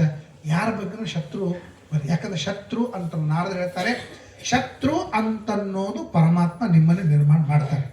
ನಿನ್ನ ಹಣೆ ಬಾರ ಕೆಟ್ಟಿತ್ತು ಅಂದ್ರೆ ಒಂದು ವಸ್ತು ನಿನಗೆ ಶತ್ರುವಾಗಿ ಕಾಣಿಸ್ತದೆ. ನಿನ್ನ ಹಣೆ ಬಾರ ಚಲೋ ಇತ್ತು ಅಂದ್ರೆ ಆ ಶತ್ರು ನಿಮಗೆ ಮಿತ್ರ ಕಾಣಿಸ್ತಾರೆ. ಅವನು ನಿಜವಾಗಿ ಶತ್ರು ಇದ್ರೆ ನಾನು ನಮ್ಮ ಜೊತೆಗೆ ಮಿತ್ರ ಆಗಬಾರ್ದು, ಅವನು ಎಂದೂ ಮಿತ್ರನಾಗಬಾರ್ದು. ಅಲ್ಲ, ಅವನು ಶತ್ರು ಅಲ್ವಾ? ಮಿತ್ರನಾಗಿದ್ದರೆ ಅವನು ಎಂದಿಗೂ ನಿನ್ನ ಶತ್ರು ಆಗಬಾರ್ದು. ಯಾಕಂದ್ರೆ ಅವನು ಮಿತ್ರ ಅಲ್ಲ. ಒಬ್ಬನೇ ವ್ಯಕ್ತಿ ಒಮ್ಮೆ ಶತ್ರು ಆಗ್ತಾನ, ಒಮ್ಮೆ ಮಿತ್ರ ಆಗ್ತಾನ, ಒಮ್ಮೆ ಶತ್ರು ಆಗ್ತಾನ. ಗುರುವಾರ ಜಗಳಾಡ್ತಾರೆ, ಶುಕ್ರವಾರ ಕೂಡಿ ಬರ್ತಾರೆ. ಶತ್ರು ಮಿತ್ರ ಒಮ್ಮೊಮ್ಮೆ ಆಗ್ತಾರೆ. ಹಾಗಾದ್ರೆ ಖರೇ ಶತ್ರು ಖರೇ ಮಿತ್ರ ಅಲ್ಲ. ಖರೇ ಶತ್ರು ಯಾರು? ಅಜ್ಞಾನ. ಖರೇ ಮಿತ್ರ ಯಾವುದು? ಜ್ಞಾನ. ಅಜ್ಞಾನವನ್ನು ನಾಶ ಮಾಡು, ಜ್ಞಾನವನ್ನು ಸಂಪಾದನೆ ಮಾಡು. ಇದು ಶತ್ರು ಮಿತ್ರ ಭಾವ ಅಂತ ಉಪದೇಶವನ್ನು ಮಾಡ್ತಾರೆ. ಅನೇಕ ಕಾಲ ಕಳಿತು ಈಗ ಮಾರ್ಕಂಡೇಯರ ವಿಚಾರವನ್ನು ಹೇಳ್ತಾರೆ. ಮಾರ್ಕಂಡೇಯ ಮಹಾಭಾಗ ಸಪ್ತಕಲ್ಪಾಂತ ಜೀವನ ಆಯುರಾರೋಗ್ಯಮೈಶ್ವರ್ಯಂ ದೇಹಿಮೇ ಮುನಿಪುಂಗವ ಅಂತ ಮಾರ್ಕಂಡೇಯರ ಕಥೆ ಯಾಕೆ ಹೇಳ್ತಾರೆ ಭಾಗವತ ಆದಮೇಲೆ ಅಂದ್ರೆ ಆಯುಷ್ಯ ಆರೋಗ್ಯವನ್ನು ಕೊಡ್ತಕ್ಕಂಥ ಕಥೆ. ಷಷ್ಠಬ್ದಿಯಿಂದ ಪ್ರಾರಂಭ ಮಾಡಿಕೊಂಡು 5 ವರ್ಷಕ್ಕೊಂದೊಂದು ಶಾಂತಿ ಹೇಳ. 60ಕ್ಕೊಂದು, 65ಕ್ಕೊಂದು, 70ಕ್ಕೊಂದು, 75ಕ್ಕೊಂದು, 80ಕ್ಕೊಂದು, 85ಕ್ಕೊಂದು, 90ಕ್ಕೊಂದು, 95ಕ್ಕೊಂದು, 100ಕ್ಕೊಂದು, ಹಿಂಗೆ ಶಾಂತಿ ಹೇಳ. 100 ಆದಮೇಲೆ ಅವನೇ ಶಾಂತ ಆಗ್ಬಿಡ್ತಾನೆ. ಮುಂದಿನ ಶಾಂತಿ ಪ್ರತಿಸ್ಪಂದನೆ ಅಲ್ಲಿ ತನಕ ಶಾಂತಿಯನ್ನು ಹೇಳಿದ್ದಾರೆ. ಪ್ರತಿಯೊಂದು ಶಾಂತಿಯೊಳಗೆ ಮಾರ್ಕಂಡೇಯರ ಋಷಿ ಹೇಳ. ಈ ಪ್ರಾರ್ಥನೆ ಹೌದಿಲ್ರಿ? ಈ ಮಾರ್ಕಂಡೇಯರ ಶ್ಲೋಕ ಪ್ರತಿ ಶಾಂತಿಯೊಳಗೆ ಬರ್ತದೆ. ಮಾರ್ಕಂಡೇಯ ಮಹಾಭಾಗ ಸಪ್ತಕಲ್ಪಾಂತ ಜೀವನ ಆಯುರಾರೋಗ್ಯ ಮೈಶ್ವರ್ಯಂ ದೇಹಿಮೆ ಮುನಿಪುಂಗವ ಅಂತ ಮಾರ್ಕಂಡೇಯರ ಪ್ರಾರ್ಥನೆ ಇದೆ. ಸೊ ಆಯುಷ್ಯ ಆರೋಗ್ಯ ವಯಸ್ಸಾದ ಮೇಲೆ ನಿತ್ಯವೂ ಈ ಶ್ಲೋಕ ಮಾರ್ಕಂಡೇಯರಿಗೆ ಪ್ರಾರ್ಥನಾ ಮಾಡುವಂತೆ ಹೇಳಬೇಕು ಅಂಥೇಳಿ ಅವರ ಕಥೆಯನ್ನು ಹೇಳ್ತಾರೆ. ಪುಷ್ಪಭದ್ರಾ ನದಿ ಚಿತ್ರ ಅಂತಕ್ಕಂಥ ಶಿಲೆಯ ಮೇಲೆ ತಪಸ್ಸನ್ನು ಮಾಡ್ತಾರೆ. ಇಂದ್ರ ಬೇಕಾದಷ್ಟು ಕೊಡ್ತಾನೆ, ಆಗ ವಿಘ್ನವನ್ನು ಕೊಡ್ತಾನೆ. ಆದರೂ ತಪಸ್ಸನ್ನು ಮಾಡ್ತಾರೆ. ಆಗ ದತ್ತಾತ್ರೇಯ ಬಂದು ಬದ್ರೀನಾರಾಯಣ ಬಂದು ವರವನ್ನು ಕೊಡ್ತಾನೆ. ಏನು ಬೇಕು ಅಂತಂದಾಗ ಏನೂ ಬೇಕಾಗಿಲ್ಲ ಅಂತ ಹೇಳಿದಾಗ ಅವನೇ ವರ ಕೊಡ್ತಾನೆ. ನಿನಗೇನೂ ಬೇಕಾಗಿಲ್ಲ ಅಂತಂದರೂ ಕೂಡ ನಿನಗೆ 6 ಮನ್ವಂತರ ಕಾಲ ತಪಸ್ಸು ಮಾಡಿದ್ದಕ್ಕೆ ನಿನಗೆ ಜ್ಞಾನ ಬರಲಿ, ಅಪರೋಕ್ಷ ಜ್ಞಾನ ಬರಲಿ ಇತ್ಯಾದಿಯಾಗಿ ಕೊಡ್ತಾನೆ. ಅದೆಲ್ಲ ತಪಸ್ಸು ಮಾಡ್ಕೊಂಡು ಬಂದಮೇಲೆ ಇವನು ಗುರುಗಳ ಹತ್ರ ಇರ್ತಾನೆ. ಗುರುಗಳ ಹತ್ರ ಭಿಕ್ಷಾ ತೆಗೆದುಕೊಂಡು ಬಂದು ಗುರುಗಳಿಗೆ ಕೊಡ್ತಾನೆ. ಗುರುಗಳು ಕೊಟ್ಟರೆ ಮಾತ್ರ ತಿಂತಾನೆ, ಇಲ್ಲ ಅಂದರೆ ತಿನ್ನುವುದಿಲ್ಲ. ಹೀಗೆಲ್ಲ 5 ತಪಸ್ಸಾಧ್ಯಾಯ ಪರಃ ವರ್ಷಾಣಂ ಅಯುತಾಯುತಂ. 10,000 ವರ್ಷ ಕಳೀತದೆ. ವ್ಯತೀಯಾಯ ಮಹಾನ್ ಕಾಲ ಮನ್ವಂತರ ಷಡಾತ್ಮಕ. ನಾನು ಪ್ರಳಯವನ್ನು ನೋಡಬೇಕು ಅಂತ 6 ಮನ್ವಂತರ ತಪಸ್ಸು ಮಾಡಿ ದೇವರಿಂದ ವರ ಪಡಿತಾನೆ. ನಾನು ಪ್ರಳಯ ನೋಡಬೇಕು ಅಂತ ಲಕ್ಷ್ಯ ಕೊಡಿ. ಏನು ವರ ಏನು ನೋಡಿ? ಪ್ರಳಯ ನೋಡಬೇಕು, ಪ್ರಳಯ ಮಾಡಬೇಕು ಅಂತಲ್ಲ, ಪ್ರಳಯ ನೋಡಿದ್ದಾನೆ. ಪರಮಾತ್ಮ ಪಿಕ್ಚರ್ ತೋರಿಸಿದಂಗೆ ಪ್ರಳಯವನ್ನು ತೋರಿಸಿದ್ದಾನೆ, ಪ್ರಳಯ ಮಾಡಿಲ್ಲ. ಅದಕ್ಕೆ ಮಾರ್ಕಂಡೇಯ ಋಷಿಗಳು ವರವನ್ನು ಪಡೆದು ಅವರು ಕೂತಿದ್ದಾರೆ. ಉದಾಸೀನ ಸಂಧ್ಯಾಜಂ ಬ್ರಹ್ಮನ್ವಾಯು ರವನ್ನು ಕೂತಿದ್ದಾರೆ. ಏನೋ ಒಂದು ಚಿತ್ರ, ಎಲ್ಲ ಕಡೆಗೂ ಜೋರಾಗಿ ಗಾಳಿ ಬಂತು. ಇವನು ನಡೀತಾ ಇದ್ದಾನೆ, ಎಲ್ಲ ಕಡೆಗೂ ನೀರು. ಇವನಿಗೆ ಮಾತ್ರ ಮೊಣಕಾಲು ಮಟ್ಟ ನೀರು. ವರ್ಷಾನುಗಟ್ಟಲೆ ನಡೀತಾನೆ. ಒಂದು ಕಡೆ ಜೋರಾಗಿ ಗಾಳಿ ಬಿಡುತ್ತದೆ, ಗಾಳಿಯಿಂದ ಹಾರ್ತಾನೆ, ಎಷ್ಟೋ ದೂರ ಬೀಳ್ತಾನೆ, ಮತ್ತೆ ನಡೀತಾನೆ. ಹೀಗೆ ದೊಡ್ಡ ಪ್ರಳಯ. ಆ ಪ್ರಳಯದೆಲ್ಲ ವರ್ಣನೆ ಮಾಡ್ತಾರೆ. ಆ ಎಲ್ಲ ಪ್ರಳಯದೊಳಗೆ ನಡೀತಾ ಒಂದು ವೃಕ್ಷಕ್ಕೆ, ಅಶ್ವತ್ಥ ವೃಕ್ಷಕ್ಕೆ ಬರ್ತಾನೆ. ನೆಗ್ರೋದಪೋದಂ ದರ್ಶೇ ಫಲಪಲ್ಲವ ಶೋಭಿತಂ. ಅಲ್ಲಿ ನೋಡ್ತಾನೆ ಒಂದು ಪತ್ರ. ಆ ಪತ್ರದ ಮೇಲೆ ಸಣ್ಣ ಮಗು ಇದೆ. ಪರಮಾತ್ಮ ಪ್ರಳಯ ಕಾಲದೊಳಗೆ ಹೀಗೆ ಮಲ್ಕೋತಾನೆ. ಪ್ರಳಯ ಕಾಲದೊಳಗೆ ಒಂದು ಪತ್ರ ಇರ್ತದೆ, ಅದರ ಮೇಲೆ ಪರಮಾತ್ಮ ಮಲ್ಕೊಳ್ಳೋದು. ಆಲದೆಲೆಯ ಮೇಲೆ ಪರಮ ಪುರುಷನೆಂದು ಕಾಲವರಿತು ಪವಡಿಸಲು ವಾಲಗವನೆ ಮಾಡಿ ಕೊಂಡಾಡಿ ಜೀವರ ಮೂಲ ಕರ್ಮಂಗಳ ತಿರುವಂತೆ ಮಾಡಿದ ಎಲ್ಲಮ್ಮಯನ ಬೇಡಿರೋ ಸಿರಿದೇವಿ ಎಲ್ಲರಮ್ಮನಲ್ಲವೇ. ಆಲದೆಲೆಯ ಮೇಲೆ ಆಲದೆಲೆ ಭೂದೇವಿ ಆಗಿರ್ತಾಳೆ, ಅದರ ಮೇಲೆ ಪರಮಾತ್ಮ ಮಲ್ಕೊಂಡಿರ್ತಾಳೆ. ಶ್ರೀದೇವಿ ನೀರಾಗಿರ್ತಾಳೆ, ಲಕ್ಷ್ಮೀದೇವಿ ಕಾಲು ಹೊತ್ತಿರ್ತಾಳೆ. ಆಲದಲ್ಲಿ ನೋಡ್ಕೊಂಡಿರ್ತಾಳೆ. ಆಲದಲ್ಲಿ ಎಷ್ಟಿರ್ತದೆ ಅಂದ್ರೆ 7.5 ಕೋಟಿ ಯೋಜನೆ ವಿಸ್ತೀರ್ಣವಾದ ಆಲದಲ್ಲಿ. ಇಲ್ಲಿ ತೊಗೊಂಡು ಹೋದದ್ದಲ್ಲದು, ಲಕ್ಷ್ಮೀದೇವಿ ಅಷ್ಟು ರೂಪ ತಾಡಿರ್ತಾಳೆ. ಅದರ ಮೇಲೆ ಕೂಸ, ಅಗ್ನಿ ಆಗ ಹುಟ್ಟಿದಂಥ ಕೂಸ. ಆ ಎಲಿ ಮೇಲೆ ಮಲ್ಕೋಬೇಕಾದ್ರೆ ಇವನು ಎಷ್ಟಿದ್ದಾನೆ? 7.5 ಕೋಟಿ ಯೋಜನೆ ವಿಸ್ತೀರ್ಣವಾದಂಥ ಸಣ್ಣ ಕೂಸ ಮಲ್ಕೊಳ್ತಾನೆ. ಆ ಕೂಸನ್ನು ನೋಡಿ ಆಶ್ಚರ್ಯ ಆಯಿತು. ಇವು ಇಂಥ ದೊಡ್ಡ ಕೂಸ, ಎಲಿನೂ ದೊಡ್ಡದ, ಕೂಸು ದೊಡ್ಡದ. ಆ ಕೂಸದ ಹೋಗಿ ಅದು ಮಾತಾಡ್ಲಿಕ್ಕೆ ತಯಾರಿಲ್ಲ. ಇವನು ನೋಡಿದ ಮೇಲೆ ಎಷ್ಟು ಚಂದ ಕೂಸದ ಅಂತ ನೋಡ್ಲಿಕ್ಕೆ ಹೋದ್ರು. ಅದೇನು ಶ್ವಾಸೋಚ್ಛ್ವಾಸ ಮಾಡ್ತಿತ್ತು. ಶ್ವಾಸ ಮಾಡಿದಾಗ ಅಲ್ಲೇ ನಿಂತಿದ್ರು. ಮತ್ತು ಒಳಗೆ ತೊಗೊಂಡಾಗ ಇವರು ಒಳಗೋಗ್ಬಿಟ್ರು. ಆ ಕೂಸಿನ ಮೂಗಿನಿಂದ ಒಳಗೆ ಹೋಗ್ಬಿಟ್ರು. ಒಳಗೆ ಹೋದ್ಮೇಲೆ ಅಲ್ಲೊಂದು ಮತ್ತೆ ಜಗತ್ತು, ಅಲ್ಲೊಂದು ಆಶ್ರಮ, ಅಲ್ಲೊಂದು ಪ್ರಳಯ, ಅಲ್ಲೊಂದು ಎಲಿ, ಅಲ್ಲೊಂದು ಕೂಸ, ಸೇಮ್ ಅಲ್ಲೊಂದು ನೋಡಿದ್ಲು. ಯಶೋಧಾದೇವಿ ಕೃಷ್ಣನನ್ನು ಮಣ್ಣು ತಿಂದಾಗ ತಾಯಿ ಮಾಡ್ತಾಳೆ ನೋಡ್ರಿ, ಉಗುಳು ಅಂತ ಹೇಳ್ತಾಳೆ. ಎಲ್ಲ ಉಗುಳ ಮೇಲೆ ಸಮಾಧಾನ ಇರೋಂಗಿಲ್ಲ. ತಾನು ಬಾಯ ಬಟ್ಟು ಹಾಕಿ ಹಲ್ಲಿನೊಳಗೆ ಎಲ್ಲೆಲ್ಲಿ ಸಿಗಿ ಬಿದ್ದಿರ್ತದೆ ಅದನ್ನೆಲ್ಲ ತೆಗಿತಾಳೆ. ಎಲ್ಲ ತಾಯಂದ್ರು ಕೂತು ನಿಮ್ಗೆ ಅನುಭವದ. ಹಾಗೆ ಯಶೋಧಾದೇವಿ ಅಂತ ಮಾಡು, ನಾ ಬೆರಳು ಹಾಕಿ ಅಟ್ಟು ಸ್ವಚ್ಛ ಮಾಡ್ತೀನಿ ಅಂಥೇಳಿ ಅಂದ. ಅಲ್ಲ, ಅದೆಲ್ಲ ಉಳು ತಾಯಂದ್ರಿಗೆ ನನಗೆ ನೀ ಹಂಗಲ್ಲಿಕ್ಕೆ ಹೋಗ್ಬೇಡ, ನಾ ಅಂತ ಬಾಯಿ ಮಾಡ್ದ, ನೀ ಅಂತ ಬಾಯಿ ತಗೊಂಡು ಕೊಡ್ಬೇಕಾಗ್ತದೆ, ಬಿ ಕೇರ್ಫುಲ್ ಅಂತಂದ. ಆಮೇಲೆ ಕೇಳಲಿಲ್ಲ. ಅಂತ ಬಾಯಿ ತೆಗೆದಾಗ ಬಾಯಲ್ಲಿ ಕಂಡಳು 14 ಲೋಕವ, ಕಾಯ ಮರೆತಳೆಯ ಮಗುವಿಗೆ ವಶವಾಗಿ, ಕಂದ ಬೇಡವೋ ಮಣ್ಣು ತಿನ್ನಬೇಡವೋ. ಅಲ್ಲಿ ಏನೇನು ನೋಡಿದ್ಲು ಅಂತ. ಕೃಷ್ಣನ ಬಾಯಿಯೊಳಗೆ ಗೋಕುಲದೊಳಗೆ ಹಿಂದಿನ ಗಾಡಿಯೊಳಗೆ ಕೃಷ್ಣ ಹತ್ಲಿಕತ್ತಾನ. ಮ್ಯಾಲಿನ ಜಿಗದ ಗಡ್ಗಿ ಒಡೆದ ತಿಂತಾನ ಅಂತೇಳಿ ಯಶೋಧಾದೇವಿಗೆ ಇಷ್ಟು ದಿವಸ ಪ್ರೂಫ್ ಸಿಕ್ಕಿದ್ದಿಲ್ಲ. ವಿಡಿಯೋನೇ ಸಿಕ್ಬಿಡ್ತಕಿ. ಅವನು ಏನು ಕಳತನ ಮಾಡ್ತಿದ್ದ ಅದೆಲ್ಲ ಅವನ ಬಾಯಿಯೊಳಗೆ ತೋರಿಸ್ಬಿಟ್ಟ.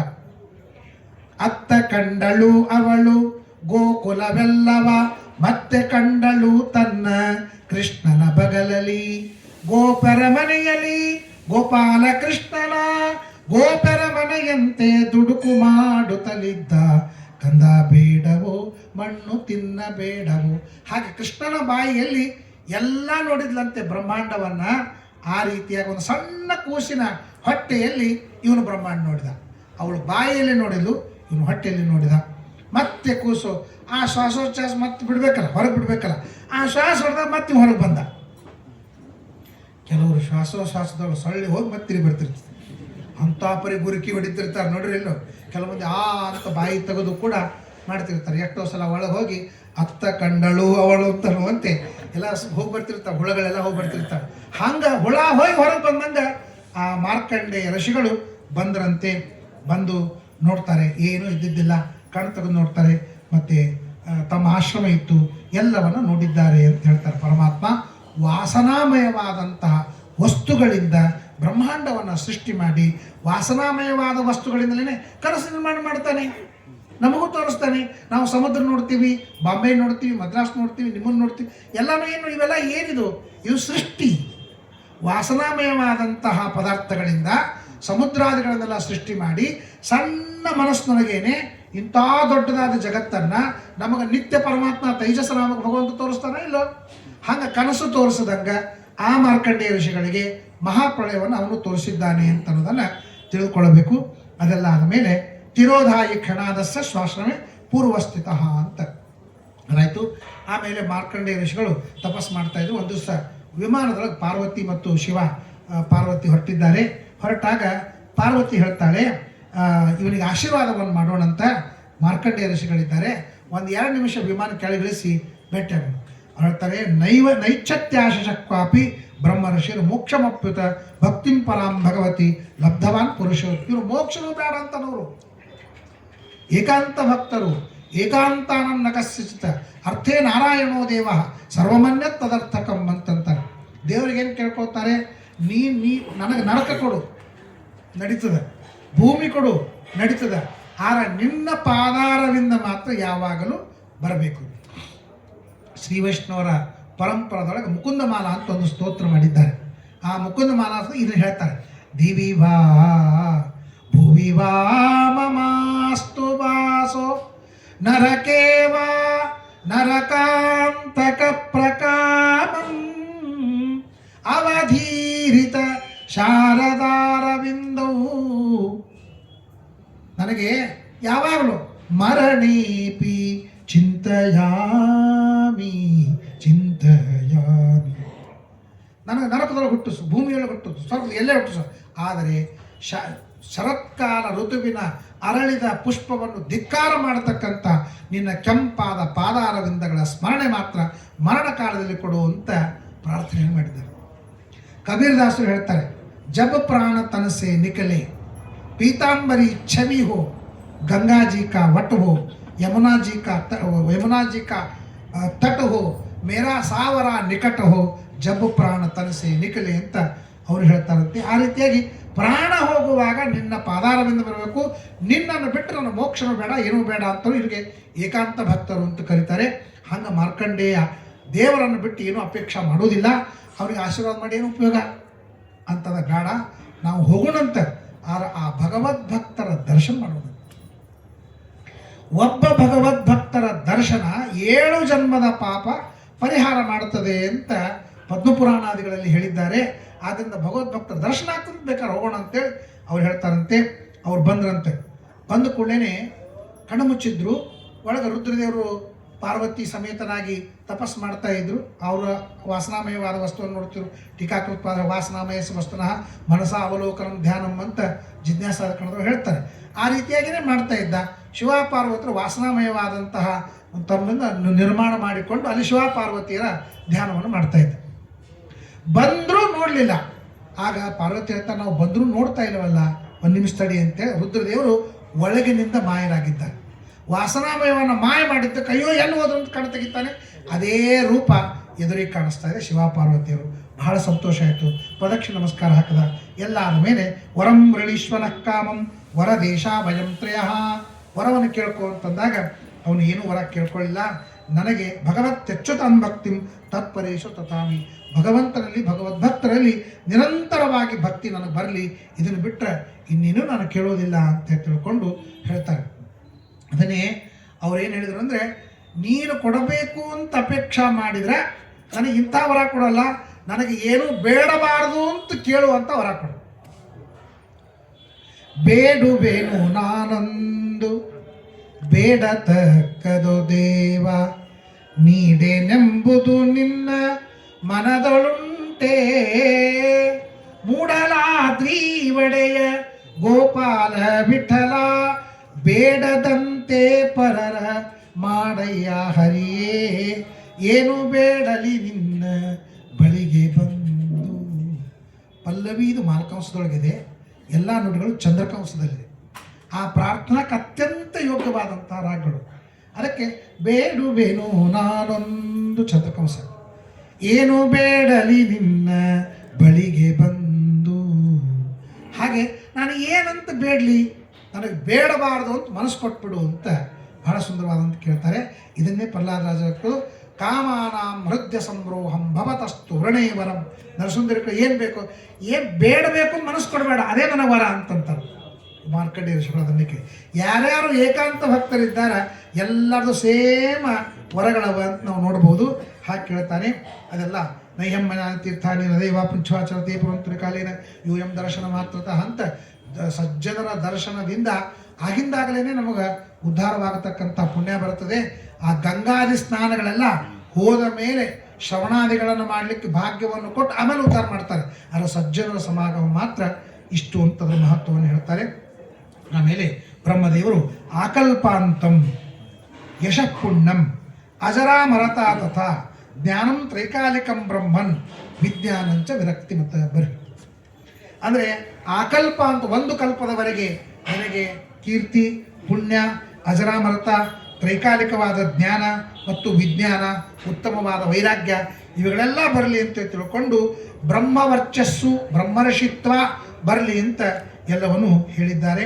ಆ ರೀತಿಯಾಗಿ ಮಾರ್ಕಂಡೇಯರು ವರವನ್ನು ಪಡೆದರು.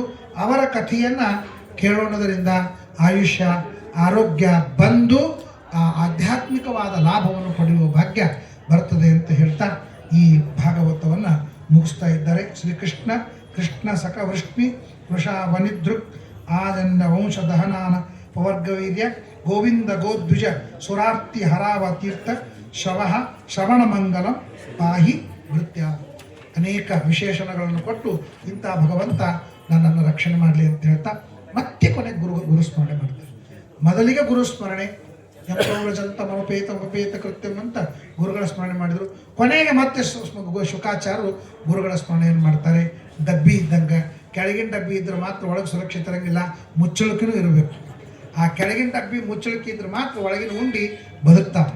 ಹಂಗೆ ನಾವೆಲ್ಲ ಭಾಗವತ್ ಕೇಳಿದ ಪುಣ್ಯ ಉಳಿಬೇಕಾಗಿತ್ತು ಅಂದ್ರೆ ಮೊದಲೊಮ್ಮೆ ಗುರುಸ್ಮರಣೆ, ಕೊನೆಗೊಮ್ಮೆ ಗುರುಸ್ಮರಣೆ ಇರಬೇಕು ಅಂತ ಅನ್ನೋದಕ್ಕಾಗಿ ಸ್ವಸುಖ ನಿಭೃತ ಚೇತ ತದ್ಯುದಾಸ್ತನ್ಯ ಭಾವೋಪಿ ಅಜಿತ ರುಚಿರ ಲೀಲಾ ಕಷ್ಟ ಸಾರಸ್ತರೀಯಂ ವ್ಯತನುತ ಕೃಪಯಾ ಯಸ್ತತ್ವದೀಪಂ ಪುರಾಣಂ ತಮ್ ಅಖಿಲ ವೃಜಿನಗ್ನಂ ವ್ಯಾಸಸೂನಂ ನತೋಸ್ಮಿ ಅಂತ ಮತ್ತೊಮ್ಮೆ ಶುಕಾಚಾರ್ಯರಿಗೆ ಅಧ್ಯಾತ್ಮ ದೀಪವನ್ನು ಬೆಳಗಿದಂತಹ ಜ್ಞಾನವನ್ನು ಕೊಟ್ಟಂತಹ ಮಹಾನುಭಾವರು, ಅಹಂಕಾರಕ್ಕೆ ಅಭಿಮಾನಿ ದೇವತೆಗಳು ಅವರನ್ನು ಸ್ಮರಣೆ ಮಾಡ್ತಾ ಇದ್ದಾರೆ. ಆಮೇಲೆ ಉಪಚಿತ ನವಶಕ್ತಿ ವಿಶ್ವ ಆತ್ಮನ್ ಉಪರಚಿತ ಸ್ಥಿರ ಜಂಗಮ ಪಾಲನಾಯ ಭಗವತ ಉಪಲಬ್ಧಿ ಮಾತ್ರಧಾಮ್ನಿ ಸುರ ಋಷಭಾಜ ನಮಸ್ಸನಾತನಾಯ ಅಂತ ಕೊನೆಗೆ ಬಂತು. ಜನ್ಮಾದ್ಯಸ್ಯ ಯತಃ ಅಂತ ಪ್ರಾರಂಭವಾಯಿತು. ಪ್ರಾರಂಭವಾಗ್ತದೆ, ಕೊನೆಗಾಗ್ತದೆ. ಆದಿ ಮತ್ತು ಅಂತ್ಯದಲ್ಲಿ ಇದ್ದರೆ ಸಂಪೂರ್ಣ ಫಲ ಬರ್ತದೆ ಅಂತ ಯಾರೋ ಸಂಧ್ಯಾವನ್ನು ಕೇಸ್ತು ಅಂತ ಮಾಡ್ತಾರೆ. ಕೇಶವಾಯಿಸ್ವ ಪ್ರಾರಂಭ ಆಗ್ತದೆ, ಕೃಷ್ಣಾರ್ಪಣ ಮಸ್ತು ಮುಗಿದು ಬಿಡ್ತದೆ, ಕೇಸ್ತು ಅಂತ ಅಂದ್ಬಿಟ್ಟು ಸಂಧ್ಯಾನ ಮುಗೀತು ಅಂತ. ಅಂಥಲ್ಲೆಲ್ಲ ಇದನ್ನು ಬಳಸಬಾರ್ದು. ದೊಡ್ಡ ಯಾವುದು ಕಷ್ಟದ, ಈಗ ನಾವು ಜನಿವಾರ ಹಾಕೋಬೇಕಾದ್ರೆ 10 ಮಂಡಲದ ಆಹುತಿಯನ್ನು ಹಾಕ್ಕೊಂಡು ಆಮೇಲೆ ಮಾಡಬೇಕು ಅಂತಂತಾರೆ. 10 ಮಂಡಲದ ಮಾಡಿದ್ರೆ ಎಷ್ಟು ನಮ್ಮ ಶ್ರೀನಾಶ್ಚಾರ್ಯ ಮಾಡಿಲ್ಲ ಋಗ್ವೇದ ಸಂಹಿತ ಅವಮ 8 ತಾಸಲ್ಲ, 2 ದಿವಸ ಬೇಕಾಗ್ತದೆ, 3 ದಿವಸ ಬೇಕಾಗ್ತದೆ. ಅದನ್ನು ಅಲ್ಲಿ ಮಾಡ್ಲಿಕ್ಕೆ ಆಗ್ತದೇನು? ಅದು 2 ಸಲ ಮಾಡಬೇಕು. 2 ಸಲ ಅಂದರೆ ಉತ್ಸರ್ಜನಕ ಸಂದರ್ಭದೊಳಗೆ ಒಮ್ಮೆ ಮಾಡಬೇಕು, ಉಪಕರ್ಮ ಸಂದರ್ಭ 2 ಸಲ ಋಗ್ವೇದ ಸಂಹಿತ ಆ ಸಂಪೂರ್ಣ ಆಹುತಿ ಹಾಕಿ ಆಮೇಲೆ ಜನಿವಾರ ಹಾಕೋಬೇಕು ಅಂತದೆ. ಅಷ್ಟೆಲ್ಲ ಆಗೋದಿಲ್ಲ ಅಂತಲಿಕ್ಕೆ 1ನೇ ಮಂಡಲದ 1ನೇ ಮಂತ್ರ ಕೊನೆ ಮಂತ್ರ, 2ನೇ ಮಂಡಲದ 1ನೇ ಮಂತ್ರ ಕೊನೆ ಮಂತ್ರ, ಈಗ 10 ಮಂಡಲದ 20 ಮಂತ್ರಗಳನ್ನ ಹಾಕಿಬಿಟ್ರೆ ಸಂಪೂರ್ಣ ಋಗ್ವೇದ ಸಂಹಿತ ಆಹುತಿ ಹಾಕದಂಗೆ. ಇಂಥಲ್ಲಿ ಅಶಕ್ಯವಾದ ಸ್ಥಳದಲ್ಲಿ ಮಾತ್ರ ಆದಿ ಮತ್ತು ಅಂತ್ಯದಂದು ಆ ಕರ್ಮವನ್ನು ಮಾಡಬೇಕಾಗಿದೆ. ಸಂಧ್ಯಾ ಒಂದನೇನು ಅಶಕ್ಯವಾದ ಕರ್ಮ ಏನಲ್ಲ, 5 ನಿಮಿಷದೊಳಗೆ ಮುಗಿಸ್ತಕ್ಕಂಥ ಕರ್ಮ. ಅಲ್ಲಿ ಕೇಸ್ತು ಗೀಸ್ತು ಅಂತ ಅಲ್ಲಿಗೆ ಹೋಗಬಾರ್ದು ಅಂತನ್ನೋದನ್ನು ಸ್ಪಷ್ಟವಾಗಿ ತಿಳ್ಕೊಳ್ಬೇಕು. ಇದು ಈ ಮಾತು ಇದೆ. ಆದಿ ಮತ್ತು ಅಂತ್ಯ ಅಂತದ್ದು ಸಂಪೂರ್ಣ ಸರ್ವಮೂಲ ಪಾರಾಯಣ ಮಾಡಲಿಕ್ಕೆ ಆಗೋದಿಲ್ಲ. 37 ಗ್ರಂಥ ಆದಿ ಮತ್ತು ಅಂತ್ಯದಲ್ಲಿ ಮಾಡತಕ್ಕಂಥ ಪದ್ಧತಿ ಇದೆ. ಭಾಗವತನು ಕೂಡ ನಿತ್ಯ ಸಂಪೂರ್ಣವಾಗಿ ಪಾರಾಯಣ ಮಾಡಲಿಕ್ಕೆ ಆಗದಿದ್ರೆ ಜಯ ಅಂತ ಹೇಳಿಬಿಟ್ರೆ ಸಂಪೂರ್ಣ ಭಾಗವತ ಪಾರಾಯಣ ಮಾಡಿದ ಪುಣ್ಯ ಬರ್ತದೆ. ಹಾಗಾದ್ರೆ ಯಾರ ಭಾಗವತ ಇಳಿಸ್ಕೊಂಡ್ರೆ ಮನೆಗೆ ಜಯ ಅಂದ್ಬಿಟ್ಟಿವಿ, ನಾವೇನು ಪ್ರವಚನ ಬರೋದಿಲ್ಲ ಅಂತ ಅಲ್ಲಿಗೆ ಹೋಗ್ಬೇಡ್ರಿ. ಇದೊಂದು ಉಪಾಯವನ್ನು ಹೇಳಿದ್ದಾರೆ ಅಷ್ಟೇ ಹೊರತು ರಾಮ ಅಂದ್ರೆ ಸಾಕು ಸಮಗ್ರ ಶಾಸ್ತ್ರವನ್ನು ಪಾರಾಯಣ ಮಾಡಿದ ಪುಣ್ಯ ಬರ್ತದಂತ. ಯಾಕಂದರೆ ಎಲ್ಲ ಶಾಸ್ತ್ರ ತಕಡಿ ಮೇಲೆ ಇಟ್ಟ ಮೇಲೆ ಮಹಾಭಾರತ ಶ್ರೇಷ್ಠ ಆಯಿತು. ಮಹಾಭಾರತ ಮತ್ತು ಗೀತಾ ವಿಷ್ಣು ಸಹಸ್ರನಾಮ ಇಟ್ಟಾಗ ಗೀತಾ ವಿಷ್ಣು ಸಹಸ್ರನಾಮ ಶ್ರೇಷ್ಠ ಆಯಿತು.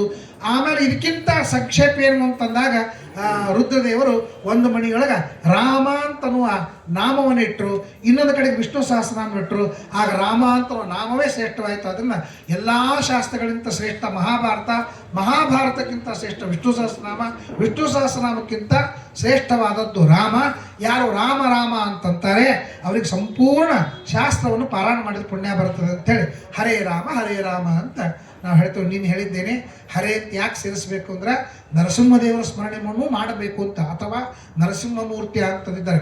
ಕ್ಷಣಕ್ಕೆ ಹರೇ ಹರೇ. ಇನ್ನೊಂದೇನು ರಾಮ ಹರೇ, ಹೇ ರಾಮನೇ ನನ್ನ ಪಾಪಗಳನ್ನು ಹರಣ ಮಾಡು, ಕೃಷ್ಣ ನನ್ನ ಪಾಪಗಳನ್ನು ಹರಣ ಮಾಡು ಅಂತ ಹರೇ ಹರೇ ಅಂತ ಹೇಳಬೇಕಾದದ್ದು. ನರಸಿಂಹದೇವರ ಸ್ಮರಣೆಯೂ ಹೌದು, ನರಹರಿ ಅಂತಂತಾರೆ. ಆಮೇಲೆ ಪಾರ ಮಾಡಬೇಕು ಅಂತ ಹಿಂಗೆ ದೇವನಾಮ ಸ್ಮರಣೆ ಮಾಡಬೇಕು ಅಂತ ಹೇಳ್ತಾ ಕೊನೆಗೆ ಹೇಳ್ತಾರೆ, ನಾಮ ಸಂಕೀರ್ತನಂ ಯಸ್ಯ ಸರ್ವ ಪಾಪ ಪ್ರಣಾಶನಂ ಪ್ರಣಾಮಃ ದುಃಖ ಶಮನಃ ತಂ ನಮಾಮಿ ಹರಿಂಪರಂ ಅಂತ. ನಾಮ ಸಂಕೀರ್ತನ ಅಂತದ್ದು ಎಲ್ಲ ಪಾಪಗಳನ್ನು ಪರಿಹಾರ ಮಾಡುತ್ತದೆ. ಒಂದು ಸಲ ನಾರಾಯಣ ಅಂತ ಹೇಳಿದರೆ ಸಾಕು, ಎಲ್ಲ ಪಾಪಗಳು ಪರಿಹಾರ ಮಾಡುತ್ತದೆ ಅಂತ ಅಜಾಮಿಲ 80 ವರ್ಷ ಶರಿ ಕುಡಿದ, ಮಾಂಸ ತಿಂದ, ಸ್ತ್ರೀ ಸಂಘ ಮಾಡಿದ, ಏನು ಮಾಡಬಾರದು ಅಂತ ಶಾಸ್ತ್ರದಾಗ ದೊಡ್ಡ ದೊಡ್ಡ ಪಾಪ ಹೇಳಿದ್ದಾರೆ. ಅದೆಲ್ಲ ಪಾಪವನ್ನು ಮಾಡಿ ಸ್ವರೂಪ ಭಕ್ತಿಯಿಂದ ಕೇವಲ ನಾರಾಯಣ ಅಂತ ಹೇಳಿ ಒದರ್ದ. ಸ್ವರೂಪ ಭಕ್ತಿಯಿಂದ, ನನ್ನ ಶಬ್ದ ಸ್ವರೂಪ ಭಕ್ತಿಯಿಂದ ನಾರಾಯಣ ಅಂತ ಒದರಿದ ಮೇಲೆ ಅದೆಲ್ಲ ಪಾಪಗಳು ನಾಶವಾದವು. ಎಂತೆಂತಹ ಮಹಾಪಾಪಗಳು ಕೇವಲ ನಾರಾಯಣ ಅಂತ ಅನ್ನೋದರಿಂದ ಪರಿಹಾರವಾಯಿತು ಅಂತಂದಮೇಲೆ ಇಂಥ ನಾರಾಯಣೀತಿ ನಾಮೋಸ್ತಿ ಜೀವಹಾಸ್ತಿ ವಶವರ್ತಿನಿ, ನಾಲಿಗೆ ನಮ್ಮ ಕೈಯಲ್ಲಿದೆ. ನಾರಾಯಣ ಅಂತ ಶಬ್ದಕ್ಕೆ ಇನ್ನೂ ಟ್ಯಾಕ್ಸ್ ಗೀಕ್ಸ್ ಹಾಕಿಲ್ಲ ಅಂಥದ್ದು. ಮತ್ತು ಇಂಥ ಅಂಥ ಭಾಗ್ಯ ನಮಗೆ ಕೊಟ್ಟಿದ್ದಾರೆ. ನಾಮ ಸಂಕೀರ್ತನಸ್ಯ ನಾ ಸರ್ವ ಪಾಪ ಪ್ರಣಾಶನಂ. ಕೊನೆ ಭಾಗವತ ಹೇಳ್ತದೆ ನಾಮ ಸಂಕೀರ್ತನದೊಳಗೆ ಇಷ್ಟು ಮಹತ್ವ ಇದೆ. ನಿಮಗೆ ಖಾಲಿ ಕೂತಾಗೆಲ್ಲ ಕೃಷ್ಣ ಎನ್ನಬಾರದೆ, ಕೃಷ್ಣನ ನೆನೆದರೆ ಕಷ್ಟ ಒಂದಿಷ್ಟಿಲ್ಲ, ಕೃಷ್ಣ ಎನ್ನಬಾರದೆ. ಮಲಗಿದ್ದು ಮೈ ಮುರಿದು ಏಳುತ್ತಲೊಮ್ಮೆ ಕೃಷ್ಣ ಎನ್ನಬಾರದೆ, ಕಂದನ್ನ ಬಿಗಿದಪ್ಪಿ ಮುದ್ದಾಡುತ್ತಲೊಮ್ಮೆ ಕೃಷ್ಣ ಎನ್ನಬಾರದೆ, ದೊಡ್ಡ ದಾರಿಯ ನಡೆಯುವಾಗ ಭಾರವ ಹೊರುವಾಗ ಕೃಷ್ಣ ಎನ್ನಬಾರದೆ ಅಂತ ಕ್ಷಣ ಕ್ಷಣಕ್ಕೆ ನಿಮ್ಮಲ್ಲಿ ಮಾಡ್ತಾ ಇರುವಾಗ ನಾವು ಸಣ್ಣ ಪುಟ್ಟ ಧ್ವನಿಗಳನ್ನೇನು ತೆಗಿತೀವಿ, ಆ ಸುಮ್ಮನೆ ಪುಕಟ್ಟು ಧ್ವನಿ ತೆಗಿಕ್ಕಿಂತ ಕೃಷ್ಣ ಎಂಬ 2 ಅಕ್ಷರನ ಸೇರಿಸ್ಬಿಟ್ರೆ ಎಷ್ಟೋ ಪಾಪಗಳನ್ನು ಪಾಪ ಮಾಡ್ತೀವಿ. ಮೊನ್ನೆ ನಾನು ಲಿಸ್ಟ್ ಹೇಳೀನಿ ಎಷ್ಟು ಪಾಪ ಮಾಡ್ತೀವಿ ಒಂದು ಕ್ಷಣಕ್ಕೆ ಅಂತನ್ನೋದನ್ನು ನಿಮಗೆಲ್ಲ ಲೆಕ್ಕ ಕೊಟ್ಟಿನಿ ನಾನು. ಒಂದು ಕ್ಷಣಕ್ಕೆ ಒಂದು ಹೆಜ್ಜೆ ಇಟ್ಟರೆ ಅನಂತ ಪಾಪಗಳನ್ನು ಮಾಡ್ತೀವಿ. ಕ್ಷಣಕ್ಕೆ ಅನಂತ ಅಪರಾಧ ಎಣಿಸುವರ ಕಡೆ ಉಂಟೆ ಅಂತಂದಾಗ ಆ ಪಾಪವನ್ನು ಮಾಡಿದ್ದು ಪರಿಹಾರ ಮಾಡ್ಕೋಬೇಕಲ್ಲ. ಕಸ ಭಾಳ ಬಿದ್ದದಂದ್ಮೇಲೆ ಕಸಬರಿಗೆ ಕೈಯಾಗಿ ಬೇಕೇ ಬೇಕು. ಹಂಗೆ ಇಷ್ಟು ಪಾಪಗಳಿಂದ ಮನಸ್ಸು ತಿಪ್ಪಿಯಾಗಿದೆ ಅಂತಂದಮೇಲೆ ಅದನ್ನು ಸ್ವಚ್ಛ ಮಾಡಲಿಕ್ಕೆ ಅಗದಿ ಕಸಬರಿಗೆ ಯಾವುದು ಅಂದರೆ ನಾರಾಯಣ ಎಂಬತಕ್ಕಂಥ ನಾಮ. ಅದರಿಂದ ಸ್ವಚ್ಛ ಮಾಡಿ ನಿಮ್ಮ ಮನಸ್ಸನ್ನು ಮಂದಿರ ಅಂತ ಮಾಡಿಕೊಂಡ್ರೆ ಹರಿಮನ ಮಂದಿರಕ್ಕೆ ಬಾಬಾ ಅಂತ ದೇವರನ್ನು ಕರಲಿಕ್ಕೆ ಅವಕಾಶವಾಗ್ತದೆ. ಸ್ವಾಮಿ ನಮ್ಮಲ್ಲಿ ದೇವತಾ ಪ್ರತಿಷ್ಠಾಪನೆ ಆಗಬೇಕು, ಬರಬೇಕು. ಏನು ಮಾಡೀನಿ? ಇನ್ನೂ ಜಾಗ ತೊಗೊಂಡಿನಿ, ಗುಡಿ ಕಟ್ಟಿಲ್ಲ, ಜಾಗ ತೊಗೊಂಡಿನಿ. ಸ್ವಾಮಿಗಳಂತಾರ ಗುಡಿ ಕಟ್ಟು, ಗುಡಿ ಕಟ್ಟ ಮೇಲೆ ಮೂರ್ತಿ ಕಟ್ಸು, ಮೂರ್ತಿ ಕಟ್ಸಿದ್ರೆ ಆ ಮೂರ್ತಿ ಪ್ರತಿಷ್ಠಾಪನೆ ಮಾಡು. ಅದೆಲ್ಲ ಆದಮೇಲೆ ಲಾಸ್ಟ್ ನಾನು ಪ್ರತಿಷ್ಠಾಪನಕ್ಕೆ ಬರ್ತೇನೆ. ದೇವರು ಯಾವಾಗಲೂ ಗುಡಿಗೆ ಬರೋದು ಲಾಸ್ಟ್ ಮೂಮೆಂಟಿಗೆ ಬರ್ತಾರಲ್ಲ, ಅದನ್ನು ಆ ಕಾನ್ಸೆಪ್ಟ್ ಇಟ್ಕೊಂಡು ದಾಸ ಹೇಳ್ತಾರೆ ಮನ ಮಂದಿರ. ಮನಸ್ಸನ್ನು ಮಂದಿರ ಮಾಡ್ಕೊ, ಮನಸ್ಸನ್ನು ಮಂದಿರ ಮಾಡ್ಕೊಂಡ್ಮೇಲೆ ಆ ಮೂರ್ತಿ ಪ್ರತಿಷ್ಠಾಪನೆ ಮಾಡಲಿಕ್ಕೆ ಪರಮಾತ್ಮ ವಾಯುದೇವರು ಬರ್ತಾರೆ. ಅವರು ಬಂದು ನಿನ್ನ ಮನಸ್ಸಿನೊಳಗೆ ದೇವರನ್ನು ಪ್ರತಿಷ್ಠಾಪನೆ ಮಾಡ್ತಾರೆ ಅಂತ ಅನ್ನೋದಕ್ಕೆ ಹರಿ ಮನ ಮಂದಿರಕ್ಕೆ ಬಾಬಾ ಅಂತ ದಾಸರ ಹಾಡು ಮಾಡ್ತಾರೆ. ಅಂಥ ಶ್ರೀಮದ್ ಭಾಗವತ ಕೊನೆಯ ಭಾಗವತ ಎಲ್ಲರಿಗೂ ನೆನಪಾಗುವಂತೆ ಪ್ರಾರ್ಥನೆ ಹೇಳ್ತಾರೆ. ತಾವೆಲ್ಲರೂ ಕೂಡ ಈ ಪ್ರಾರ್ಥನೆಯನ್ನು ಕಣ್ಣು ಮುಚ್ಚಿ ಕೈ ಮುಗಿದು ಕೇಳ್ಕೊಳ್ಬೇಕು. ಭವೇ ಭವೇ ಯಥಾಭಕ್ತಿ ಪಾದಯೋ ತವ ಜಾಯತೆ ತಥಾ ಕುರುಷ್ವ ದೇವೇಶ ನಾಥಸ್ತ್ವನ್ನೋ ಯತಃ ಪ್ರಭೋ. ಅಂದರೆ ಎಷ್ಟೇ ನನಗೆ ಜನ್ಮವನ್ನು ಕೊಡು, ನನಗೇನು ಪ್ರಾಬ್ಲಮ್ ಇಲ್ಲ, ಆದರೆ ಯಾವ್ಯಾವ ಜನ್ಮ ಕೊಡ್ತಿ ಆ ಜನ್ಮದ ನಿನ್ನ ಸ್ಮರಣೆ ಆಗುವಂತೆ ವ್ಯವಸ್ಥೆಯನ್ನು ಮಾಡುವಂಥ ಕೊನೆಯ ಭಾಗವತ ಈ ಮಾತನ್ನು ಹೇಳ್ತಾ ಇದೆ. ಈ 1 ವರ್ಷ ನಮ್ಮ ಶ್ರೀಶ ಅವ್ರ ತಂದೆ ಎಲ್ಲರೂ ಬಹಳ ದೊಡ್ಡ ಕೆಲಸವನ್ನು ಮಾಡಿದ್ದಾರೆ. 25 ವರ್ಷ ಸತ್ಯಬೋಧರ ಆರಾಧನೆಯನ್ನು ಮಾಡ್ತಾ ಬಂದು ಅದರ 25ನೇ ವರ್ಷದ ಒಂದು ರಜತ ಮಹೋತ್ಸವವನ್ನು ಮಾಡಬೇಕು ಅಂತ ಸಂಕಲ್ಪ ಮಾಡಿದರು. ಏನು ಮಾಡಬೇಕು, ಏನೋ ಒಂದು ಮಾಡಬೇಕು, ಅದು ಜಗತ್ತಿಗೆ ಜನರಿಗೆ ಉಪಯೋಗ ಬೀಳಬೇಕು ಅಂತನ್ನುವಂತೆ ಶ್ರೀಮದ್ ಭಾಗವತ ಅಂತನ್ನೋದು ಶ್ರೇಷ್ಠವಾದದ್ದು. ಸಪ್ತಾಹ ಕ್ರಮದೊಳಗೆ ಜಗತ್ತು ನಡೀತಾ ಇದೆ. ಅದಕ್ಕೆ ಇಡೀ ಭಾಗವತದ ಸಪ್ತಾಹಕ್ಕಿಂತ ಸ್ಕಂದ ಸಪ್ತಾಹವನ್ನು ಮಾಡಬೇಕು ಅಂತ. ಖಂಡ ಸಕ್ಕರೆ ಹಿತವಿಲ್ಲವಂತೆ ತುಂಡು ಎಲಬು ಕಡಿದೀತಂತೆ ಅಂತ ಖಂಡ ಸಕ್ಕರೆ ಅಂತ ಪದ್ಮಪುರಾಣ ಭಾಗವತಕ್ಕೆ ಕಲಸಕ್ರಿ ಅಂತ ಕರೆದದ. ಇಡೀ ಭಾಗವತಕ್ಕೆ ಕಲಸಕ್ರಿ ಅಂತೆ. ಆ ಕಲಸಕ್ರಿ ಹೆಂಗೆ ತಿಂದ್ರು ಎಲ್ಲಿಂದ ತಿಂದ್ರು ಅದು ಸಿಹಿ ಇರ್ತದಲ್ಲ, ಹಂಗೆ ಭಾಗವತದ ಯಾವ ಅಕ್ಷರ ಓದಿದ್ರು ಅಷ್ಟು ರುಚಿ ಇರ್ತದಂತಲಿಕ್ಕೆ ಕಲಸಕ್ರಿ ಹೋಲಿಸಿದ್ದಾರೆ. ಆದರೆ ಈ ಕಲಸಕ್ರಿ ತಿಂದರೆ ಡಯಾಬಿಟಿಸ್ ಬರ್ತದ, ಈ ಕಲಸಕ್ರಿ ತಿಂದರೆ ಇದ್ದು ಡಯಾಬಿಟಿಸ್ ಹೋಗ್ತದ. ಆ ಕಲಸಕ್ರಿ ಅದಕ್ಕೆ ಖಂಡ ಸಕ್ಕರೆ ಅಂತಂತಾರೆ. ಕಲಸಕ್ಕರೆ ಅಂದ್ರೆ ಏನು? ಆ ಕಲಸಕ್ಕರೆಯನ್ನು 12 ಭಾಗ ಮಾಡಿದಾಗ ಅದು ಒಂದು ಖಂಡ ಸಕ್ಕರೆ ಆಗ್ತದೆ. 12 ಸ್ಕಂದ ಅಂದರೆ 12 ಖಂಡವಾದ ಕಲಸಕ್ಕರೆ ಅಂತ ಅರ್ಥ. ಅದನ್ನು ಒಮ್ಮೆಲೆಗೆ ಬಾಯಾಗಿಟ್ಟುಕೊಂಡ್ರೆ ನುಂಗಲಿಕ್ಕೆ ಕಡಿಲಿಕ್ಕೆ ಆಗೋದಿಲ್ಲ. ಅದಕ್ಕೆ ಸ್ವಲ್ಪ ಸಕ್ಕರೆಯನ್ನು ಕಡಿದು ಪೀಸ್ ಮಾಡಿ ತಿಂದುಬಿಟ್ರೆ ಪೀಸ್ ಆಫ್ ಮೈಂಡ್ ಸಿಗುತ್ತದೆ ಅಂತ ಅನ್ನೋದಕ್ಕಾಗಿ ಆ ಸಕ್ಕರೆಯನ್ನು ಖಂಡವಾಗಿ ಕೊಡಬೇಕು ಅಂತ ಅನ್ನೋದಕ್ಕೆ 12 ತಿಂಗಳು ಒಂದೊಂದು ತಿಂಗಳ ಒಂದೊಂದು ಸ್ಕಂದದಂತೆ ಭಾಗವತವನ್ನು ಇಟ್ಟರೆ ಎಲ್ಲರಿಗೂ ದೊಡ್ಡ ಉಪಕಾರವಾಗ್ತದೆ ಅಂತ ಅನ್ನೋದನ್ನು ಇಟ್ಟುಕೊಂಡು ಅದನ್ನು ಇಲ್ಲಿ ಇನ್ನು ನೀವು ಹೊರಗೆ ನೋಡಿದ್ರೆ ಹೊರಗಿನ ಜಗತ್ತೇ ಬೇರೆ, ಇಲ್ಲಿ ಒಳಗೆ ಬಂದ್ರಿ ಅಂದ್ರೆ ಒಳಗಿನ ಜಗತ್ತೇ ಬೇರೆ. ಇಲ್ಲೆಲ್ಲ ನಿಮ್ಮ ಹೆಣ್ಮಕ್ಳು ಮುಖ ಕಾಣಿಸ್ಲಿಕ್ಕತ್ತದ, ಹೊರಗೆ ಹೋದ್ರೆ ಕಾಣಿಸಂಗಿಲ್ಲ. ಅಂಥ ಒಂದು ಈ ಜಗತ್ತಿನೊಳಗೆ ಈ ಒಂದು ಭಾಗವತದ ಜಗತ್ತನ್ನೇ 1 ವರ್ಷ ನಿರ್ಮಾಣ ಮಾಡಿದ ನಮ್ಮ ಶ್ರೀಶ ಬಹಳ ದೊಡ್ಡದಾದಂಥ ಕೆಲಸ. ಈ ವಯಸ್ಸಿನವರು ಈ ವಿಚಾರ ಮಾಡೋದೇ ದೊಡ್ಡದು. ಅದೊಂದೇನೋ ಪಾರ್ಟಿನೋ ಅದು ಬುರುಗ್ ಬರೋದು ಮುಖಕ್ಕೆ ಬಡಿದು ಏನೇನೋ ಮಾಡ್ತಿರ್ತಾರಲ್ಲ, ಅಂಥ ಪಾರ್ಟಿ ಮಾಡ್ತಾರೆ. ಆದರೆ ಇಲ್ಲಿ ಆ ಪಾರ್ಟಿಯೊಳಗೆ ಕುಡುಕರು, ಕುಣೆವರು, ದುಷ್ಟರು, ಎಬಡ್ರು, ಕಳ್ಳರು ಆ ಪಾರ್ಟಿಯೊಳಗೆ ಸೇರ್ತಾರೆ. ಆದರೆ ಈ ಪಾರ್ಟಿಯೊಳಗೆ ಮಾತ್ರ ಕೇವಲ ಭಗವದ್ ಭಕ್ತರ ಮಾತ್ರ ಸೇರ್ತಾರೆ.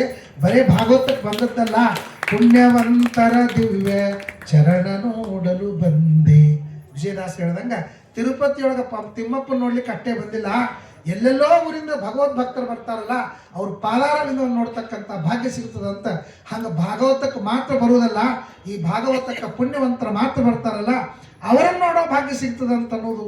ಹಿಂಗೆ ಎಲ್ಲ ರೀತಿಯಿಂದಲೂ ಪುಣ್ಯದ ಲಾಭ ಆಗಲಿ ಅಂತ ಅನ್ನೋದಕ್ಕಾಗಿ ಇಟ್ಟಿದ್ದಾರೆ. ಮಹಾ ವಿದ್ವಾಂಸರು ಆ ಲಿಸ್ಟ್ ಓದ್ತಾರೆ. ಮಹಾ ವಿದ್ವಾಂಸರು ಇಲ್ಲಿ ಭಾಗವತವನ್ನು ಹೇಳಿದ್ದಾರೆ. ಒಂದೊಂದು ಸ್ಕಂದ ಇದು ಕೇಳಲೇಬೇಕು, ವಿಸ್ತಾರವಾದದ್ದು ಸಂಕ್ಷೇಪವಾದದ್ದು ಕೇಳಲೇಬೇಕಾದದ್ದು. ಆ ಎಲ್ಲ ವಿದ್ವಾಂಸರು ತಮ್ಮ ಅತ್ಯಂತ ಕಾರ್ಯದ ಭರದೊಳಗೆ ಅದನ್ನೆಲ್ಲ ಬದಿಗಟ್ಟಿ ಕೇವಲ ಒಂದೊಂದು ಸ್ಕಂದವನ್ನು ಮಾತ್ರ ತಾವು ಅಧ್ಯಯನ ಮಾಡಿ ಶ್ರೀಮದಾಚಾರ್ಯರು ಕೊಟ್ಟಂಥ ಹಾದಿಯೊಳಗೆ ಆ ಭಾಗವತವನ್ನು ಹೇಳಿದ್ದಾರೆ. ಆ ಪಂಡಿತರು ಸಿಗೋದು ಬಹಳ ಕಷ್ಟ. ಬೇರೆ ಊರಿಗೆ ಹೋಗ್ತಿರ್ತಾರೆ, ಇಲ್ಲೇ ಊರಿನಲ್ಲಿ ಮಾಡ್ತಿರ್ತಾರೆ, ಸಿಗೋದು ಬಹಳ ಕಷ್ಟ. ಆದರೆ ಅವತ್ತು ಶುಕಾಚಾರ್ಯರು ಪರೀಕ್ಷಿತ ರಾಜನಿಗೆ ಸಿಗಲಿಕ್ಕೆ ಸಾಧ್ಯ ಇಲ್ಲ ಅಂತನ್ನುವ ಶುಕಾಚಾರ್ಯ ಹೆಂಗೆ 7 ದಿವಸ ಸಿಕ್ಕರು, ಹಿಂಗೆ 12 ಮಂದಿ ಶುಕಾಚಾರ್ಯರು ಗುಡಿಯವರಿಗೆ ಸಿಕ್ಕಿದ್ದಾರೆ ಅಂದರೆ ಬಹಳ ದೊಡ್ಡ ಭಾಗ್ಯ. ಅವ್ರಿಗೂ ಟೈಮ್ ಇಲ್ಲ, ಇವ್ರಿಗೂ ಟೈಮ್ ಇದ್ದಿದ್ದಿಲ್ಲ ಶುಕಾಚಾರ್ಯರಿಗೆ. ಅಂಥ ಒಂದು ದೊಡ್ಡ ಭಾಗ್ಯವನ್ನು ಎಲ್ಲರಿಗೂ ಕೊಟ್ಟಿದ್ದಾರೆ. ಇದೇ ತರಹದ ಕಾರ್ಯಕ್ರಮಗಳು ಈ ಗುಡಿಯೊಳಗೆ ನಿರಂತರವಾಗಿ ನಡೀಲಿ. ನನಗೆ ನೆನಪಿದೆ, ಗುಂಡಪ್ಪವರು ಇಲ್ಲಿ ಕಾರ್ಯಕ್ರಮ ಮಾಡ್ತಾ ಇರುವಾಗ ಮುಂಜಾನೆ 400 ಜನ ಬರ್ತಿದ್ರು. ಸಾಕ್ಷಿ ಹಯಾಸೋತ್ರಿ, ನಾನೇ ಸಾಕ್ಷಿ ಇದ್ದೇನೆ. ಭಾಗವತಕ್ಕೆ ಕೋಷ್ಟಪದಿ ಕರೆಸಿದಾಗ ಮೇಲುಗಡೆಗೆ ಬೆಳಿಗ್ಗೆ 10 ರಿಂದ 12 ತನಕ ಭಾಗವತ ಆಗ್ತು ಪೂರ್ಣ ಫುಲ್ಲ. ಒಂದು ಅಂದರೆ ಇದನ್ನು ಅಡಿಗೆ ಮುಗಿಸ್ಕೊಂಡು 10 ಗಂಟೆಗೆ ಒಂದು ಸಲ ಅಡಿಗೆ ಮುಗಿಸ್ಕೊಂಡು ಮೆಟ್ಟೆಲ್ಲ ಹತ್ತಿದ್ರು ಅಂದ್ರೆ 12 ತನಕ ಅವ್ರು ಅಲ್ಲೇ ಇರ್ತಿದ್ರು. ಅದೆಲ್ಲ ಮುಗಿಸ್ಕೊಂಡು ಹೋಗ್ತಿದ್ರು. ಸಾಯಂಕಾಲ ಮತ್ತೆ ರಾಮಾಯಣ ಇಡ್ತಿದ್ರು. ಆಗ 800,000 ಜನ ಬರ್ತಿದ್ರು. ಅಂದ್ರೆ ಈ ತೊರುವಿಗಲ್ಲಿ ಹೆಂಗಿತ್ತು ಅಂದ್ರೆ ಬ್ರಾಹ್ಮಣರ ಅಗ್ರಹಾರ ಇದ್ದಂಗಿತ್ತು. ಅತ್ಯಂತ ಪ್ರಾಚೀನವಾದಂಥ ವೃಂದಾವನ, ರಾಯರ ಸನ್ನಿಧಾನ ಅಂತ ದೊಡ್ಡ ಕ್ಷೇತ್ರ ಇತ್ತು. ತೊರುವಿಗಲ್ಲಿ ಅಂದರೆ ದೊಡ್ಡ ಕ್ಷೇತ್ರ ಇತ್ತು. ಭಾಗವತದೊಳಗೆ ಬರ್ತದೆ, ಇಂಥ ಕ್ಷೇತ್ರವನ್ನು ಯಾರು ಅಶುದ್ಧ ಮಾಡಿದರು ಅಂಥೇಳಿ ಅವ್ರ ಹೆಸರು ತಗೊಂಡ್ರು. ಪ್ರಾಯ ಇಲ್ಲೂ ಅವರೇ ಬಂದು ನಿಲ್ಲಿಸಿಬಿಟ್ಟಿದ್ದಾರೆ. ಅಷ್ಟು ಒಂದಾನೊಂದು ಕಾಲದ ನಾವು ನೆನಪು ಮಾಡಿಕೊಂಡ್ರೆ ಇಡೀ ಹುಬ್ಬಳ್ಳಿಯೊಳಗೆ ಭಾರೀ ದೊಡ್ಡ ಮಟ್ಟದೊಳಗೆ ಜಾತ್ರೆಯ ಒಂದು ವೈಭವ, ನಾವು ಧಾರ್ಮಿಕ ಜಾತ್ರೆಯ ವೈಭವ ನೋಡಬೇಕಾದ್ರೆ ತೊರವಿಗಲ್ಲಿಯೊಳಗೆ ನೋಡಬೇಕು. ಆ ರಾಯರ ಆರಾಧನೆ, ಮಧ್ಯಾರಾಧನೆ ಎಷ್ಟು ಶಾಸ್ತ್ರೋಕ್ತವಾಗಿ ಆ ಬ್ರಾಹ್ಮಣರನ್ನು ಕರೆದು ಕೂಡಿಸಿ ಮಾಡ್ತಾ ಇದ್ರು. ಅಲ್ಲೇ ಪಾಠ ಪ್ರವಚನಕ್ಕೂ ಕಡಿಮಿಲ್ಲ, ಶ್ರಾದ್ದ ಹವನ ಹೋಮಗಳಿಗೂ ಕಡಿಮಿಲ್ಲ. ಎಲ್ಲ ರೀತಿಯಿಂದಲೂ ಸರ್ವತೋಮುಖಿಯಾಗಿ ನಮ್ಮ ತೊರವಿಗಲ್ಲಿ ಪ್ರಸಿದ್ಧವಾದದ್ದು. ಪುನಃ ಮತ್ತೆ ಆ ಜ್ಞಾನ ಸತ್ರಗಳು, ಆ ವೈಭವ ಮತ್ತೆ ಬರುವಂತೆ ಎಲ್ಲ ಕಾರ್ಯಕ್ರಮಗಳು ನೆರವೇರಬೇಕು ಅಂತ ನನ್ನ ಅಪೇಕ್ಷೆ ಇದೆ. ಸಾಮಾನ್ಯವಾಗಿ ಯಾರ್ಯಾರು ಇಲ್ಲಿ ಹುಬ್ಬಳ್ಳಿಯಲ್ಲಿ ಬಂದು ಪ್ರಸಿದ್ಧರಾಗಿದ್ದಾರೆ ಅವ್ರ ಲ್ಯಾಂಡ್ ಆದದ್ದೇ ತೊರವಿಗಲ್ಲಿ ಒಳಗೆ. ಯಾಕೆ ಶ್ರೀನಿವಾಸಾಚಾರ್ಯ ಅಂದ್ರೆ ನಮ್ಮ ಇದು ಏರ್ಪೋರ್ಟ್ ಇದ್ದಂಗೆ ಇಲ್ಲಿ ಲ್ಯಾಂಡ್ ಆಗಿ ನಾವೆಲ್ಲ ಕಡೆಗೂ ಹೋಗ್ತಾ ಇರ್ತೀವಲ್ಲ, ಹಂಗೆ ಯಾರ್ಯಾರು ಬಂದಿದ್ದಾರೆ ನನ್ನಿಂದ ಹಿಡ್ಕೊಂಡು ನಾನು ಹೇಳ್ತೇನೆ. ಗುಂಡಪ್ಪ ಅವರು ವಿದ್ಯಾಪೀಠಕ್ಕೆ ಬಂದು ಆಚಾರ್ಯ ಹೇಳಿ ಆಗ್ರಹ ಮಾಡಿ ನನ್ನ ಇಲ್ಲಿ ಕರೆಸಿ ತೊರವಿಗಲ್ಲಿಯೊಳಗೆ ಎಷ್ಟೋ ದಿವಸ ಅವರೇ ಮನೆ ಬಾಡಿಗೆಯನ್ನು ಕೊಟ್ಟು ನನಗೆ ಪಗಾರಗಳನ್ನು ಕೊಟ್ಟು ನಮ್ಮ ಮನೆಯವರು ಪ್ರೆಗ್ನೆಂಟ್ ಆದಾಗ ತಾವೇ ಡಾಕ್ಟರ್ ಹತ್ರ ಕರ್ಕೊಂಡು ಹೋಗಿ ಅಲ್ಲಿ ಕಡಿಮೆ ದರದೊಳಗೆ ಅದೆಲ್ಲ ಒಂದೇ ಎರಡು ನಮ್ಮ ಮೊದಲೇ ಮಗು ಹುಟ್ಟಿದಾಗ ನಾಮಕರಣಕ್ಕೆ ಭಾಳ ಜನ ಬಂದರು. ನನ್ನ ಪ್ರವಚನ ಕೇಳಿ ಭಾಳ ಸಂತೋಷಪಟ್ಟಿದ್ದು. ಸುಮಾರು 100 ಜನ ಬಂದರೆ ನನ್ನ ಕೈಯಲ್ಲಿ ತಟ್ಟೆಯಾಗಿ ಬಂದಿದ್ದು.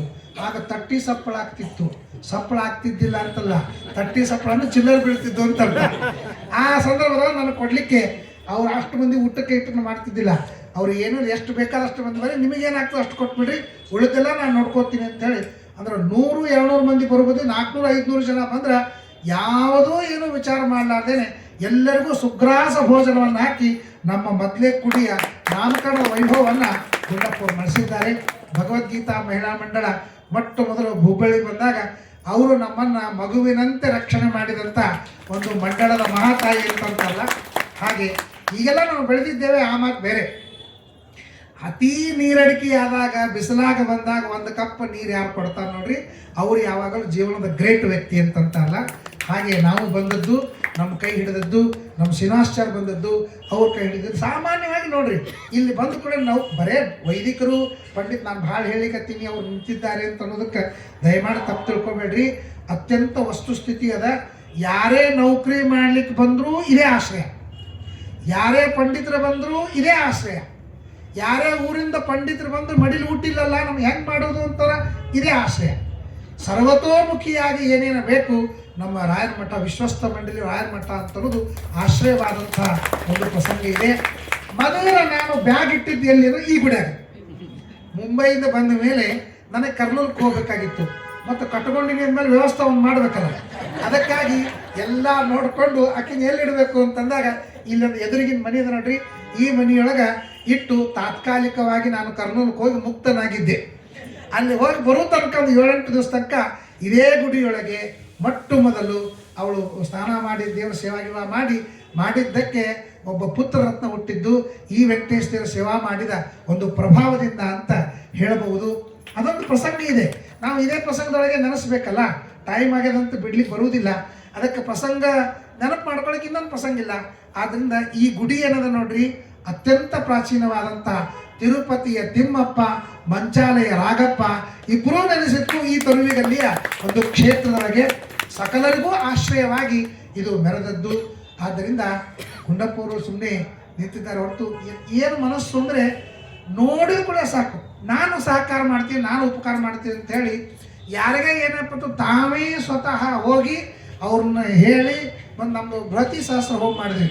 ಬೃಹತಿ ಸಹಸ್ರ ಹೋಮ ಮಾಡಿದಾಗ ಯಾರ್ಯಾರು ಏನೇನು ಮಾತಾಡಿದ್ರು ಅಂದ್ರೆ ಅವ್ರು ಅನ್ಸ್ಕೊಂಡವ್ರಿಗೆ ಗೊತ್ತು.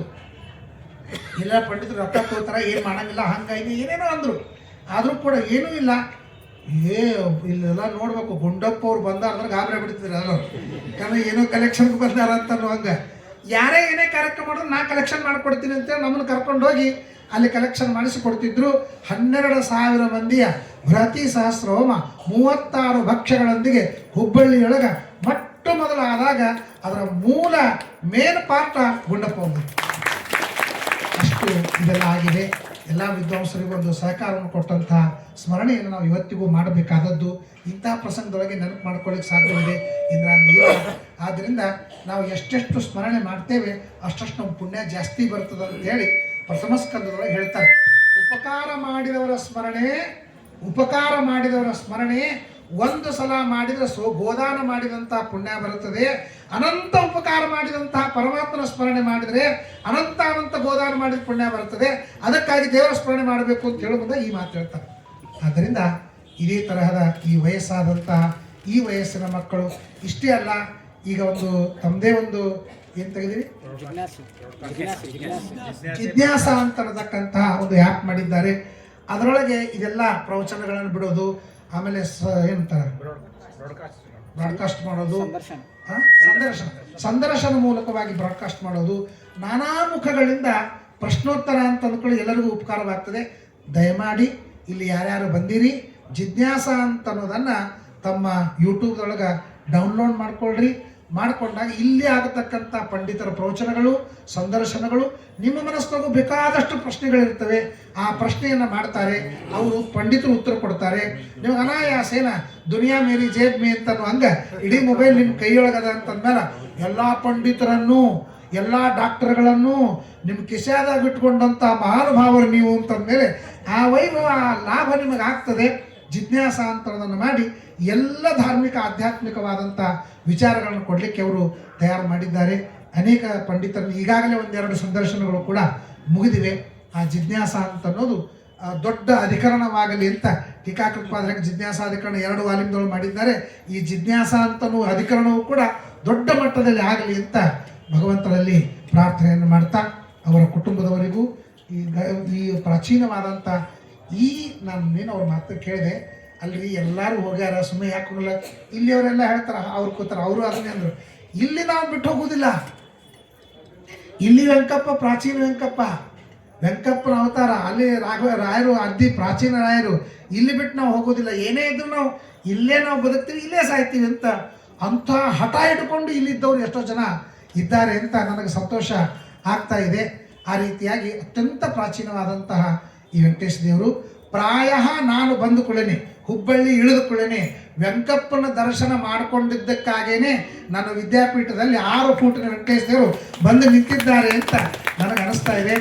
ಅಷ್ಟೇ ಅಲ್ಲ, ನನ್ನ ಹಳೆಯ ವೆಂಕಪ್ಪನ ಸೇವಾ ಮಾಡ್ತಾರೆ. ನಿತ್ಯ ಅವರಿಗೆ ಮೊಟ್ಟ ಮೊದಲ ದರ್ಶನ ನಮ್ಮ ಹಳೆಯಂದ್ರಿಗೆ ಸಿಗುತ್ತದೆ. ಆ ಪುಣ್ಯ ನಮಗೆ ಬರ್ತದೆ. ಪ್ರಾಯ ಬಂದು ಕೂಡಲೇ ಈ ಪ್ರಾಚೀನ ವೆಂಕಟೇಶ ದೇವರ ದರ್ಶನದಿಂದ ಎಲ್ಲ ರೀತಿಯಿಂದಲೂ ವೆಂಕಟೇಶ ದೇವರು ನಮಗೆ ಅನುಗ್ರಹ ಮಾಡ್ತಾ ಇದ್ದಾರೆ ಅಂತ ಅನಿಸ್ತಾ ಇದೆ. ಅದನ್ನು ಎಲ್ಲ ಕುಟುಂಬದವರಿಗೂ ಕೂಡ ಆಯುಷ್ಯ, ಆರೋಗ್ಯ ಎಲ್ಲ ಕೊಡಲಿ ಅಂತ ಹೇಳ್ತಾ, ಈ 12 ತಿಂಗಳ ತಮ್ಮ ಅಮೂಲ್ಯವಾದ ಸಮಯವನ್ನು ಕೊಟ್ಟು ಉಪದೇಶ ಮಾಡಿದಂತಹ ಎಲ್ಲ ವಿದ್ವಾಂಸರಿಗೂ ಕೂಡ ಭಗವಂತ ಆಯುರಾರೋಗ್ಯ ಕೊಡಲಿ ಅಂತ ಹೇಳ್ತಾ, ಅವರಿಗೆ ನಮಸ್ಕಾರ ಪೂರ್ವಕವಾಗಿ ನನ್ನ ವೈಯಕ್ತಿಕ ಧನ್ಯವಾದಗಳನ್ನು ತಿಳಿಸ್ತಾ ಮಾತುಗಳನ್ನು ಮುಕ್ತಾಯ ಮಾಡ್ತಾ ಇದ್ದೇನೆ. ಶ್ರೀಕೃಷ್ಣ ಅರ್ಪಣ ಮಸ್ತು.